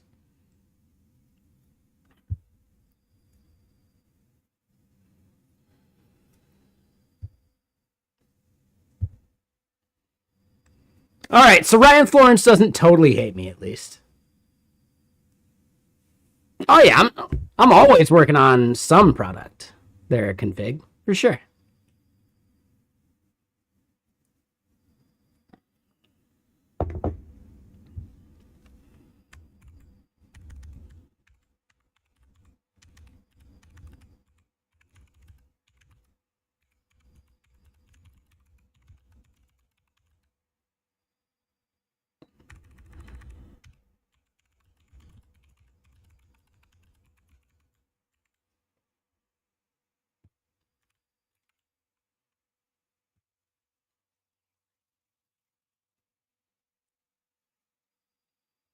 All right, so Ryan Florence doesn't totally hate me.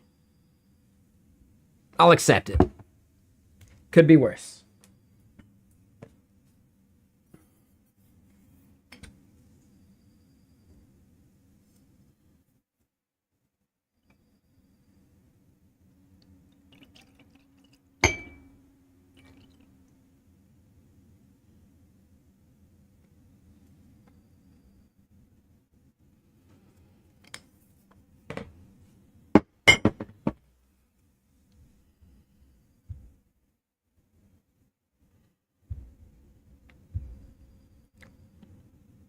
All right, so yeah. Dude, I thought it was T3 chat. Is it really not T3 chat? Like, damn it.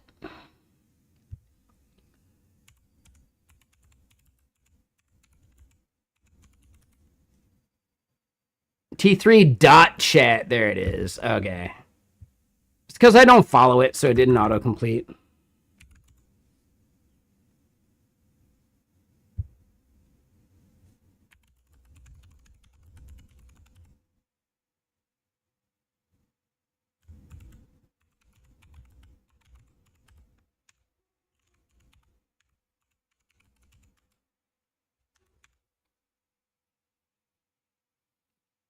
All right, so yeah. I was trying to remember the Elixir function for doing a safe chained lookup.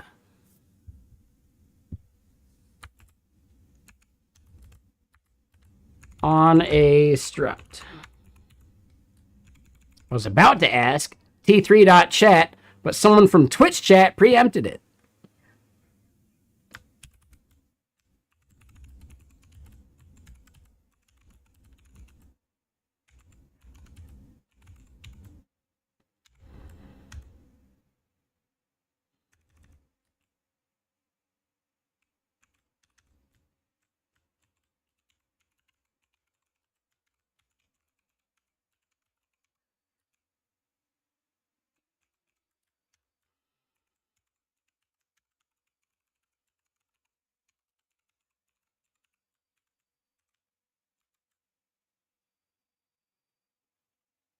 No, X Factor, we're close. Yeah. Why use AI why use artificial intelligence when you have chat intelligence instead? Jay, here's the project.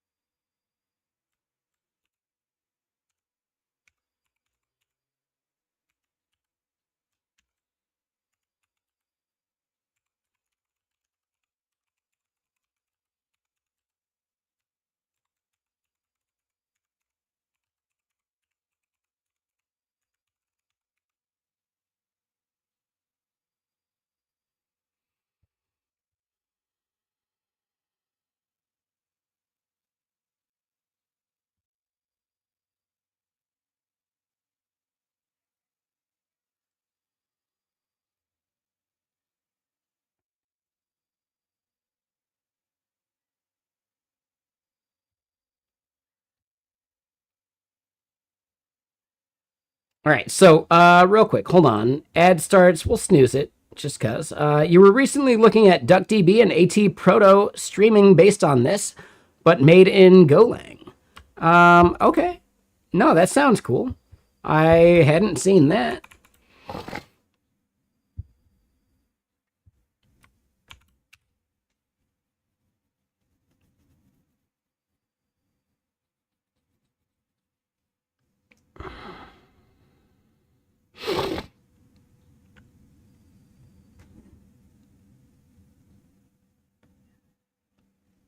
Okay.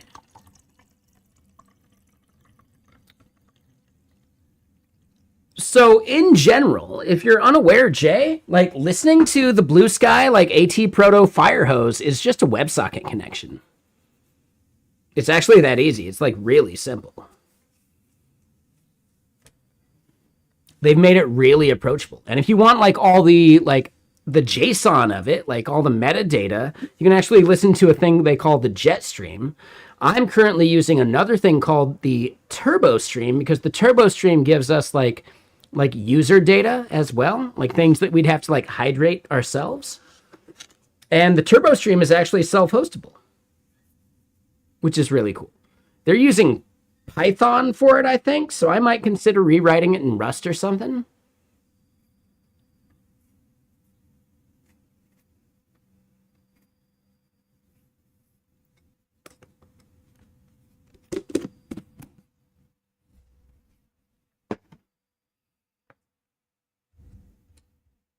Like, I'm heavily considering taking the hard work that Graze.social has done for the turbo stream and rewriting it in just some other language.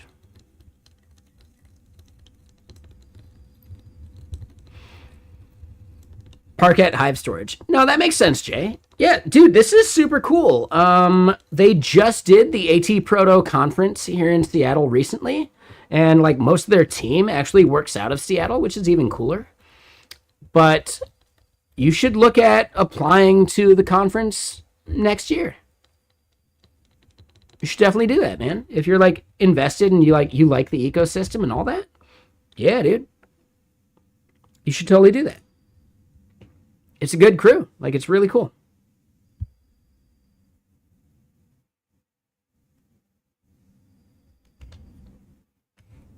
They didn't allow remote, but maybe they'll pay for you to come to town. I don't know if it's a big enough conference yet where they would pay for travel, etc., but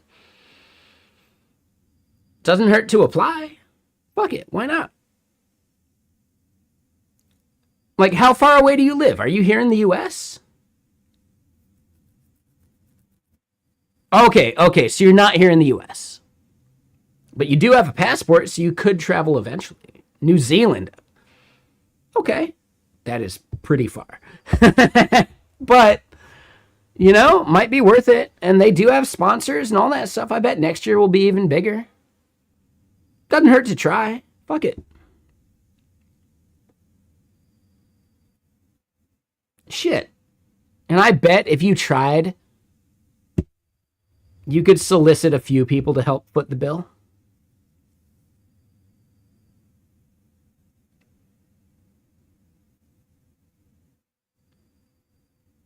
I bet you could figure it out. Yeah, it's worth a shot. Whatever. Like, it's a year away. You got a whole year to figure that part out.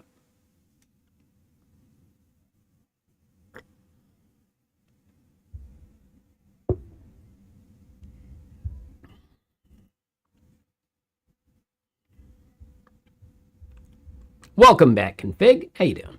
So yeah, this is where we need to do this the right way. We need to use get in and then that. But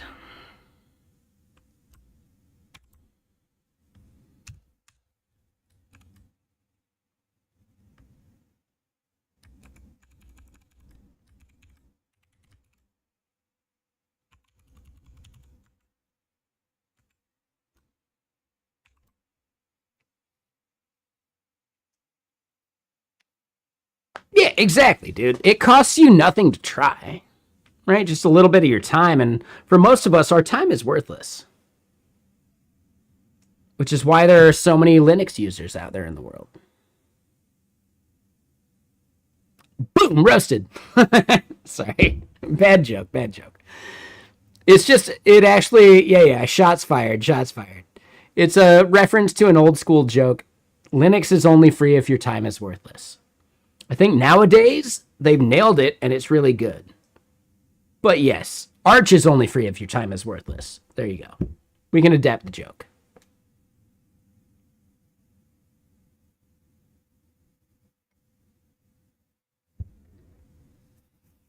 Config. Vibe coding's scary. You've seen examples that remove cases where you need a dev.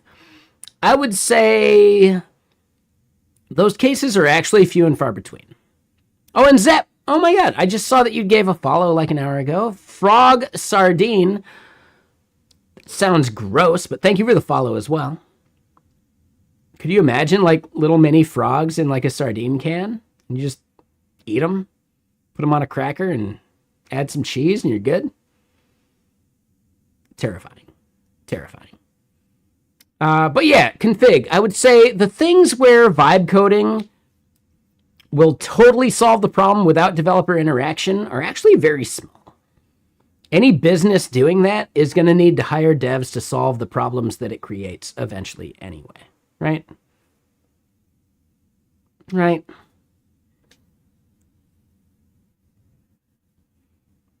I simply disagree, config. I've been vibe coding some stuff and it's totally fucking way off. Like, I have to fill in so many gaps. To someone who doesn't know JavaScript or Python, oh, it nailed it. To someone that actually builds applications for a living, there's a lot of shit it fucks up. Like, there is too much that it fucks up.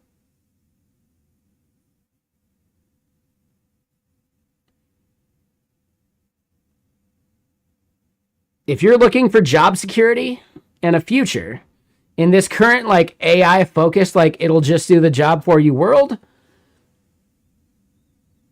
there is an endless supply of bug bounties coming your way if you're a security researcher.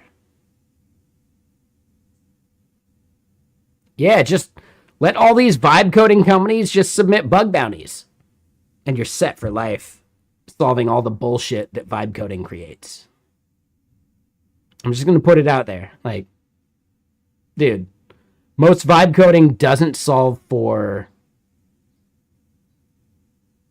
SQL injection, XSS, CSRF, etc. Security researchers have a massive career ahead of them at this point because we're just creating more vulnerabilities for them. Right? If your company's okay with that, then fuck it. I get that. That's fine config. I'm just saying that is probably the skill to build right now. There's going to be a massive, like, surge in a need for security researchers.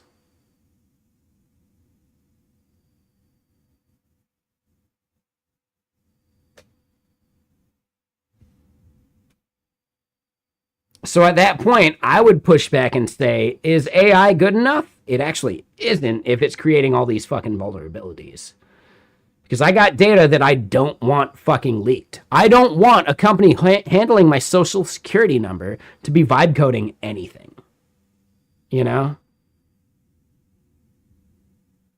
That's actually a fucking problem if they are. I don't want the credit bureaus or fucking stock market applications, like any of this shit. Anything doing like contracting and like invoicing. I don't want any of that shit vibe coding any part of what they do. It'll actually be a selling point at some point, in my opinion, that yeah, no vibe coding allowed at our company. I will actually pay for that service over some other service. I will pay for a company that doesn't do vibe coding. Medical data, any of that shit. Dude, absolutely. I will pay for companies that advertise that there is absolutely no vibe coding at this company. Fuck that. Financial advice. Like, there are so many services where I don't want someone vibe coding any of that shit.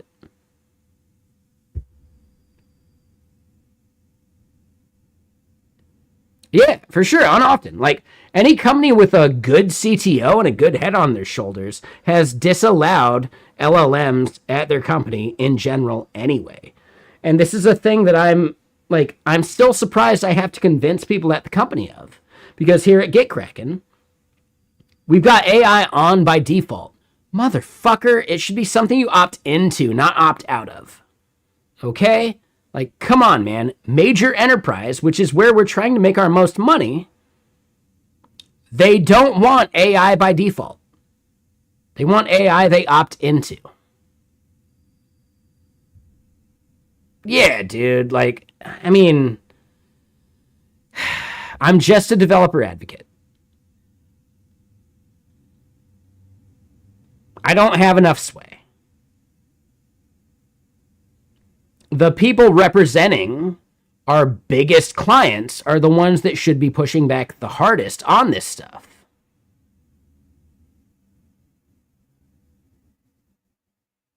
Yeah, like the AI that we use at GitKraken, like for our tool, right? Because we have AI in our tool but it's an opt-out rather than opt-in. And I think it's counter to what they actually think the company is trying to do. You know, like, yeah, you guys are actually trying to make money off of individual devs because maybe they're like your biggest target market. But you know what? Your biggest potential for a target market is enterprise, and you're shooting yourself in the foot for the enterprise part. Because enterprise cannot exfiltrate data.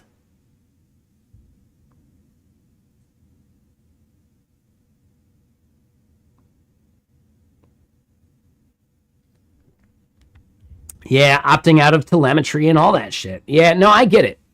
And again, I'm not the CEO. I don't have a say on any of this shit. Nobody asks me. If they asked me, I'd say, dude, every single AI interaction should be opt-in. And it should be controlled at the org level as an opt-in.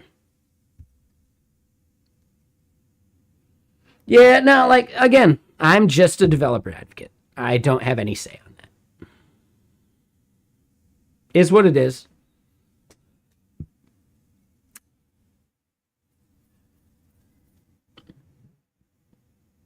I trust that the business people know better than me. It's all I can do as a foot soldier.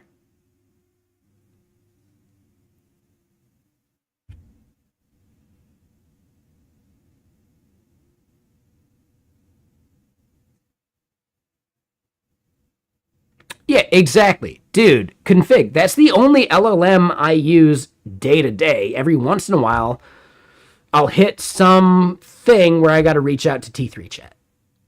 It's actually pretty rare. It's maybe a once a day thing versus like I'll let autocompletion take the wheel way more often. But then it autocompletes some shit where I got to like undo most of what it did anyway. Like, I get it. Yeah, that's fine. I'm totally okay with that part. I think there's going to be a major pushback eventually. Like, AI as a feature is actually not that big of a feature. You shouldn't, like, in the current market, it's essential. No, it's just a value add, in my opinion, but the market hasn't realized that yet. It is absolutely something you need to opt into, not opt out of. In my opinion.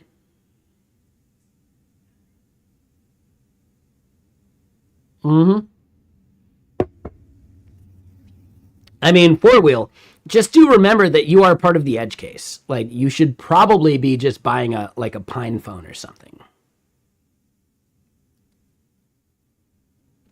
Oh, dude. Yeah, right. Todd, you're 100% right, because AI is trained on code that exists, and code that exists is typically not accessible.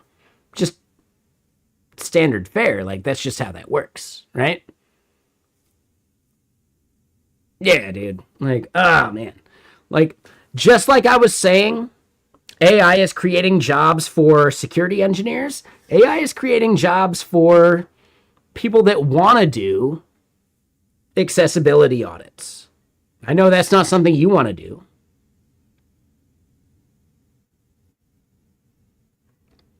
Yeah, like AI was trained on really inaccessible content, which means that accessibility audits are a massive like win when companies finally start to care about it, which who knows when that'll happen, right?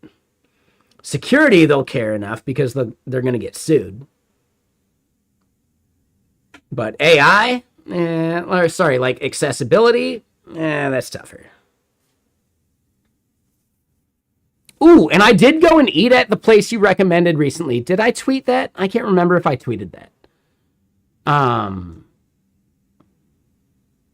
The place I went to was good, and I feel like I took a photo. I don't remember if I like actually posted it or not, though. It was good. But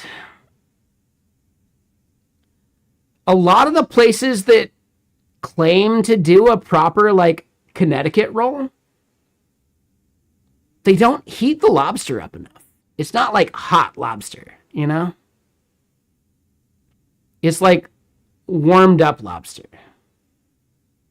I think I did post that photo. Yeah. It was there in Seattle. It was good. It was amazing. It was delicious. But could have been hotter, you know?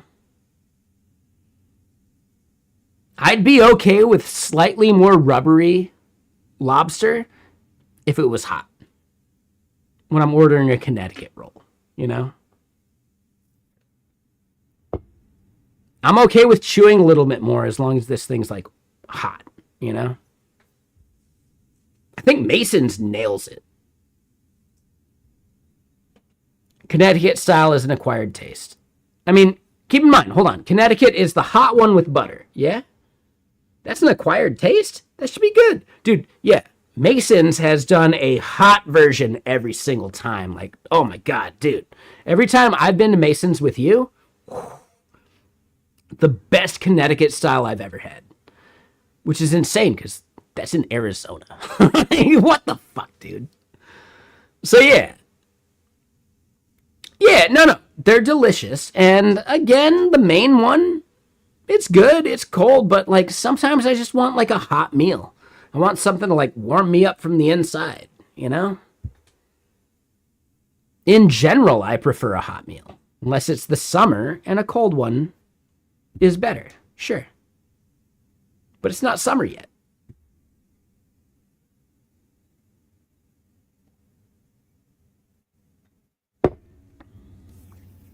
But hold on. Let me get some more music going.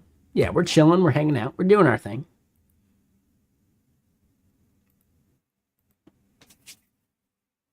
Appreciate everyone chilling, hanging out, enjoying the day. It's why you get the lobster bisque and clam chowder.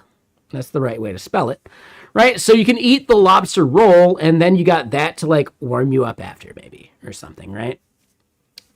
That's probably the move. Their clam chowder looked amazing.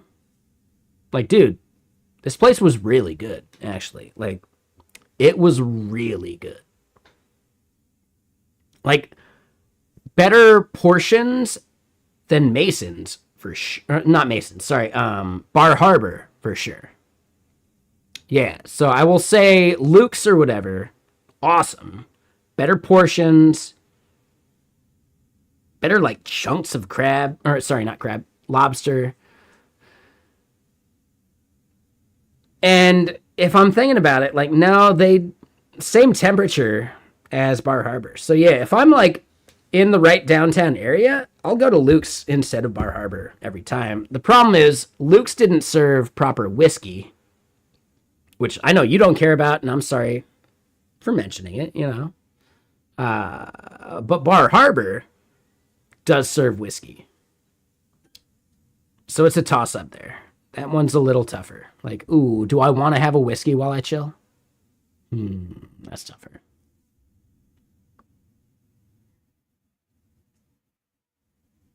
Yeah. No worries, Todd. I will say, have you ever seen the show Loudermilk? I feel like you might enjoy that show. I think you might like. Oh, you've seen it? Yeah, dude, it's really good. I'm still working my way through the second season, but man, it's really good. Oh, it's super good. Yeah. All right, just double checking.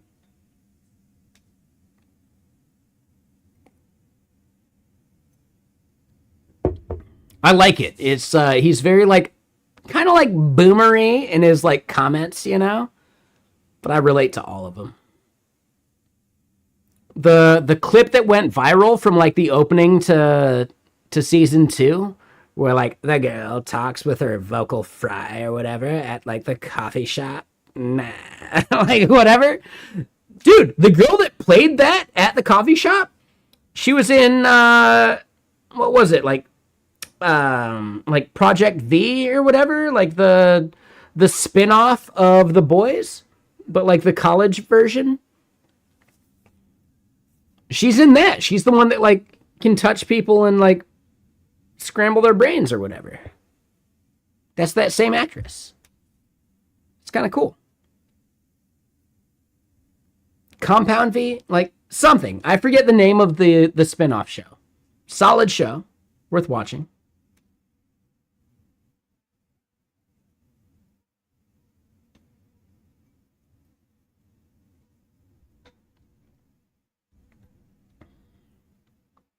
Colton is chiming in over on YouTube. Hold on one second. Bit late. They were doing other things in the other room. While they agree that it will create a ton of security and accessibility jobs, they do think it will be from non-devs and hopefully not actual devs. Colton, you mean like the accessibility jobs that are created won't be done by actual devs? I fail to see how that's even possible. Right? Security. That's not done by actual devs? Like, yeah, Colton, I'm curious. So you just vibe coded full ARIA and ABAC project. What does the ABAC part mean? Sorry, I'm misunderstanding that bit.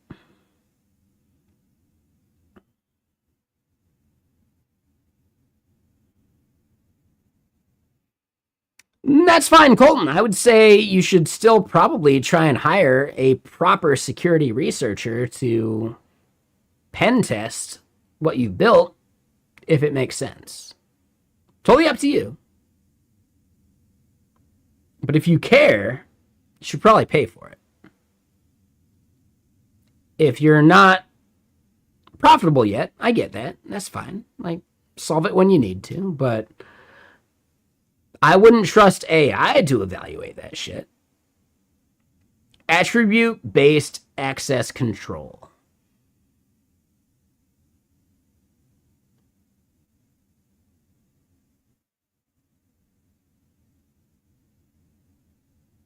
So I get that, Colton. I think that doesn't actually prevent SQL injection, etc.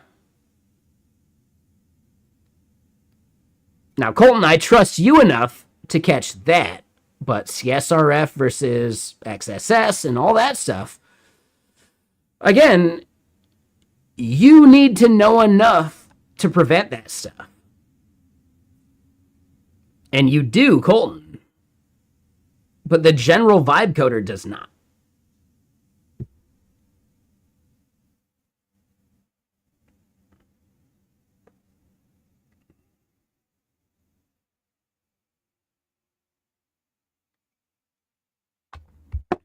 So at this point, like, you still need someone who is an expert in these things. You might be the expert for your project, but so many of the other things people are vibe coding don't have that expert.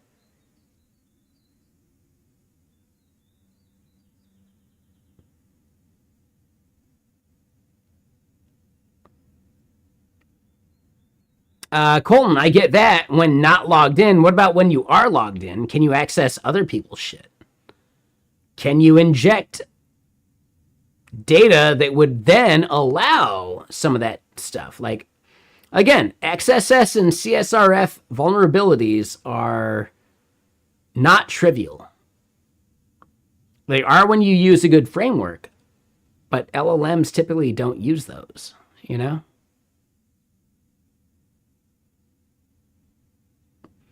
Colton, that's fine. I would say keep all of those, like, tests going every single, like, chance you get. So yeah, Colton, I don't know, man. And I'm saying man generally. Not trying to assume anything, sorry. But I just mean man in general. Like, everyone's a dude. I'm a dude, you're a dude, she's a dude, they're a dude. We're all dudes. So keep in mind, I'm not trying to, like, paint that broad brush. It's just the way I talk. But in general, I don't know. I'm just really curious about how it solves some of these, like, major, like, OWASP problems. Because in general, it's trained upon code that doesn't solve OWASP problems, you know?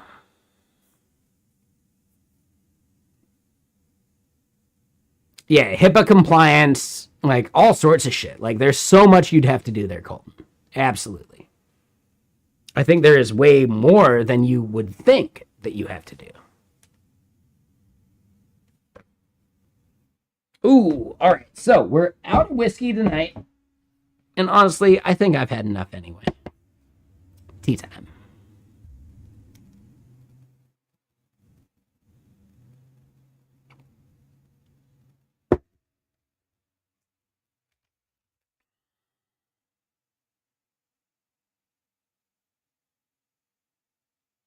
I get it unoften. Like, all you can do is maybe guard your statements better, right?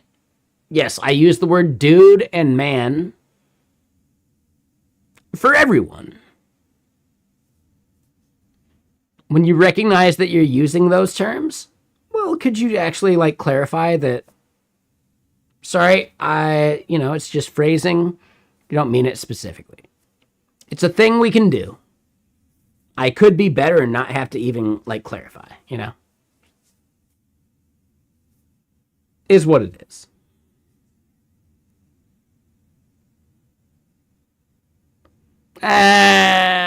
Yeah, I get it there, Todd. I get it, some other people, but you know what? If it takes a little bit, just even a little bit of effort to not offend someone, it's worth putting in that little bit of effort, right?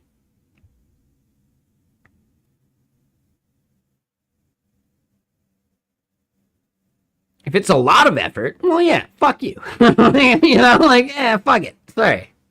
Too bad. But just even like the littlest bit of effort to make someone feel more included is worth it, you know?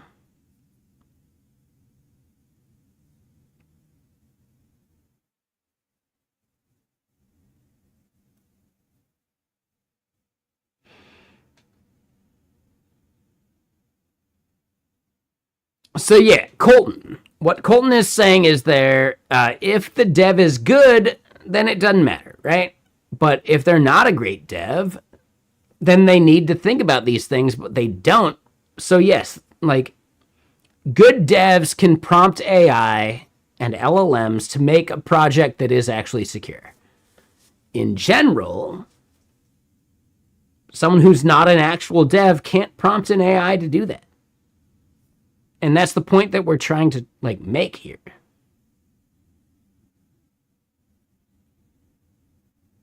Right? The project manager, right? Or product manager trying to vibe code a thing is not equipped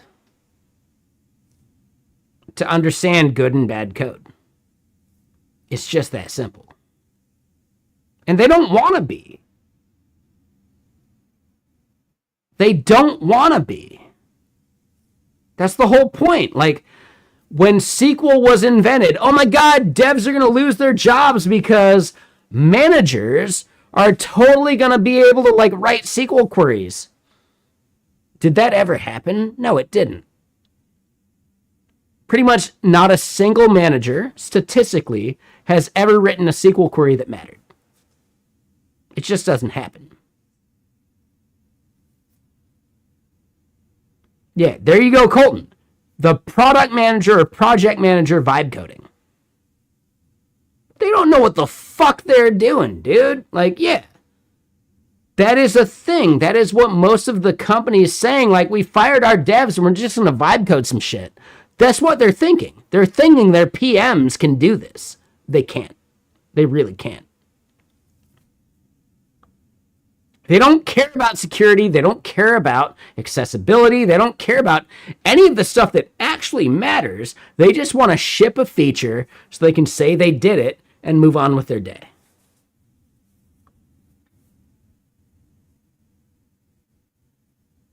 Exactly, Colton. Yet, not a single project manager cares about security.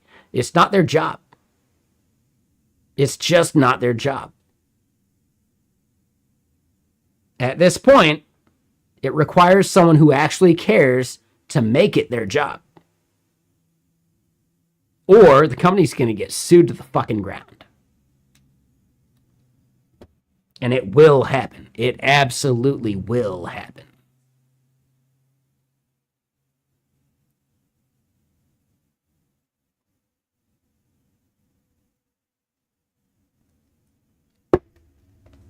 Same thing there, Todd. Absolutely, right? Project managers don't give a shit about accessibility until it becomes a problem, but they can blame someone else because whatever, right? No, if you establish a paper trail and that PM that didn't care about accessibility is the one that's costing the company millions of dollars from a lawsuit, that PM should lose their fucking job. Especially if you established a paper trail of you saying, like, hey, this isn't accessible. Does it happen that way? Probably not. But that's where, like, good PMs and bad PMs really, like, differ and separate themselves. Bad PMs, fuck them. We don't need them. Good PMs? Yeah, they're the best. Exactly, Todd, when you're contracted for like org audits and yeah, like dude. And I know you don't enjoy the org audits, but like yeah, the bad PM is the one actually like letting this shit through. Now, I'm sorry, like config, do you actually want to do what the PM does? You don't. You definitely don't. If you think PMs are terrible, what you're saying is you're advocating for you to have to do their job. Do you actually want to do their job? You don't. I'm gonna bet money you definitely do not. You do not want to do your PM's job. Like, dude, come on. You're bullshitting us right now, config.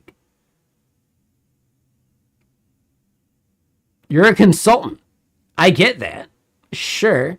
So you're paid by the hour, so you don't technically count. If you're at the company, right, like as a consultant, you just report to a PM.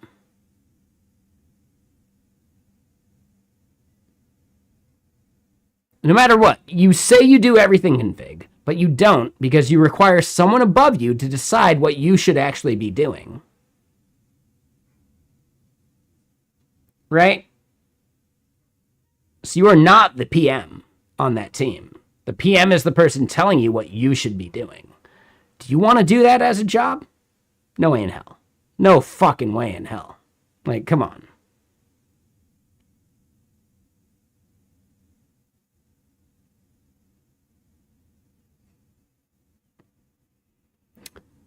I get that config. When you say you do everything, I think you're still missing the fact that there is someone you report to at an organization who even decided that it was worth hiring you. No, there is still someone responsible for hiring you. That person is your PM.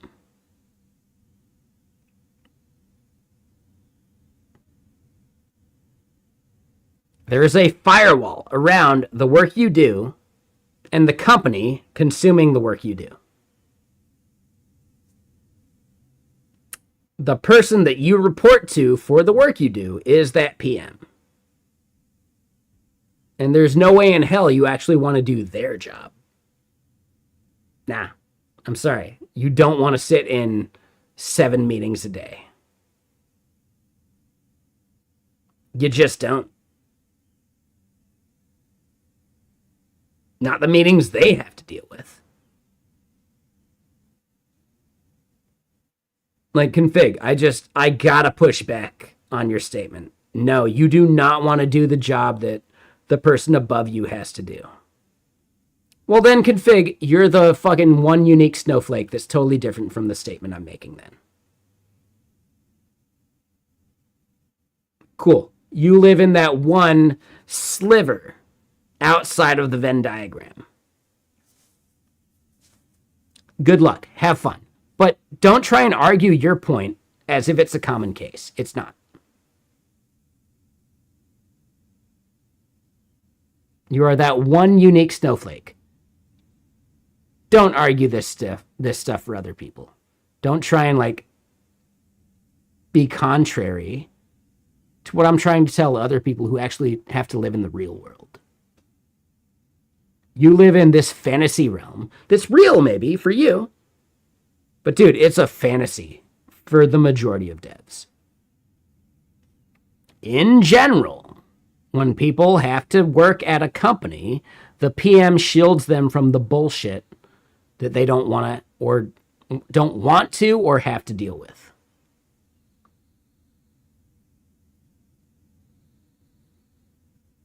I just want to push back and say, config, like,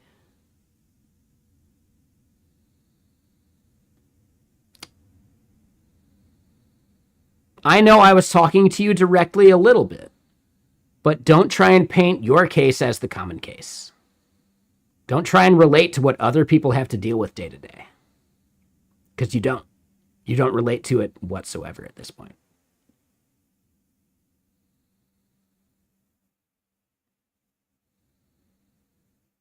Yeah, PMs have it rough. 7 to 8 hours of meetings per day. That is the general PM workflow.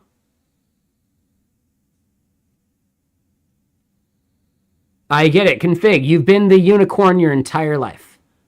Cool, man. It doesn't have anything to do with what we're talking about for other people. Can you recognize that, please?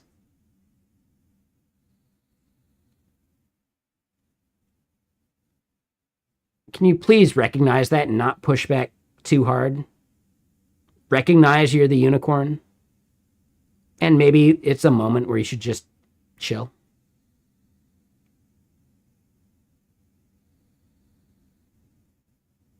The point I'm trying to make is not something I need to defend the point against for you specifically. But you're pushing back as if it is. Right? That's what I'm getting at. Sure, man.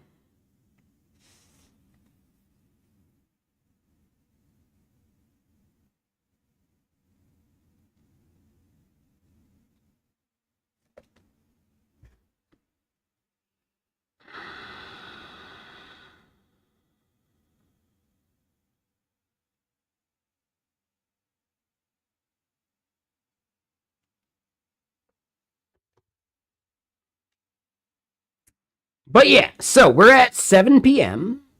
You know, we've gotten some work done. Let's double check this. Hold on. Let me just make sure about this function we're doing.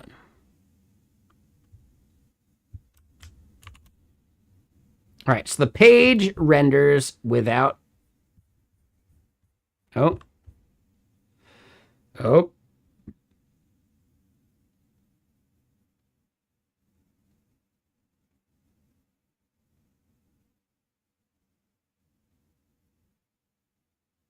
Ooh, so they hate that too.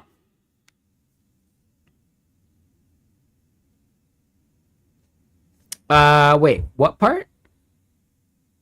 Are you saying where they blur this? No, that's part of T3 chat. You can set that in your settings. Yep. Yeah, that's where you would go into here and there's some like blur option. I don't remember where it is. I have no idea now. Shit. Oh, hide personal information. There you go. Yeah, figures he would have a streamer mode, for sure. Kind of smart. MCP? I don't know. I don't know much about it. We're making something for, like, Get Kraken MCP stuff here at the company, but I don't know. I don't have strong opinions.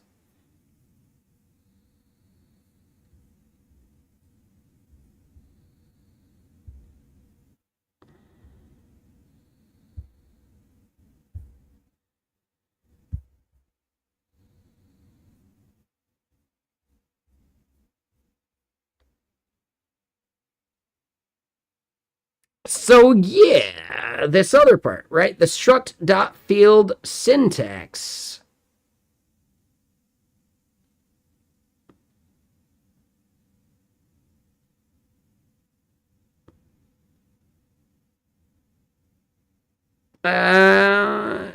Take it easy there on often. Boblov. I mean, it's a good language. Yeah, it's worth checking out.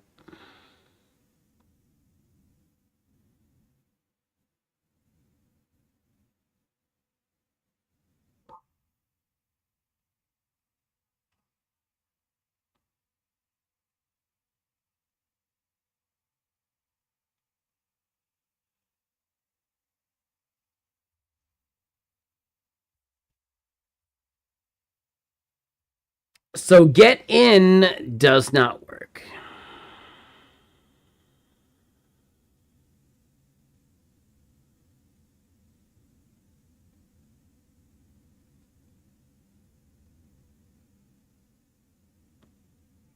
Right, so it uses access to actually traverse the keys, which means we can't. Well, hold on. Wait, what? We see them doing like the dot age thing for sure.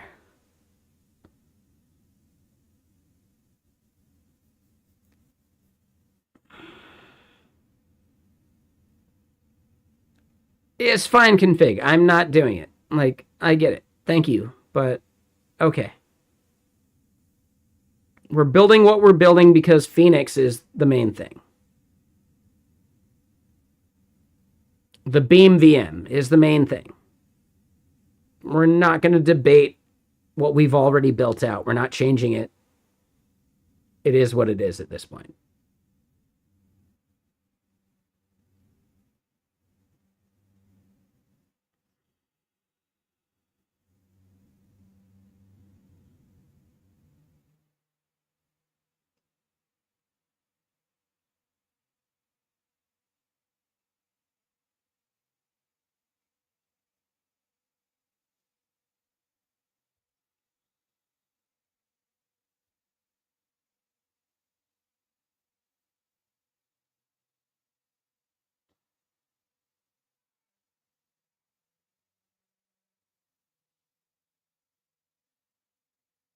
Hmm.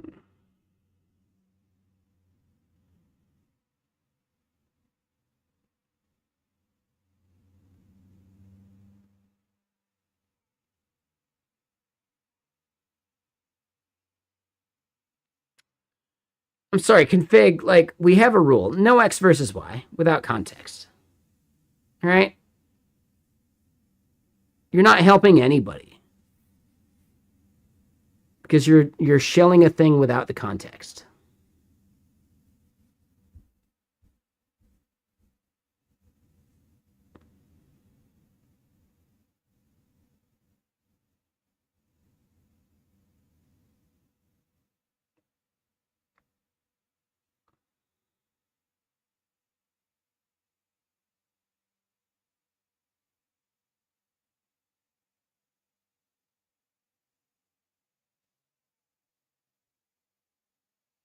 Oh. So we could do get in with the dot syntax.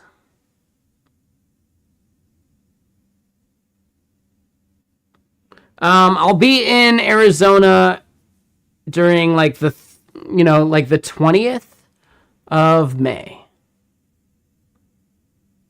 So I'll be there for like 3 days, maybe 4, depending on when I get there. So I'll let you know when I'm down there. I would assume that by that point it's going to be like 90 to 100 degrees. Like, it's going to suck.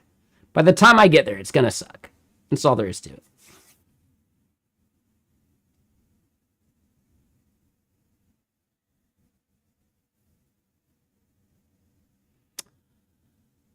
Oh, so we could pattern match this. Ah, okay.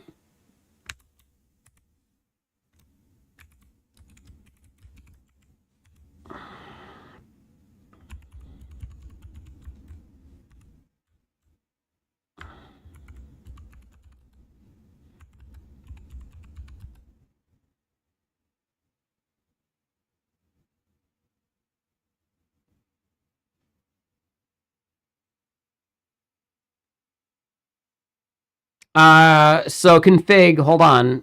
I think you're misunderstanding. Elixir is also strongly typed, but it's not strictly typed. Strong versus strict is a very important distinction.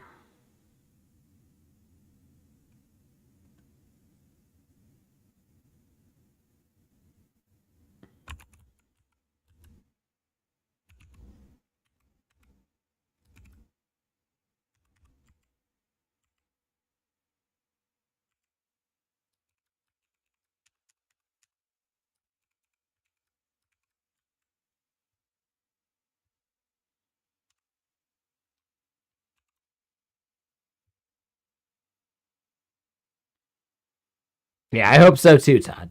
For sure.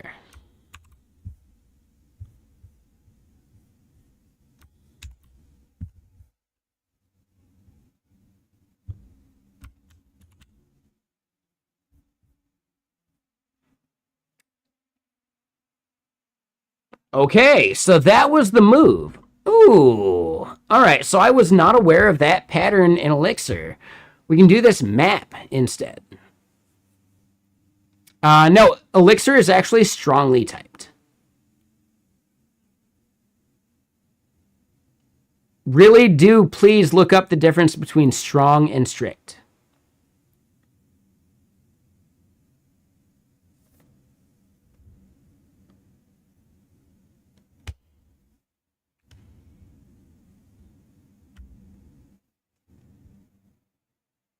Please understand that config. Yes, strong versus strict are totally separate things.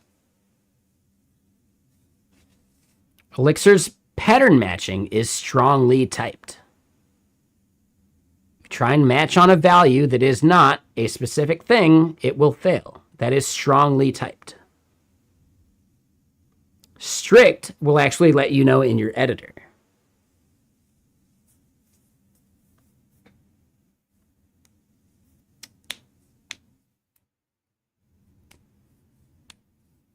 To a degree, their config. I think if you're using that as your differentiator, you're misunderstanding the difference.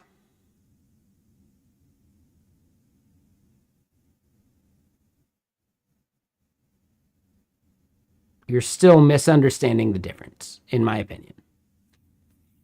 I don't want to argue this with you. Just look it up. Look up Elixir. It is a strongly typed language. That does not mean it is a strictly typed language. They are different things.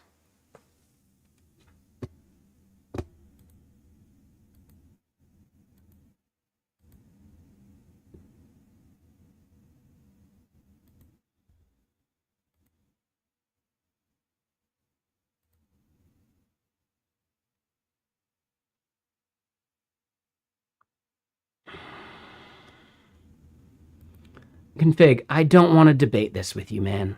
If you don't want to get it, you don't want to get it. I'm not going to force you to get it. You're missing the point, though.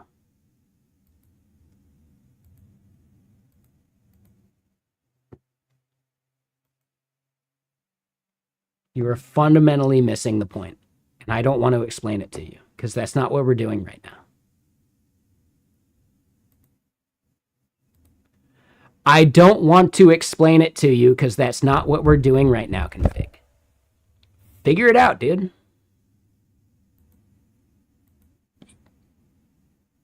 But you're trying to argue. I did.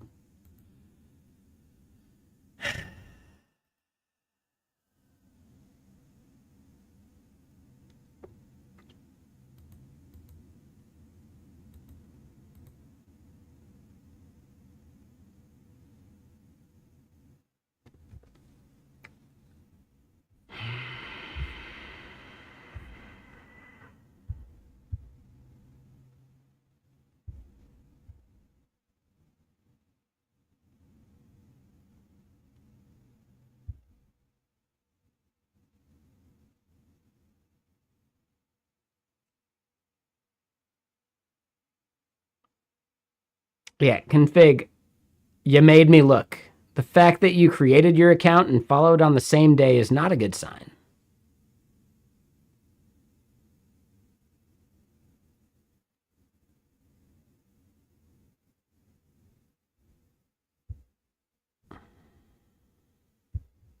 No, it's not a good sign. You're doubting me when I say that. Like, it does seem like you really just want to argue.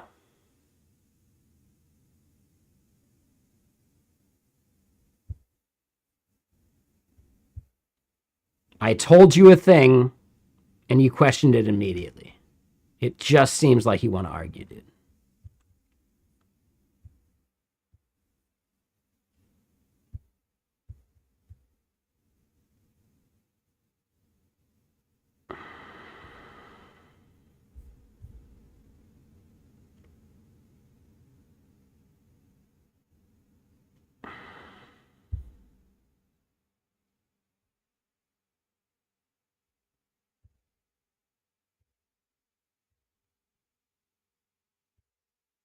You might think so, but I think I actually recognize it as someone who's probably been banned here before. And maybe it's seeming like there's a reason. You can say nope all you want. I'm letting you know about a heuristic, dude. This isn't up for debate.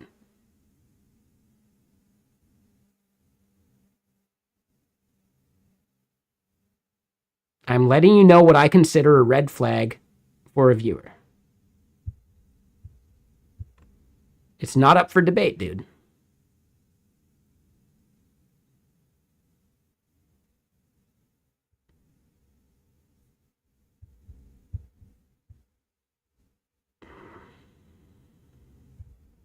Yes, that's what I'm saying to you. I am saying ugh.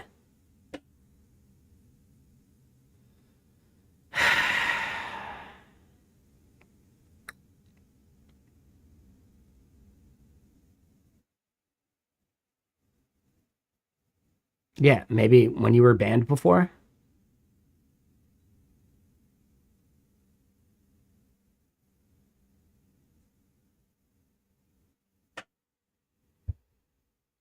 Yeah, the I'm out of here.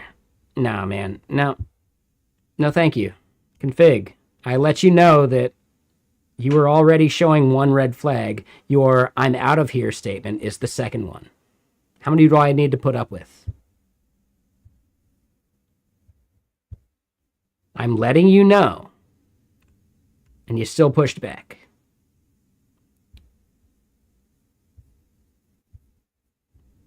I asked you, please, to look up the difference between strong and strict typing. They doubled down, Colton. They doubled down so hard.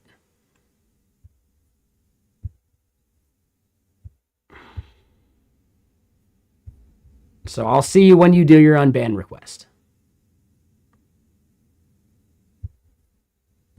Maybe we don't, and that's fine, because I don't want to deal with that shit.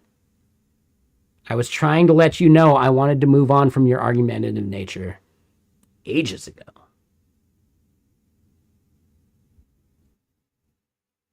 So, later, config. Have a good one.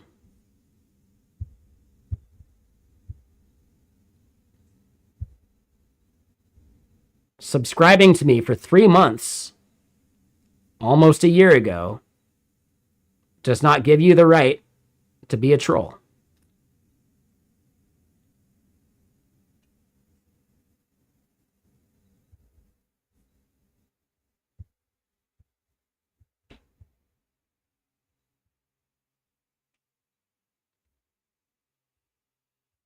Anyway, so it does look like we ended up solving the problem here. Can we actually update this? Ooh, interesting. So now we've got like a front end issue. How much of this is actually failing now?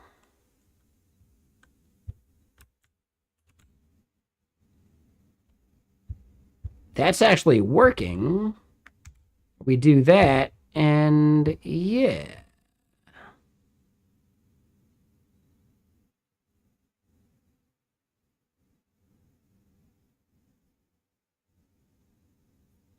Huh.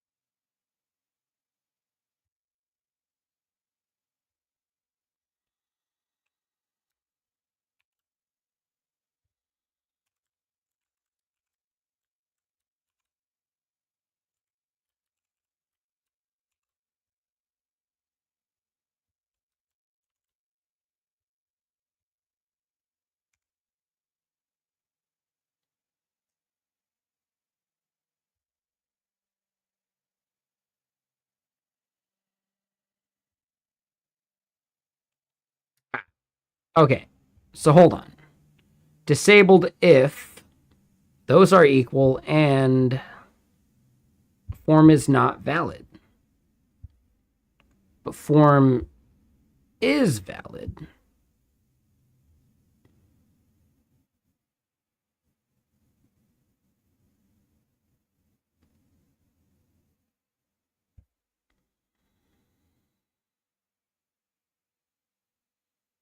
Oh, so wait, now we're good? Okay. All right, so then we get an error there. And we fail the permissions check there.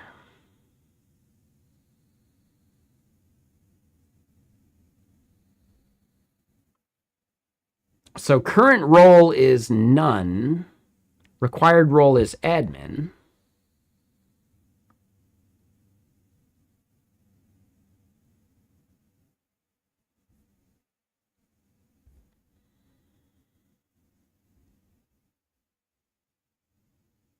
And this is where I think we run into like a router problem.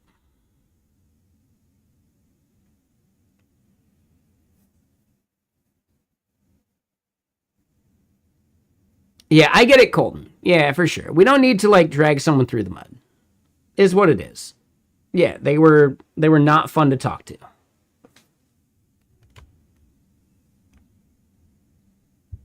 It's that simple. We can move on and it's okay.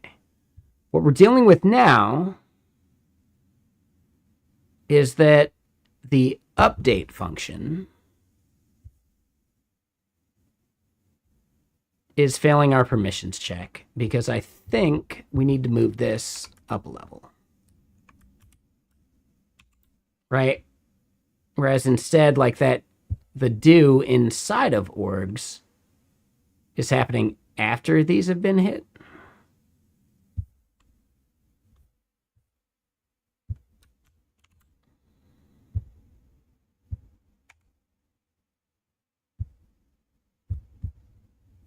But no. Okay, hold on. Response was already sent. That's a different issue.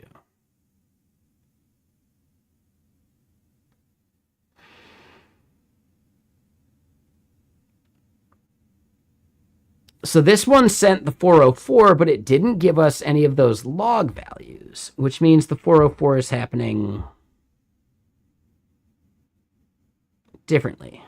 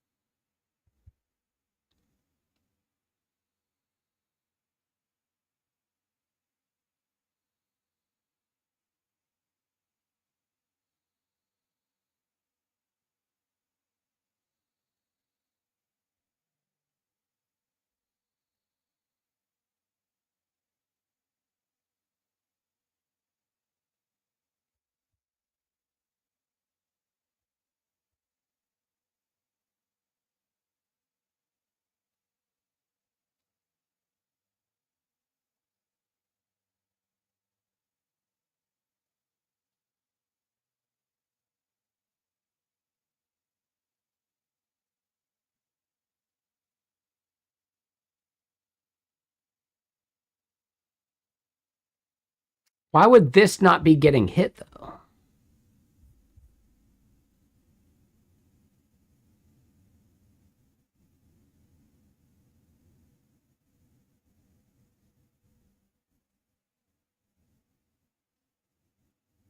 So it's just this put request. And it shows even like which pipelines got hit, it's showing what our params are as we send them.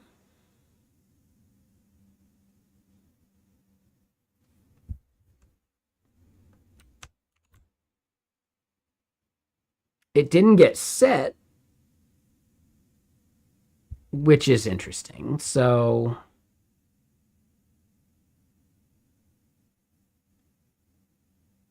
So Colton, the access control in the router, that is Phoenix. That is Phoenix and plug.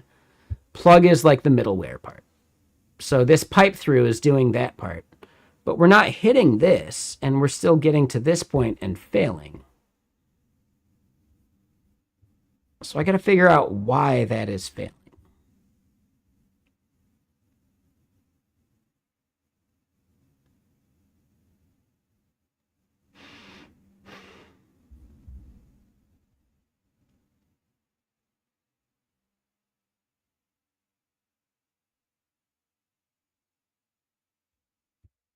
If we look at the org controller,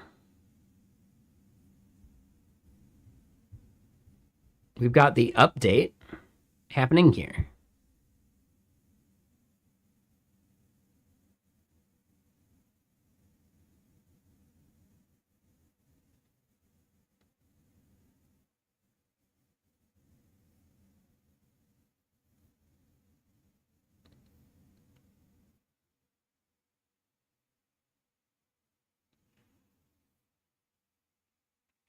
I'm actually not a fan of having to do a fetch and then the update.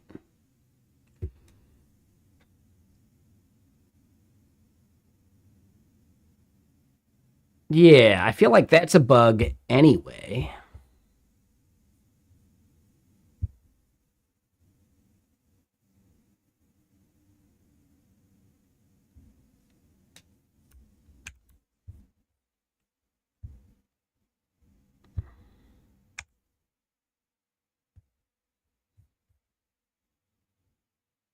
So yeah, response was already sent. We're seeing that.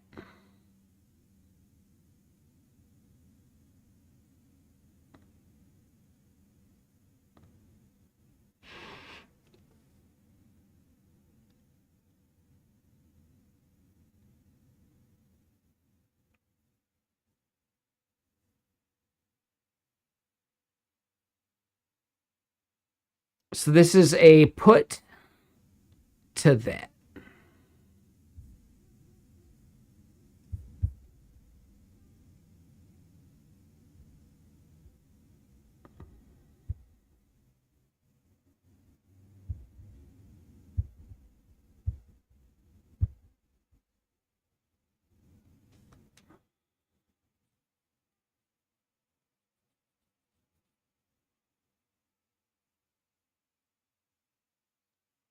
Show, update, delete should be their own thing.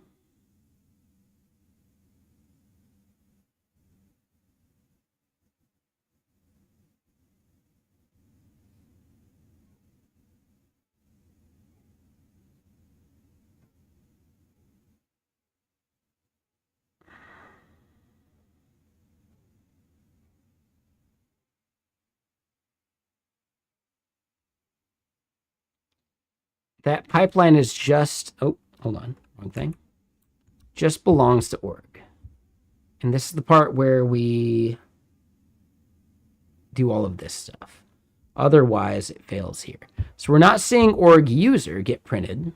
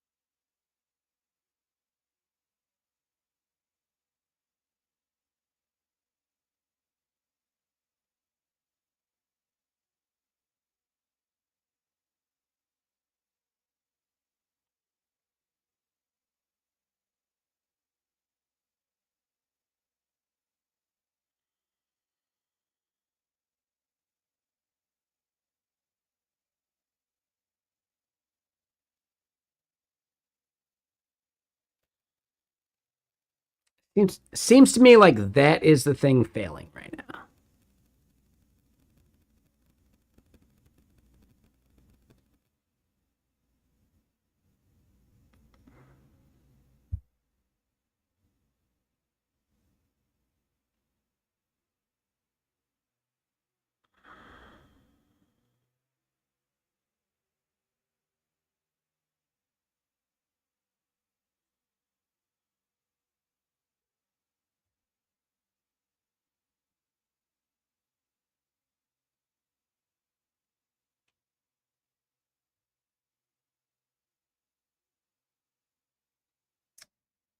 params in belongs to org.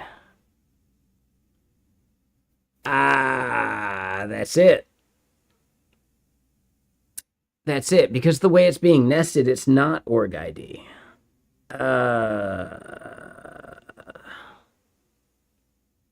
It's just ID.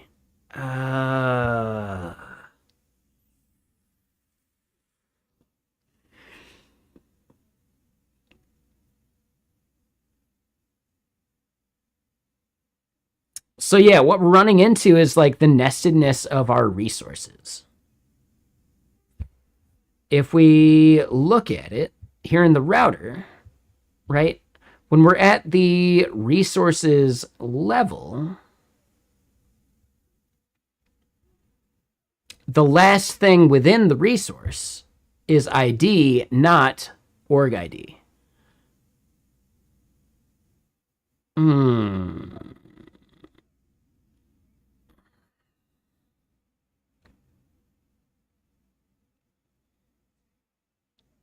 So that's where that's failing. All right, let me go use the restroom. I'll be right back. There is a right way to do this where we need to coalesce org ID and ID together in our permissions check. That part is trickier. And this is the only endpoint where we're even dealing with this. But it's a fix we got to do. So I'll be right back. See you in a sec. Let me go pee.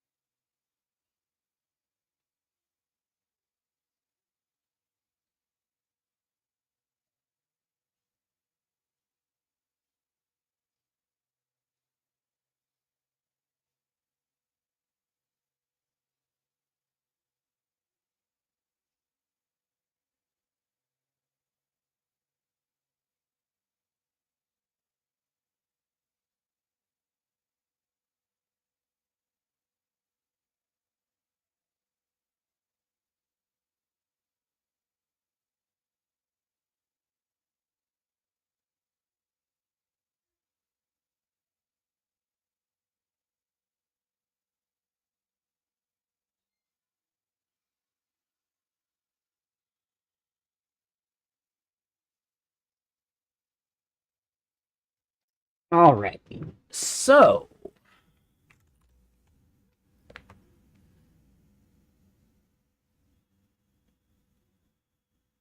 yep, no worries there, Colton. Have a good night. We'll see you again soon.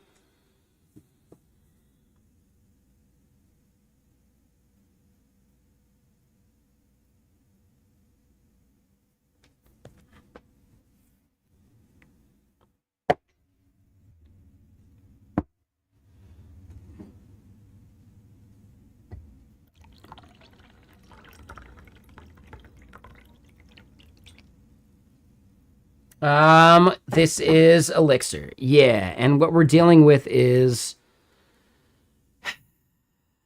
some of the semantics between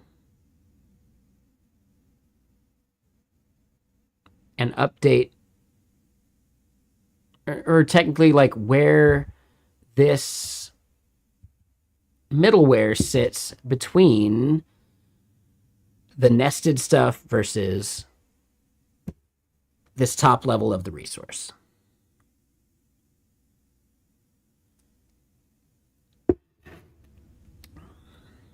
The org ID is coming through as ID rather than org ID.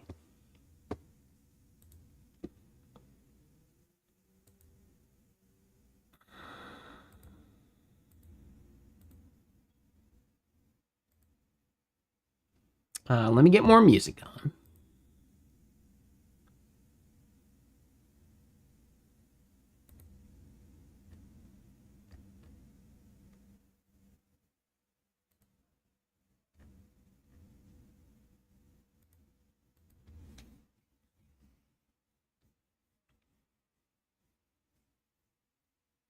So inside of that pipeline,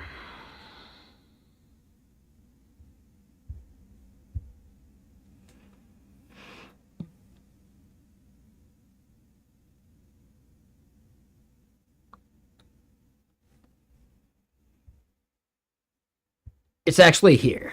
Hold on.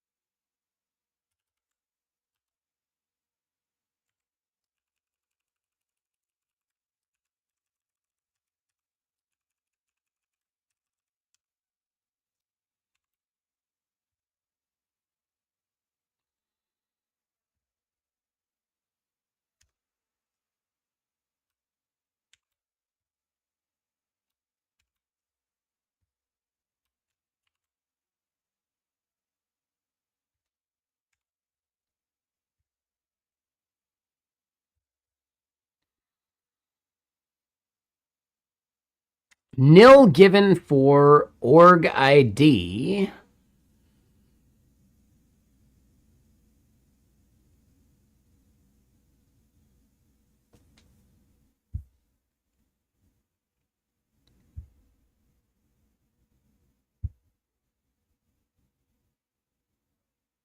Shit, hold on. Yep, that should have been params. Oops.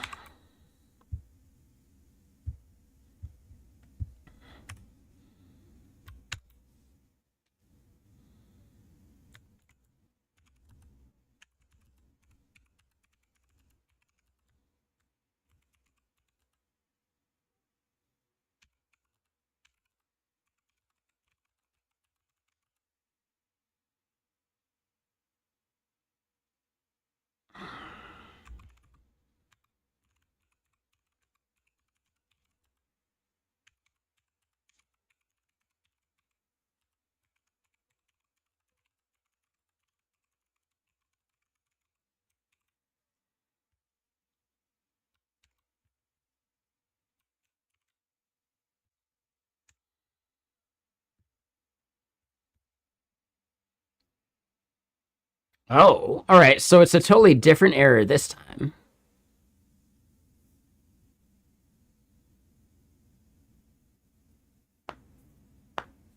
No. I work for GitKraken, Jamal. I am the developer advocate for GitKraken.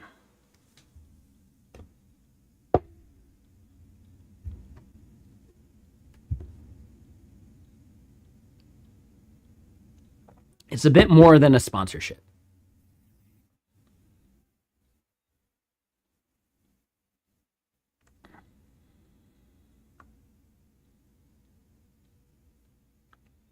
Yeah, they're a good company. I like it.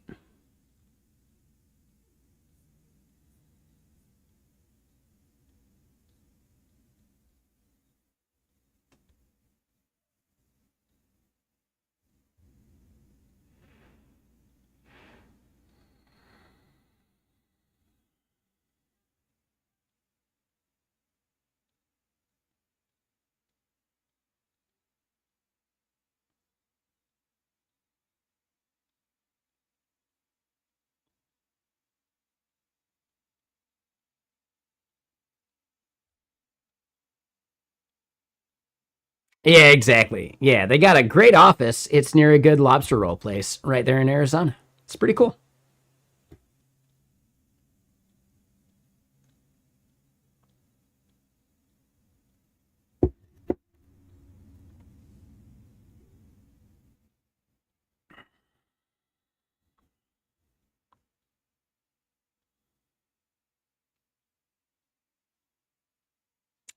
Brainless. Yeah, that sounds about right, actually. It probably is.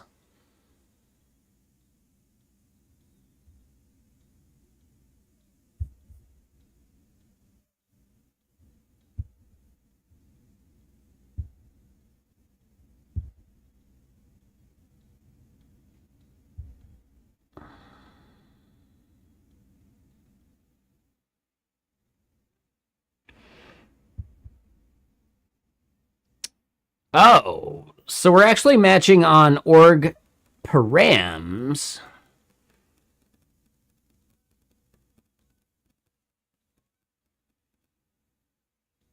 So we're very much closer. Yeah, yeah. What it means is that request body here is not just org params.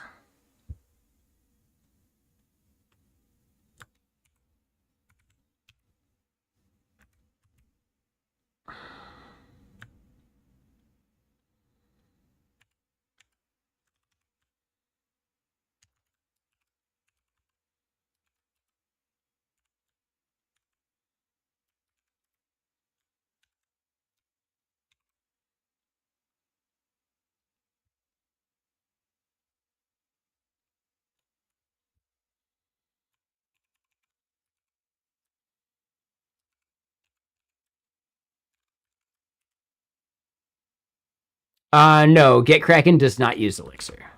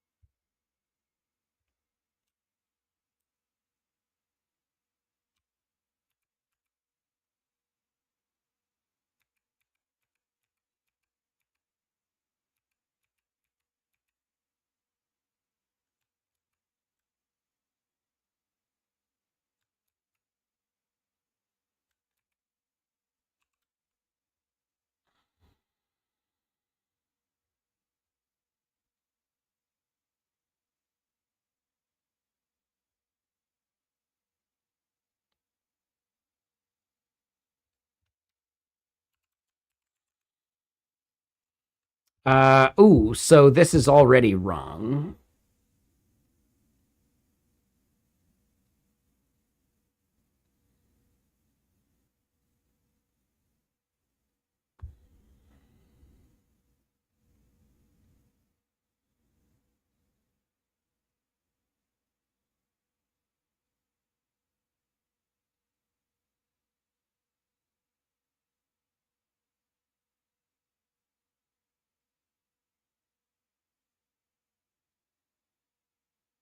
Yeah, how are we doing that in the middleware?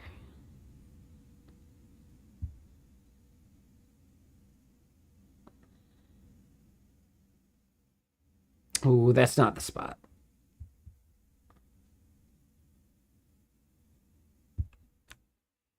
That's right. There we go. All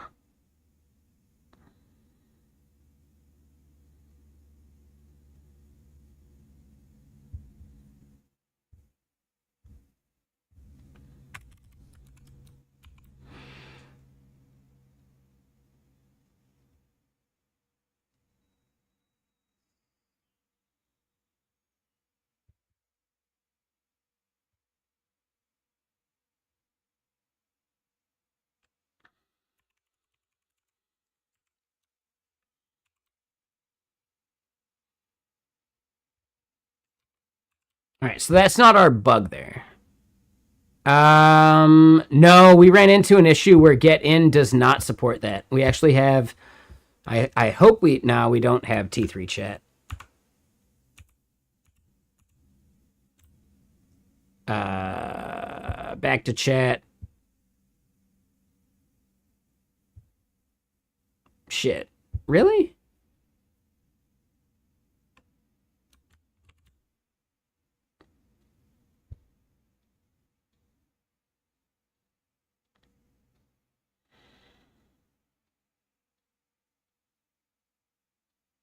No. Get in doesn't do the Atom thing.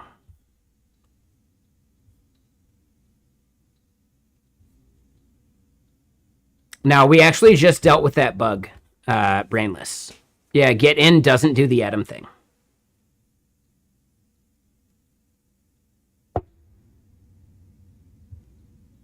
We actually had to do it this way.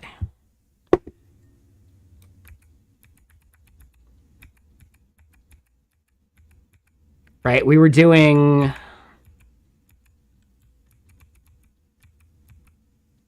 Right, so we did that part. Right? So we had that and it failed. And instead we had to turn it into that.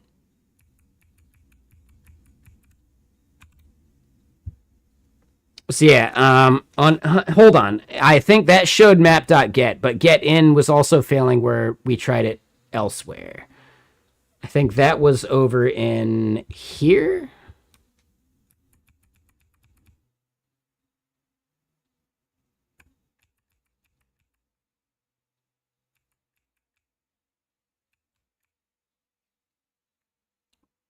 Nope, not in there.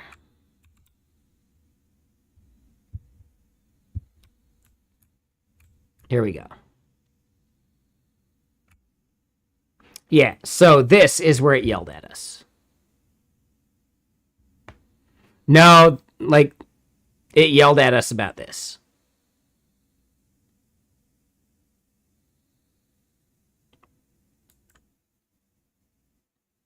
This did not work.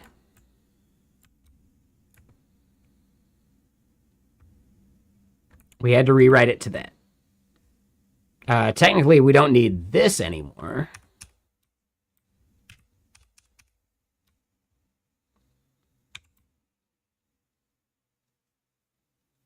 Xiaomao. No, it's not, like, I don't try and mix my stream with Get Kraken that much. They are separate things.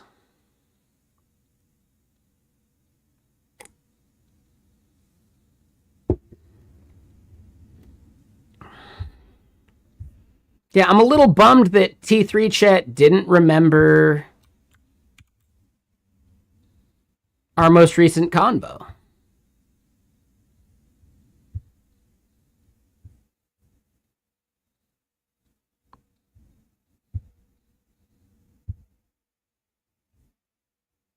That's definitely a bug, because we definitely searched it.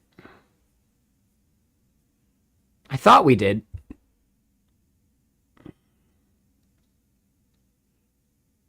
I don't know.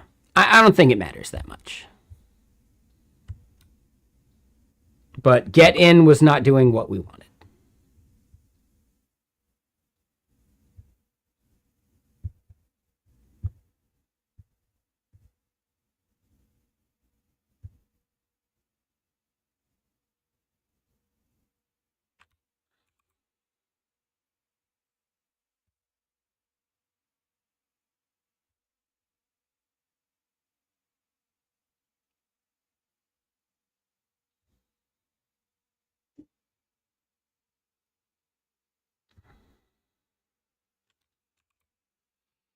All right, so yeah, the pattern matching here. We're not passing actually org.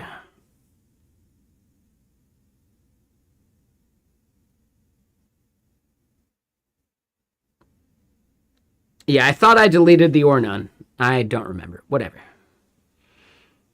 We're on a separate bug right now, Brainless.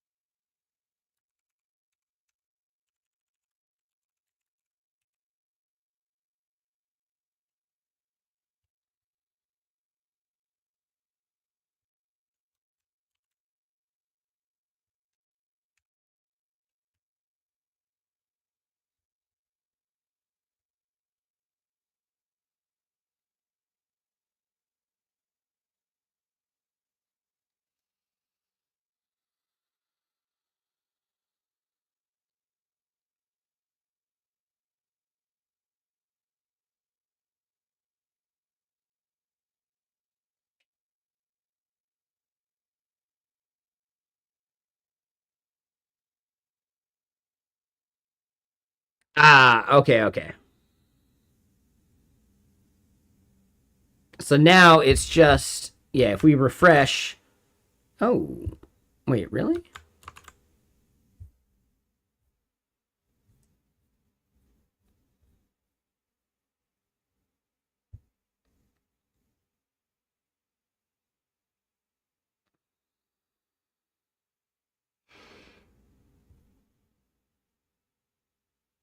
Hold on. So the part here now is that when we get to.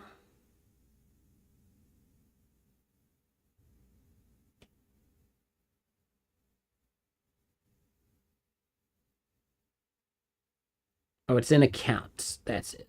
Yeah. So here in accounts, let me get more music on. We'll just put on a random album.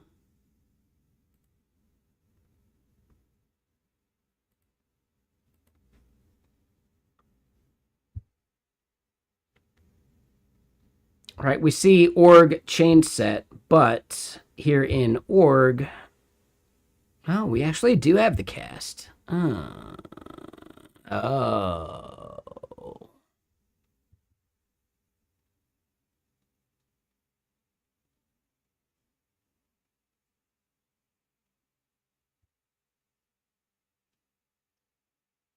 Right? It's looking for an atom, but what we're submitting is like a string value.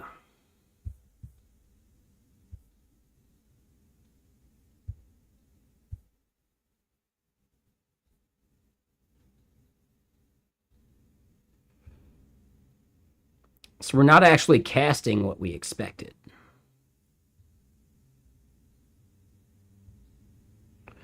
Take it easy, Xiaomao. Like, just chill, dude.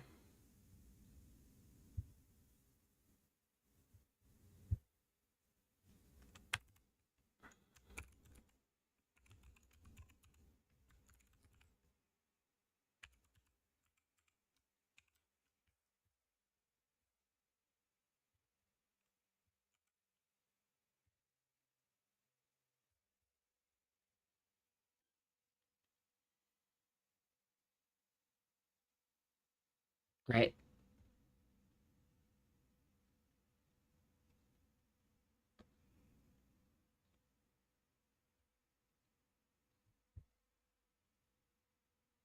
Ooh, so hold on. We didn't even see org params.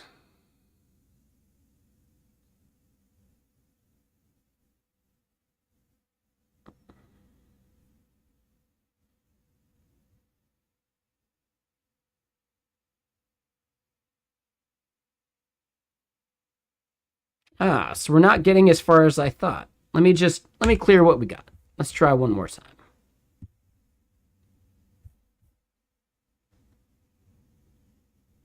Okay, here we go. So org params, we see ID is a string value and name is a string value. But when we send it into the change set is looking for an atom, not the string lookup.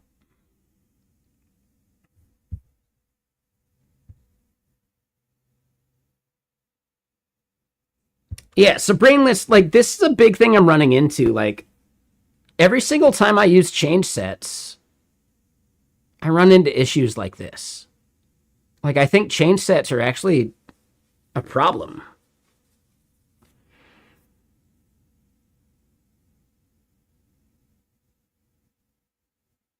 Like, every time I try to use change sets, it's just not the way that everything is being passed.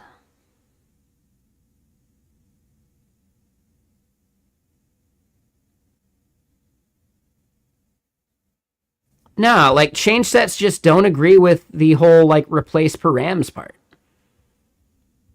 Right? When you do replace params false, you're not getting atoms anymore when you're passing it to the change set, which means that the change set's just totally broken.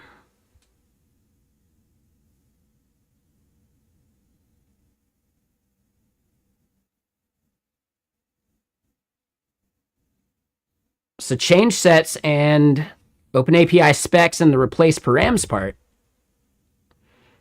They just don't get along that well. I'm curious how you guys work around that. If you're using change sets, but you're also doing the replace params false. I'm really curious how you're making that work. Well, I mean, we can just look at it, right? We can look at the change set and see that it requires an atom because of how it's destructuring, right? Unless you think it's doing that implicitly somewhere. When we're doing a cast, it's an atom that it's looking for.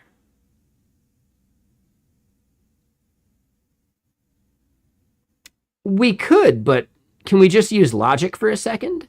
How could this ever be an atom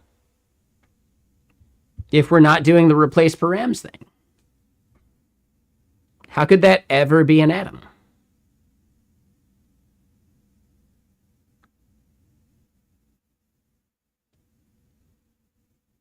If we're disabling replace params, it'll never be an atom because it's coming through as a map of string to value, right?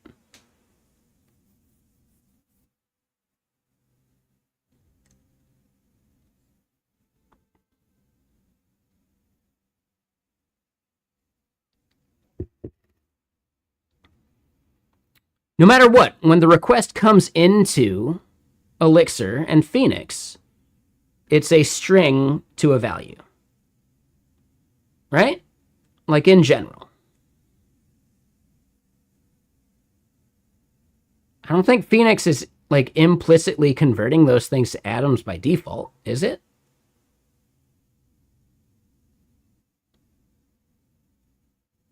That just doesn't make any sense to me. Yeah, right? So if the JSON is coming into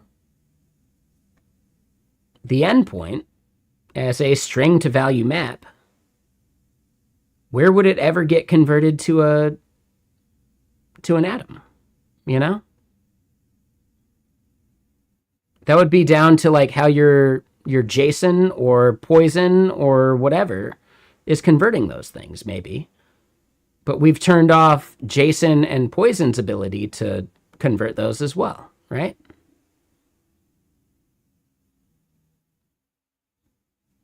In general, maybe it does, but the moment we add specs and they're cast and validate, it's taking that over.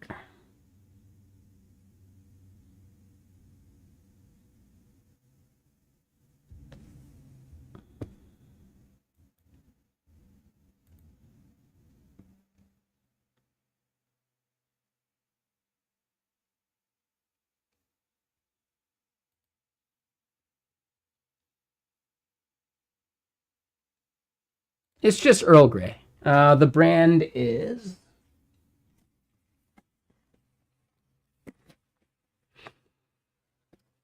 Stephen Smith Tea Maker.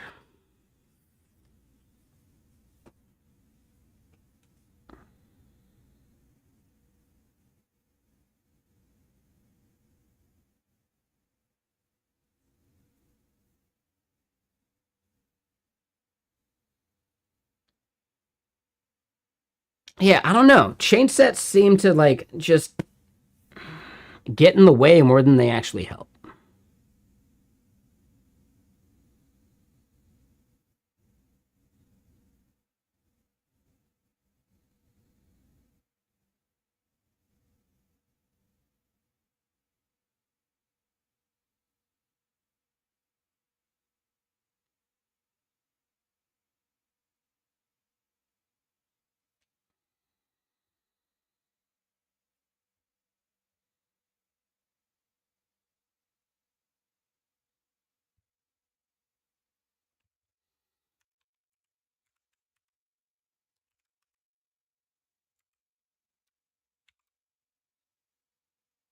Right? Like that'll end up working, I think. Right? We'll find out.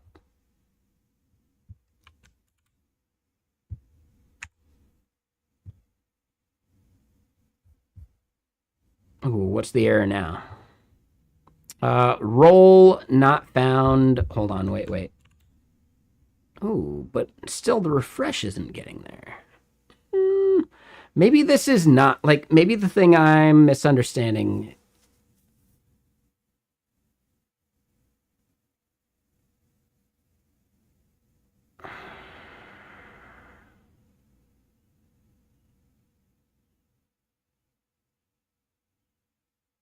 Right? This is just in the org JSON file. But if it's working, it should be updating this too. Oh, hold up.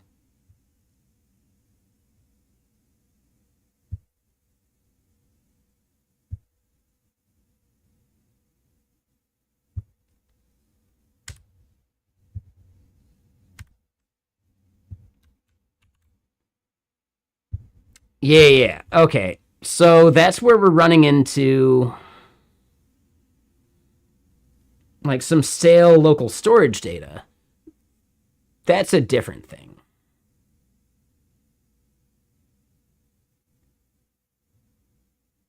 No, a breakpoint's not going to help us. We know exactly where things are happening there, Shabba. Like, chill, dude. Just chill. This issue is trying to render the JSON from the request that we sent. The request itself was successful. But role was not present here.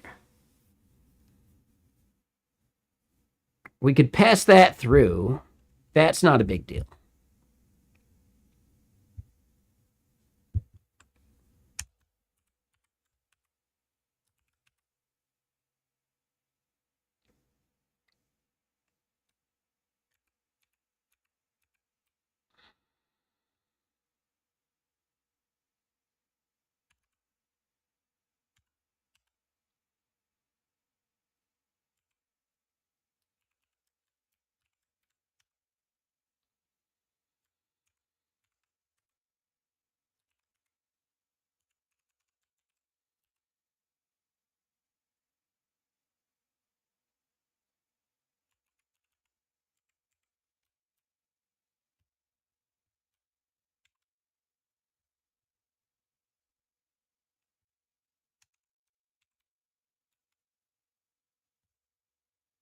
Right? Successfully updated because it's a rendering problem. Now, does that mean that we've solved the issue here? No, it's going to show 2 because that's actually a storage issue. So that's a separate thing. But the value actually saved. And if I go and delete what's in our local storage, because, yes, cache invalidation is a problem.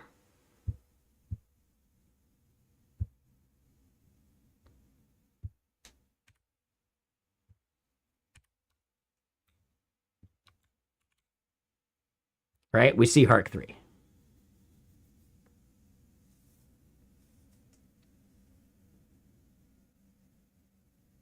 I mean, you say that brainless, but it didn't.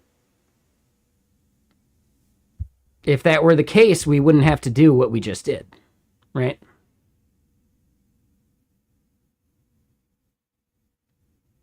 Why would this actually work if that was actually the case, you know?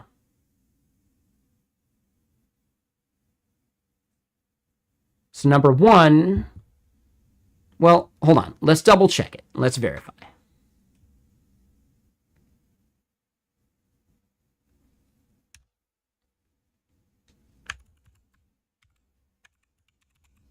You're saying that should then work, right?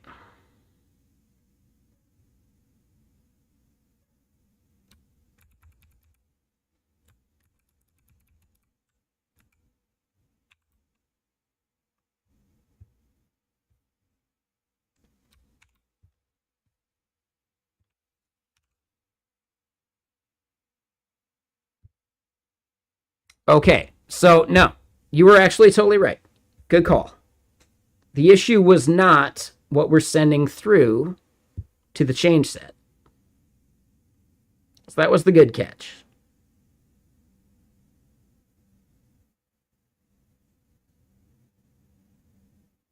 So this actually works just fine. Okay. So yeah, good call, good call. We didn't need to do the other thing we were doing there.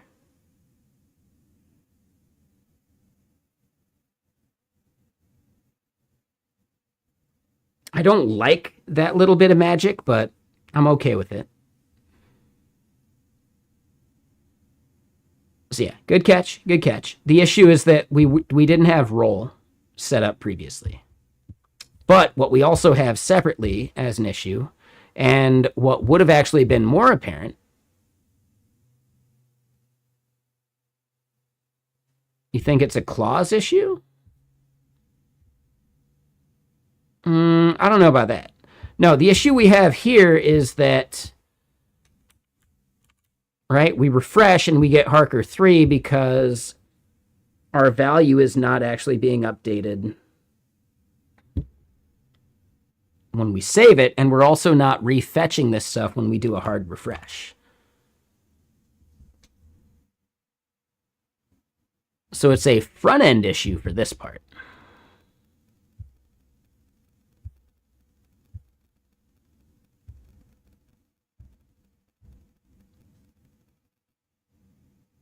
Yeah, what clause issue do you think we have here? Real quick. Like, no, you were totally right. Yeah, my bad. I was misunderstanding where the issue was coming from.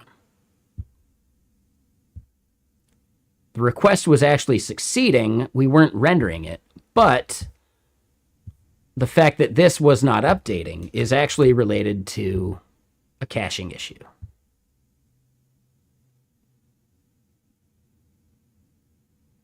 We had pattern matching on the function head. Yeah, that's where it had org as like a keyword instead of just what we pass as the params. But I don't want to do a put and a create as like an org keyword. So we're going to call that good. It's fine.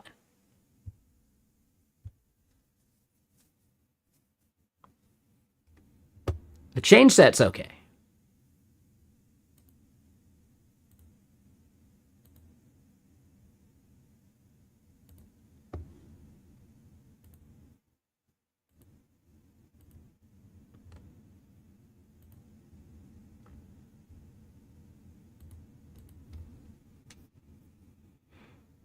Yeah, no, this is actually like a front end problem. So where are we doing that here in dashboard layout, and why are we not fetching it fresh? On a full page refresh,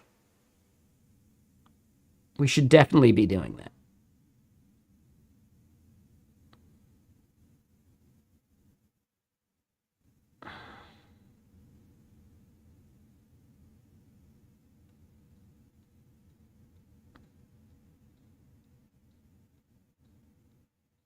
I'm not sure what you mean by that.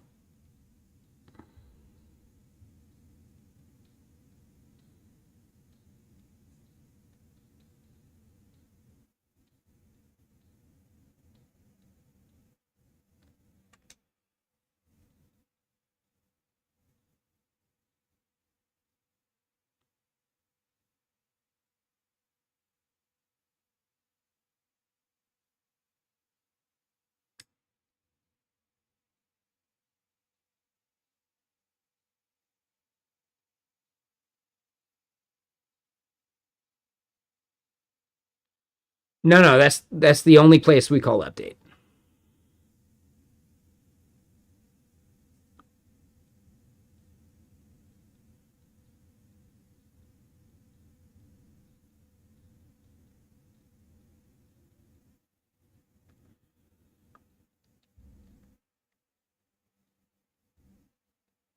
So this is this issue.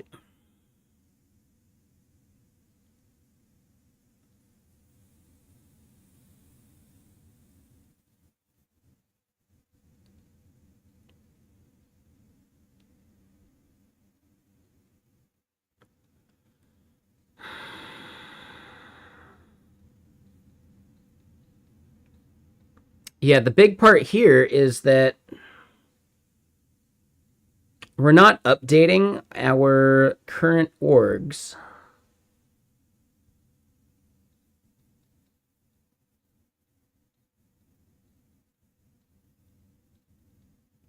On a full page refresh, we should update no matter what.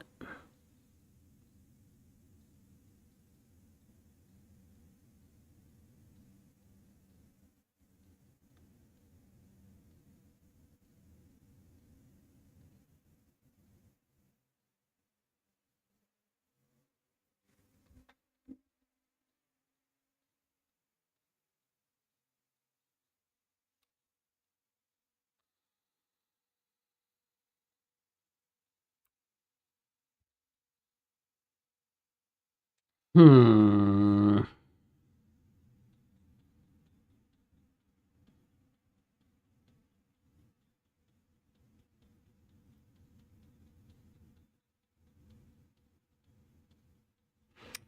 So yeah, right? We're setting orgs. That's going to be fine. So that endpoint would have been good. It's just the current one that we're not updating if we have it.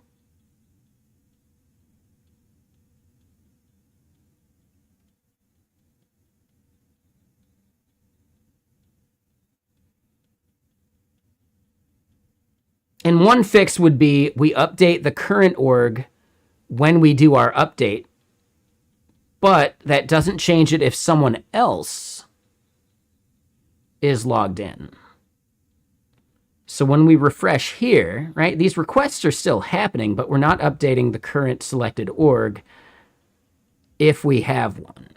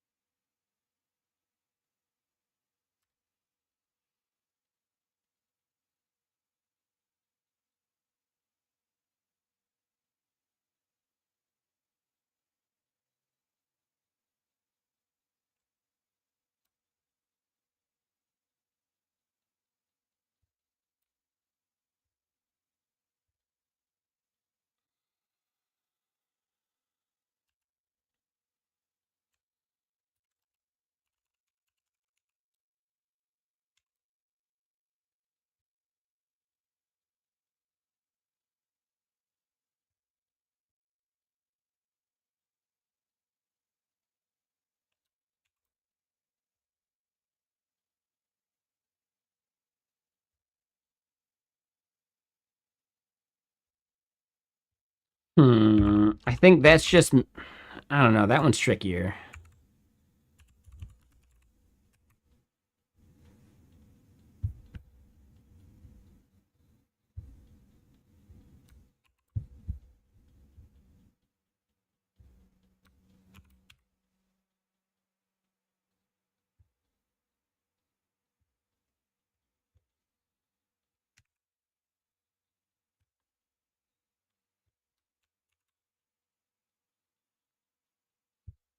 Yeah, no worries, Brainless. Have a good night.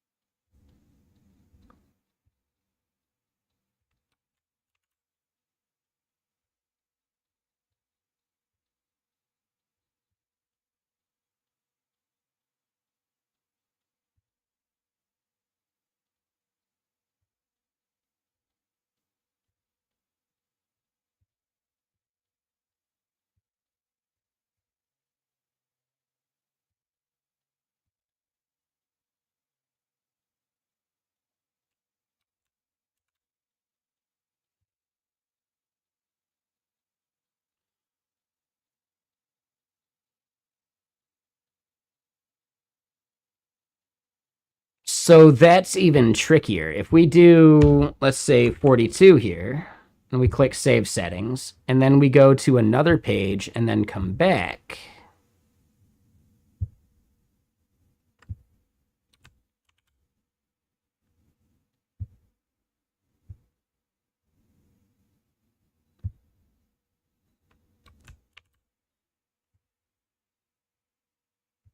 Wait, what?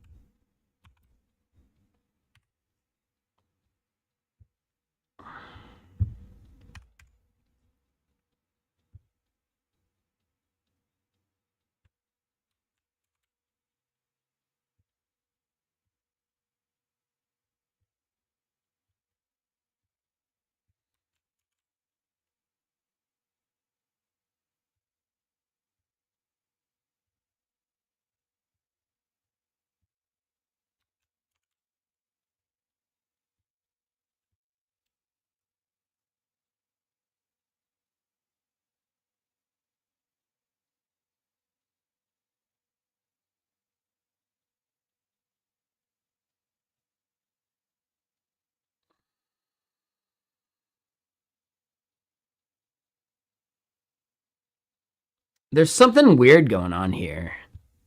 It's like a sync issue. Like, we're setting it here just fine now.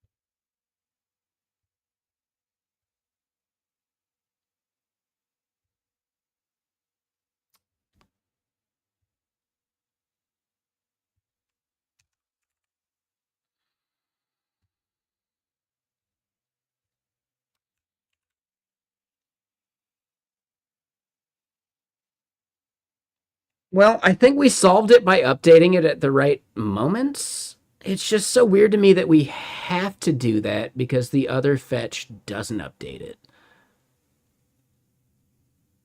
All right, we solved the bug. It's just weird that we even ran into that bug in the first place. Yeah, I'm a collector.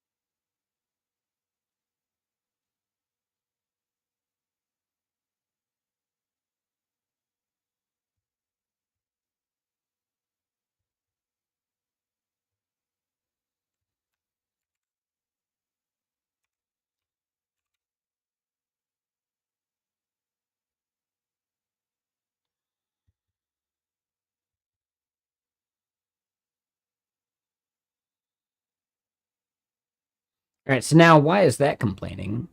Shouldn't we have that value?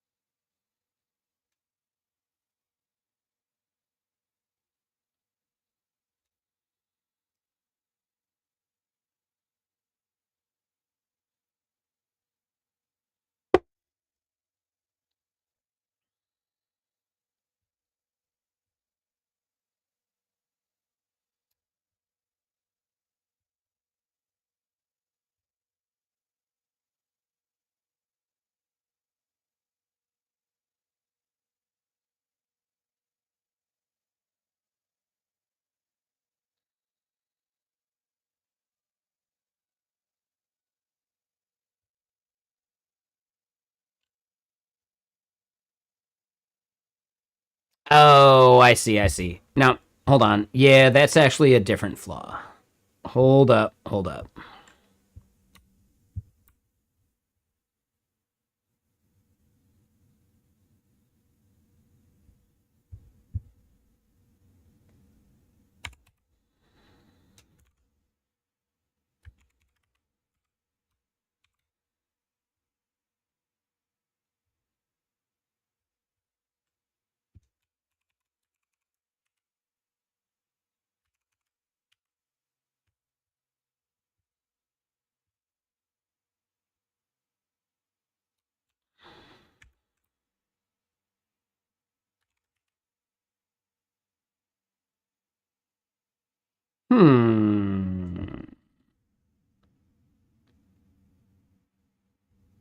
Why does it still think role could possibly be undefined?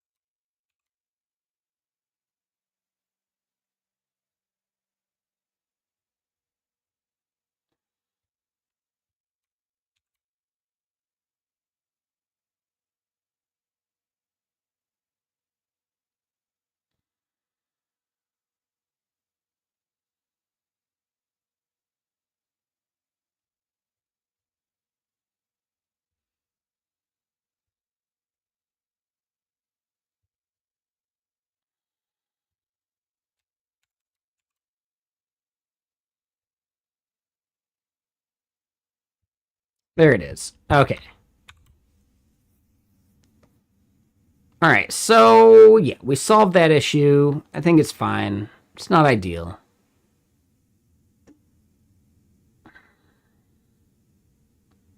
But okay. Now hold on. Why are we getting logged out?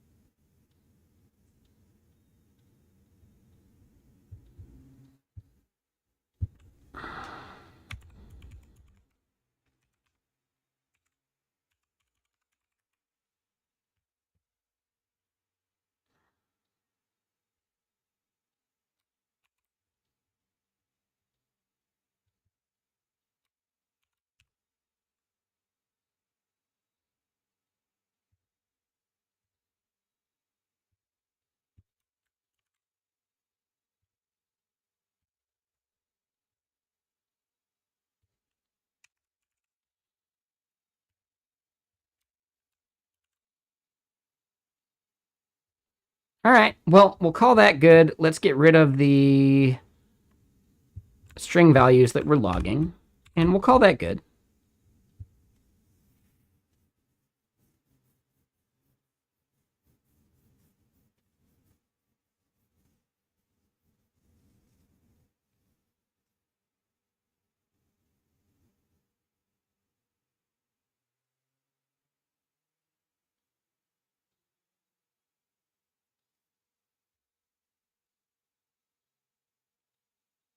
Yeah, yeah, I think we're good enough.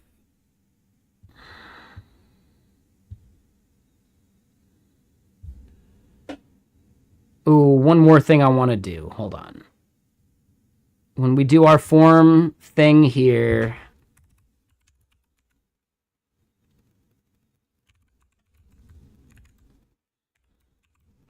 form.reset.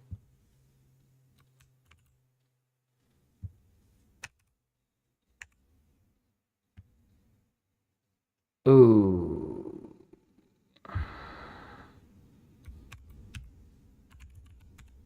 Form dot.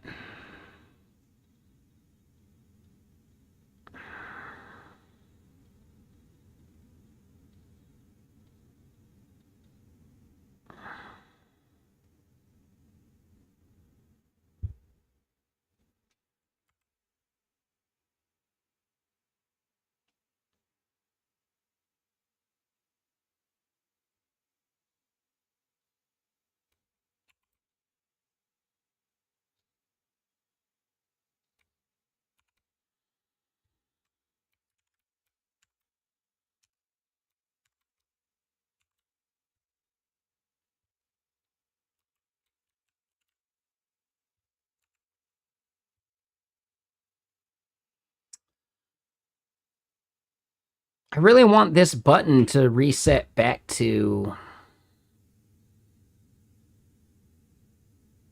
default.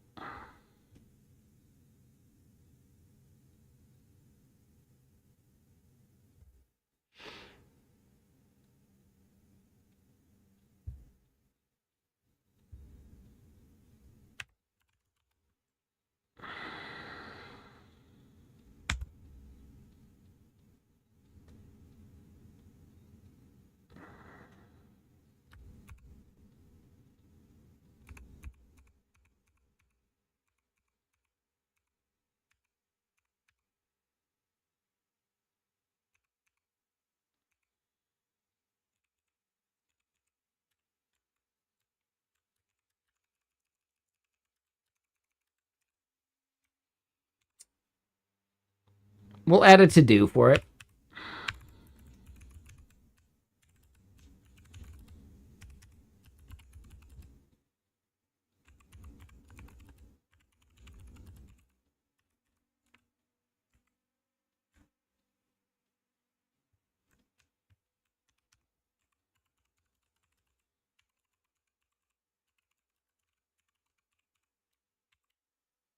Right, so the submit button should be reset, but we're not, yeah, I'm not sure the right way to do that.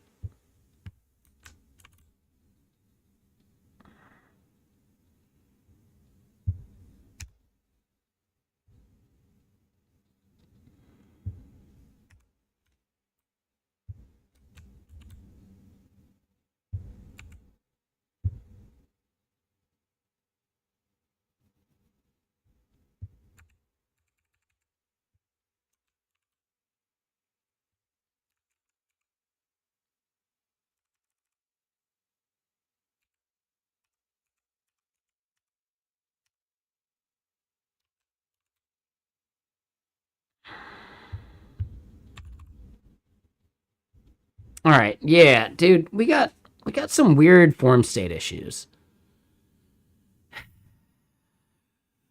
If we weren't using React hook form,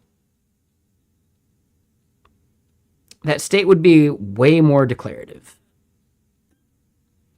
I think we're just running into some weird like hook state issues now, which means we'll solve it another time because I think it's fine. So yeah, it's a little weird. But you pulled a rib muscle while sleeping and it hurts. Yeah, no, that's definitely a thing. That's called getting old there, Stafford, for sure. I sleep on my shoulders wrong all the time.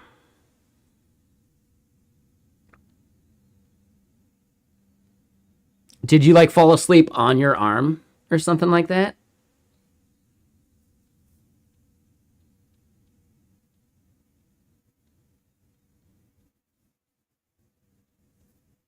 Like arm on the rib style? Did you fall asleep on that?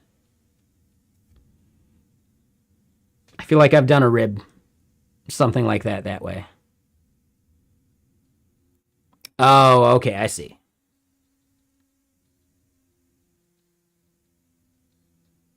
Got it, got it. Got it. So you pulled a rib muscle and sleeping's impossible. No, yeah, okay, I get it. Yeah, that sucks. Yeah, I don't know. Got no fix. It just sucks.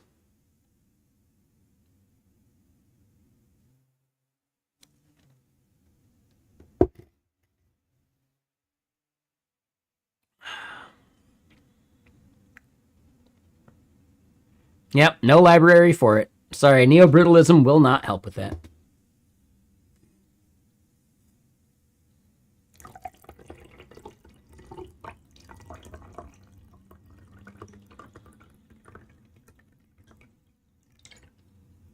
All right, so it is almost 9 p.m. Yeah, I kind of need to probably be getting some sleep here soon anyway, but we should go raid someone. Tomorrow is a day off. Hold on, before we get going, hold up. We should add all of this stuff.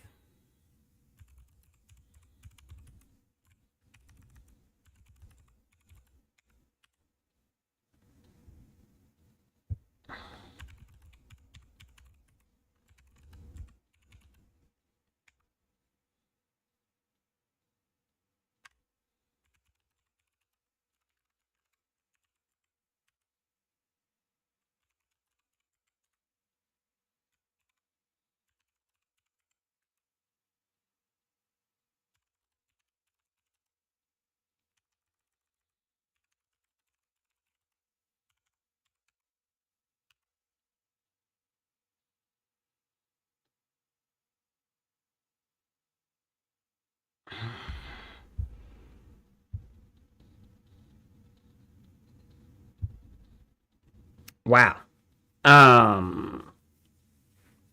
That's a problem.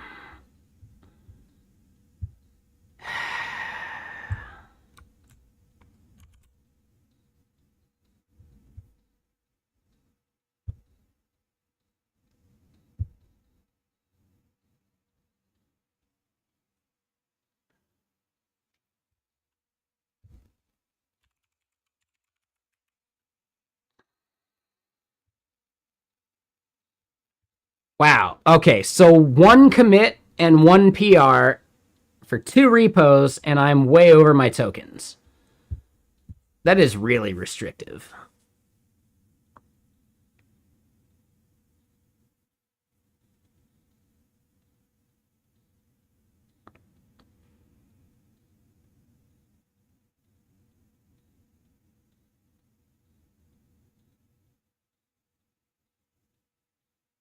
That's really restrictive. Man.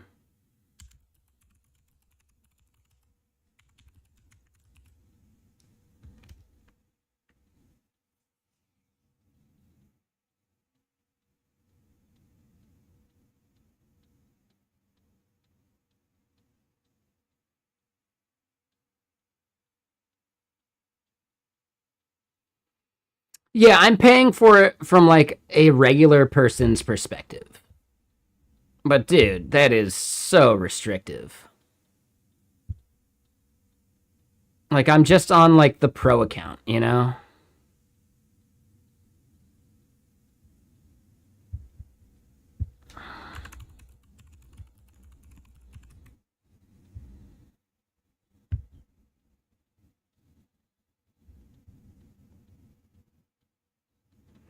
What it means is I'd only get 2 PRs a week.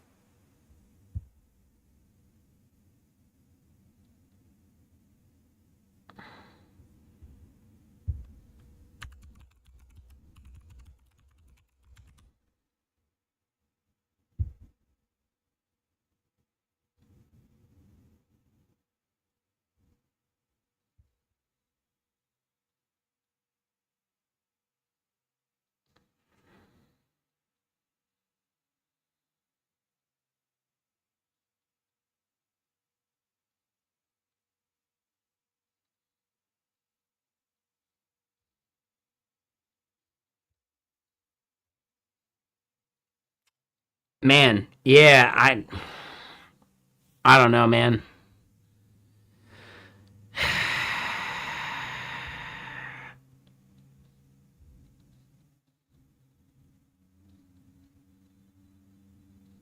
Per million tokens.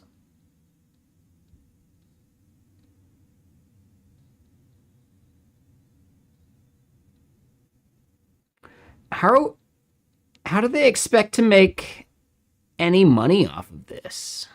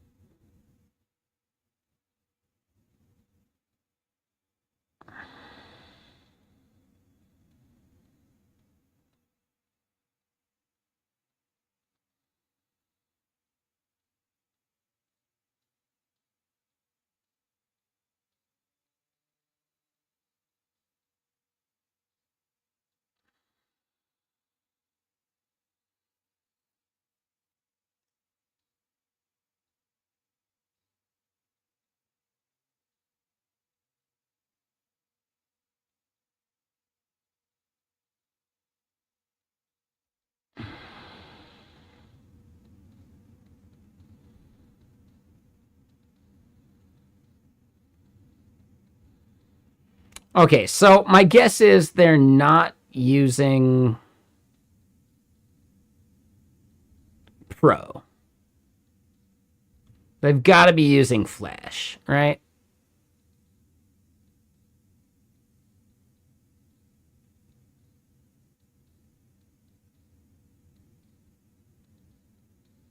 They've got to be using Flash.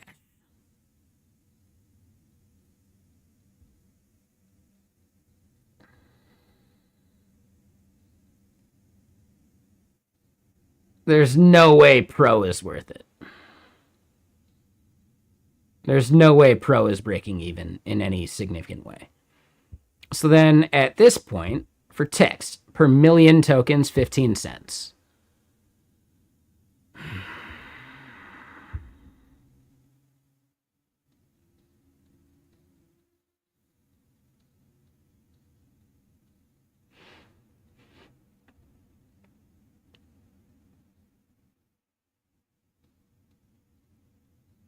Yeah, it's not something I have any sway over, but holy shit, dude.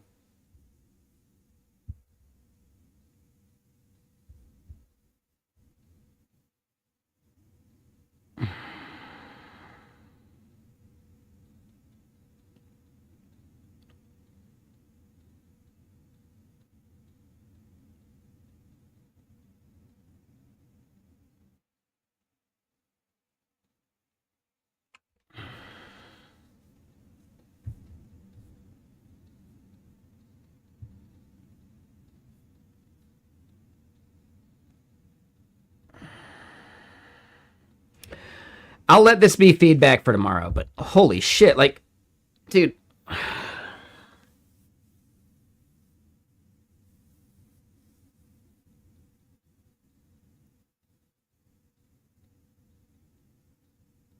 Yeah, I just don't get it.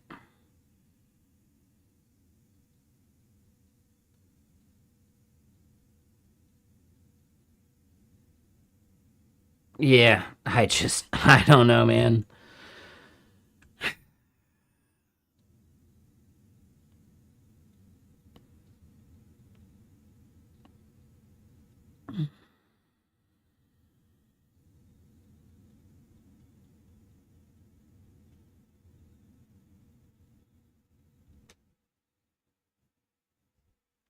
Yeah.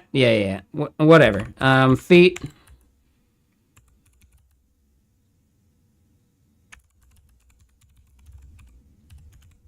Add org settings page.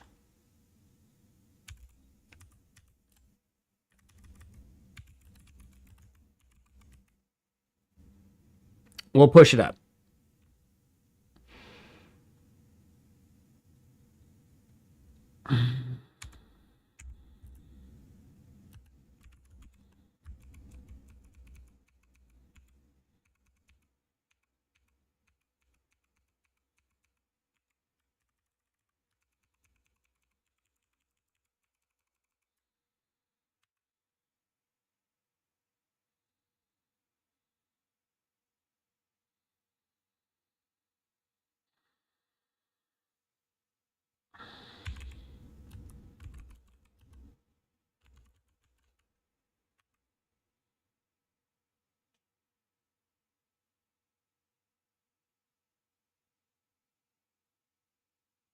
Wait, I was told that merge was actually a thing, though.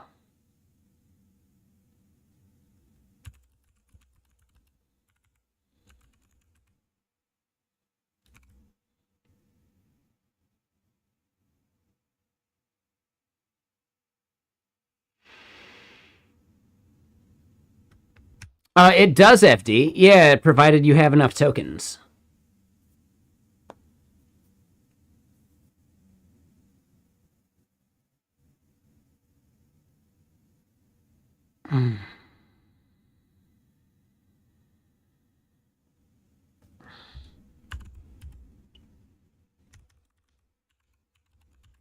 Like, as an example, enhanced keyword event handling was something that it came up with, but I had to modify later because it doesn't take into account our previous, like, commit format.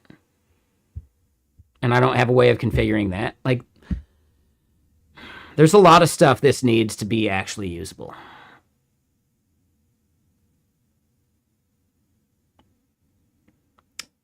But the token context being so limited is a huge problem.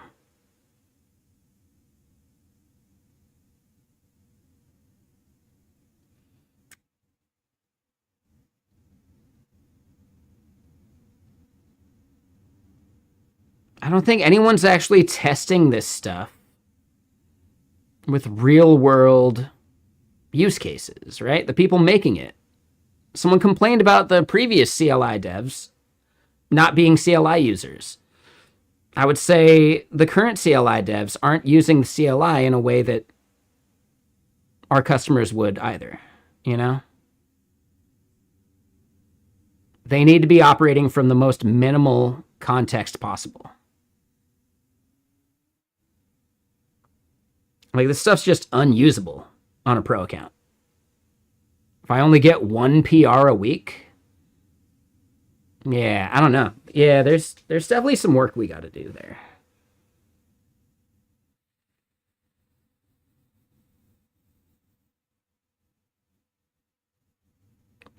Yeah, I think the biggest problem is just we don't dog food our products enough internally. And it goes for the entire org. PM, right? Like product marketing, devs. Like, not enough of our devs are using our tools day to day, in my opinion. And if they are, they're operating from a very, very privileged account versus one that our devs would, like, our customers actually use, you know? Yeah, I think that's tough. Yeah. I don't know. I don't know what the fix is.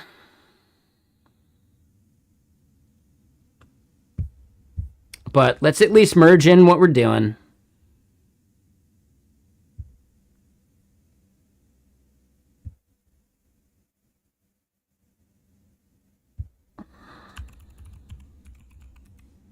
Yeah, it's a tough problem.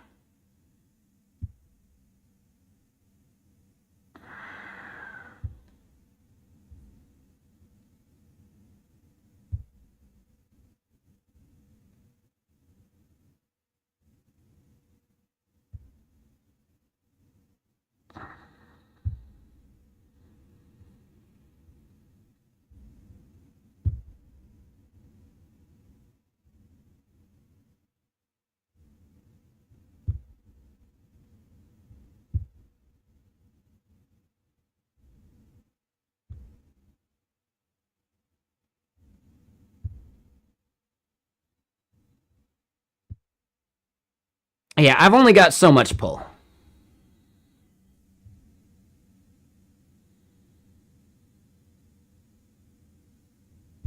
I mean, you say they can run it locally, but they can only run it locally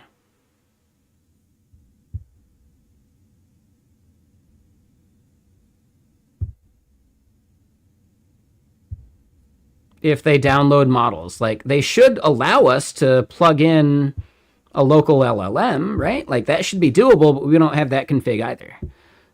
That's 100% essential.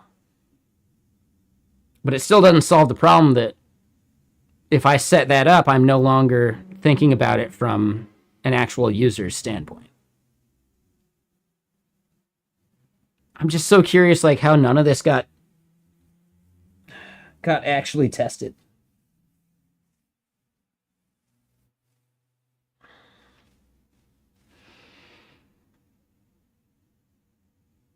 Yeah, I don't know. Whatever.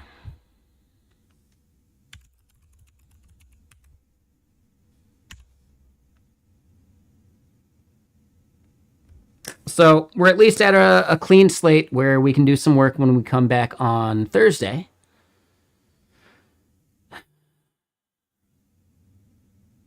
Yeah, I'm gonna have to send a message to work tomorrow about this. Like, it's crazy to me.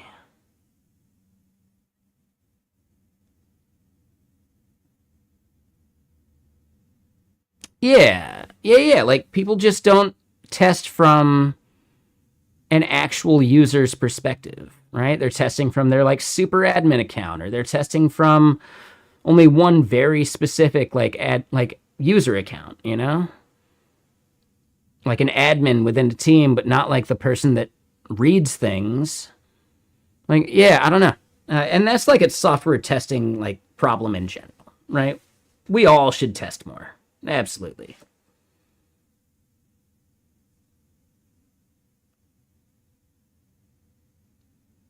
Yeah. All right. Well, we do need to go raid someone. I need to get some food in my belly.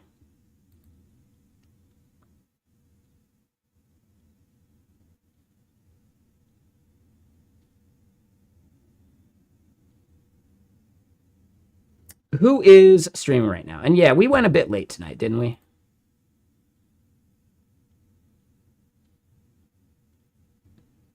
We see Sergeant Pepper. Yeah, let's go raid Sergeant Pepper.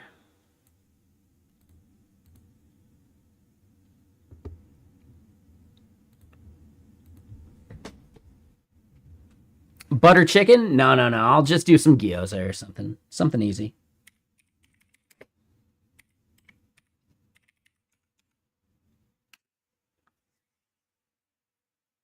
I'll just go turn on the fryer. Yeah, I'll go play some games.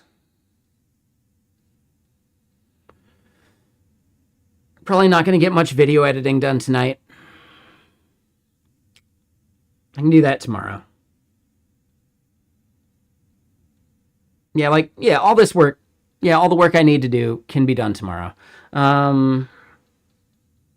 Elixir Conf and Rust Conf, their cutoff is tonight, but what time of day is that? I don't know. We'll go look at their CFPs and see if I can even, do that. But yeah, I'll definitely be over on Gaming Stream. I gotta eat some food.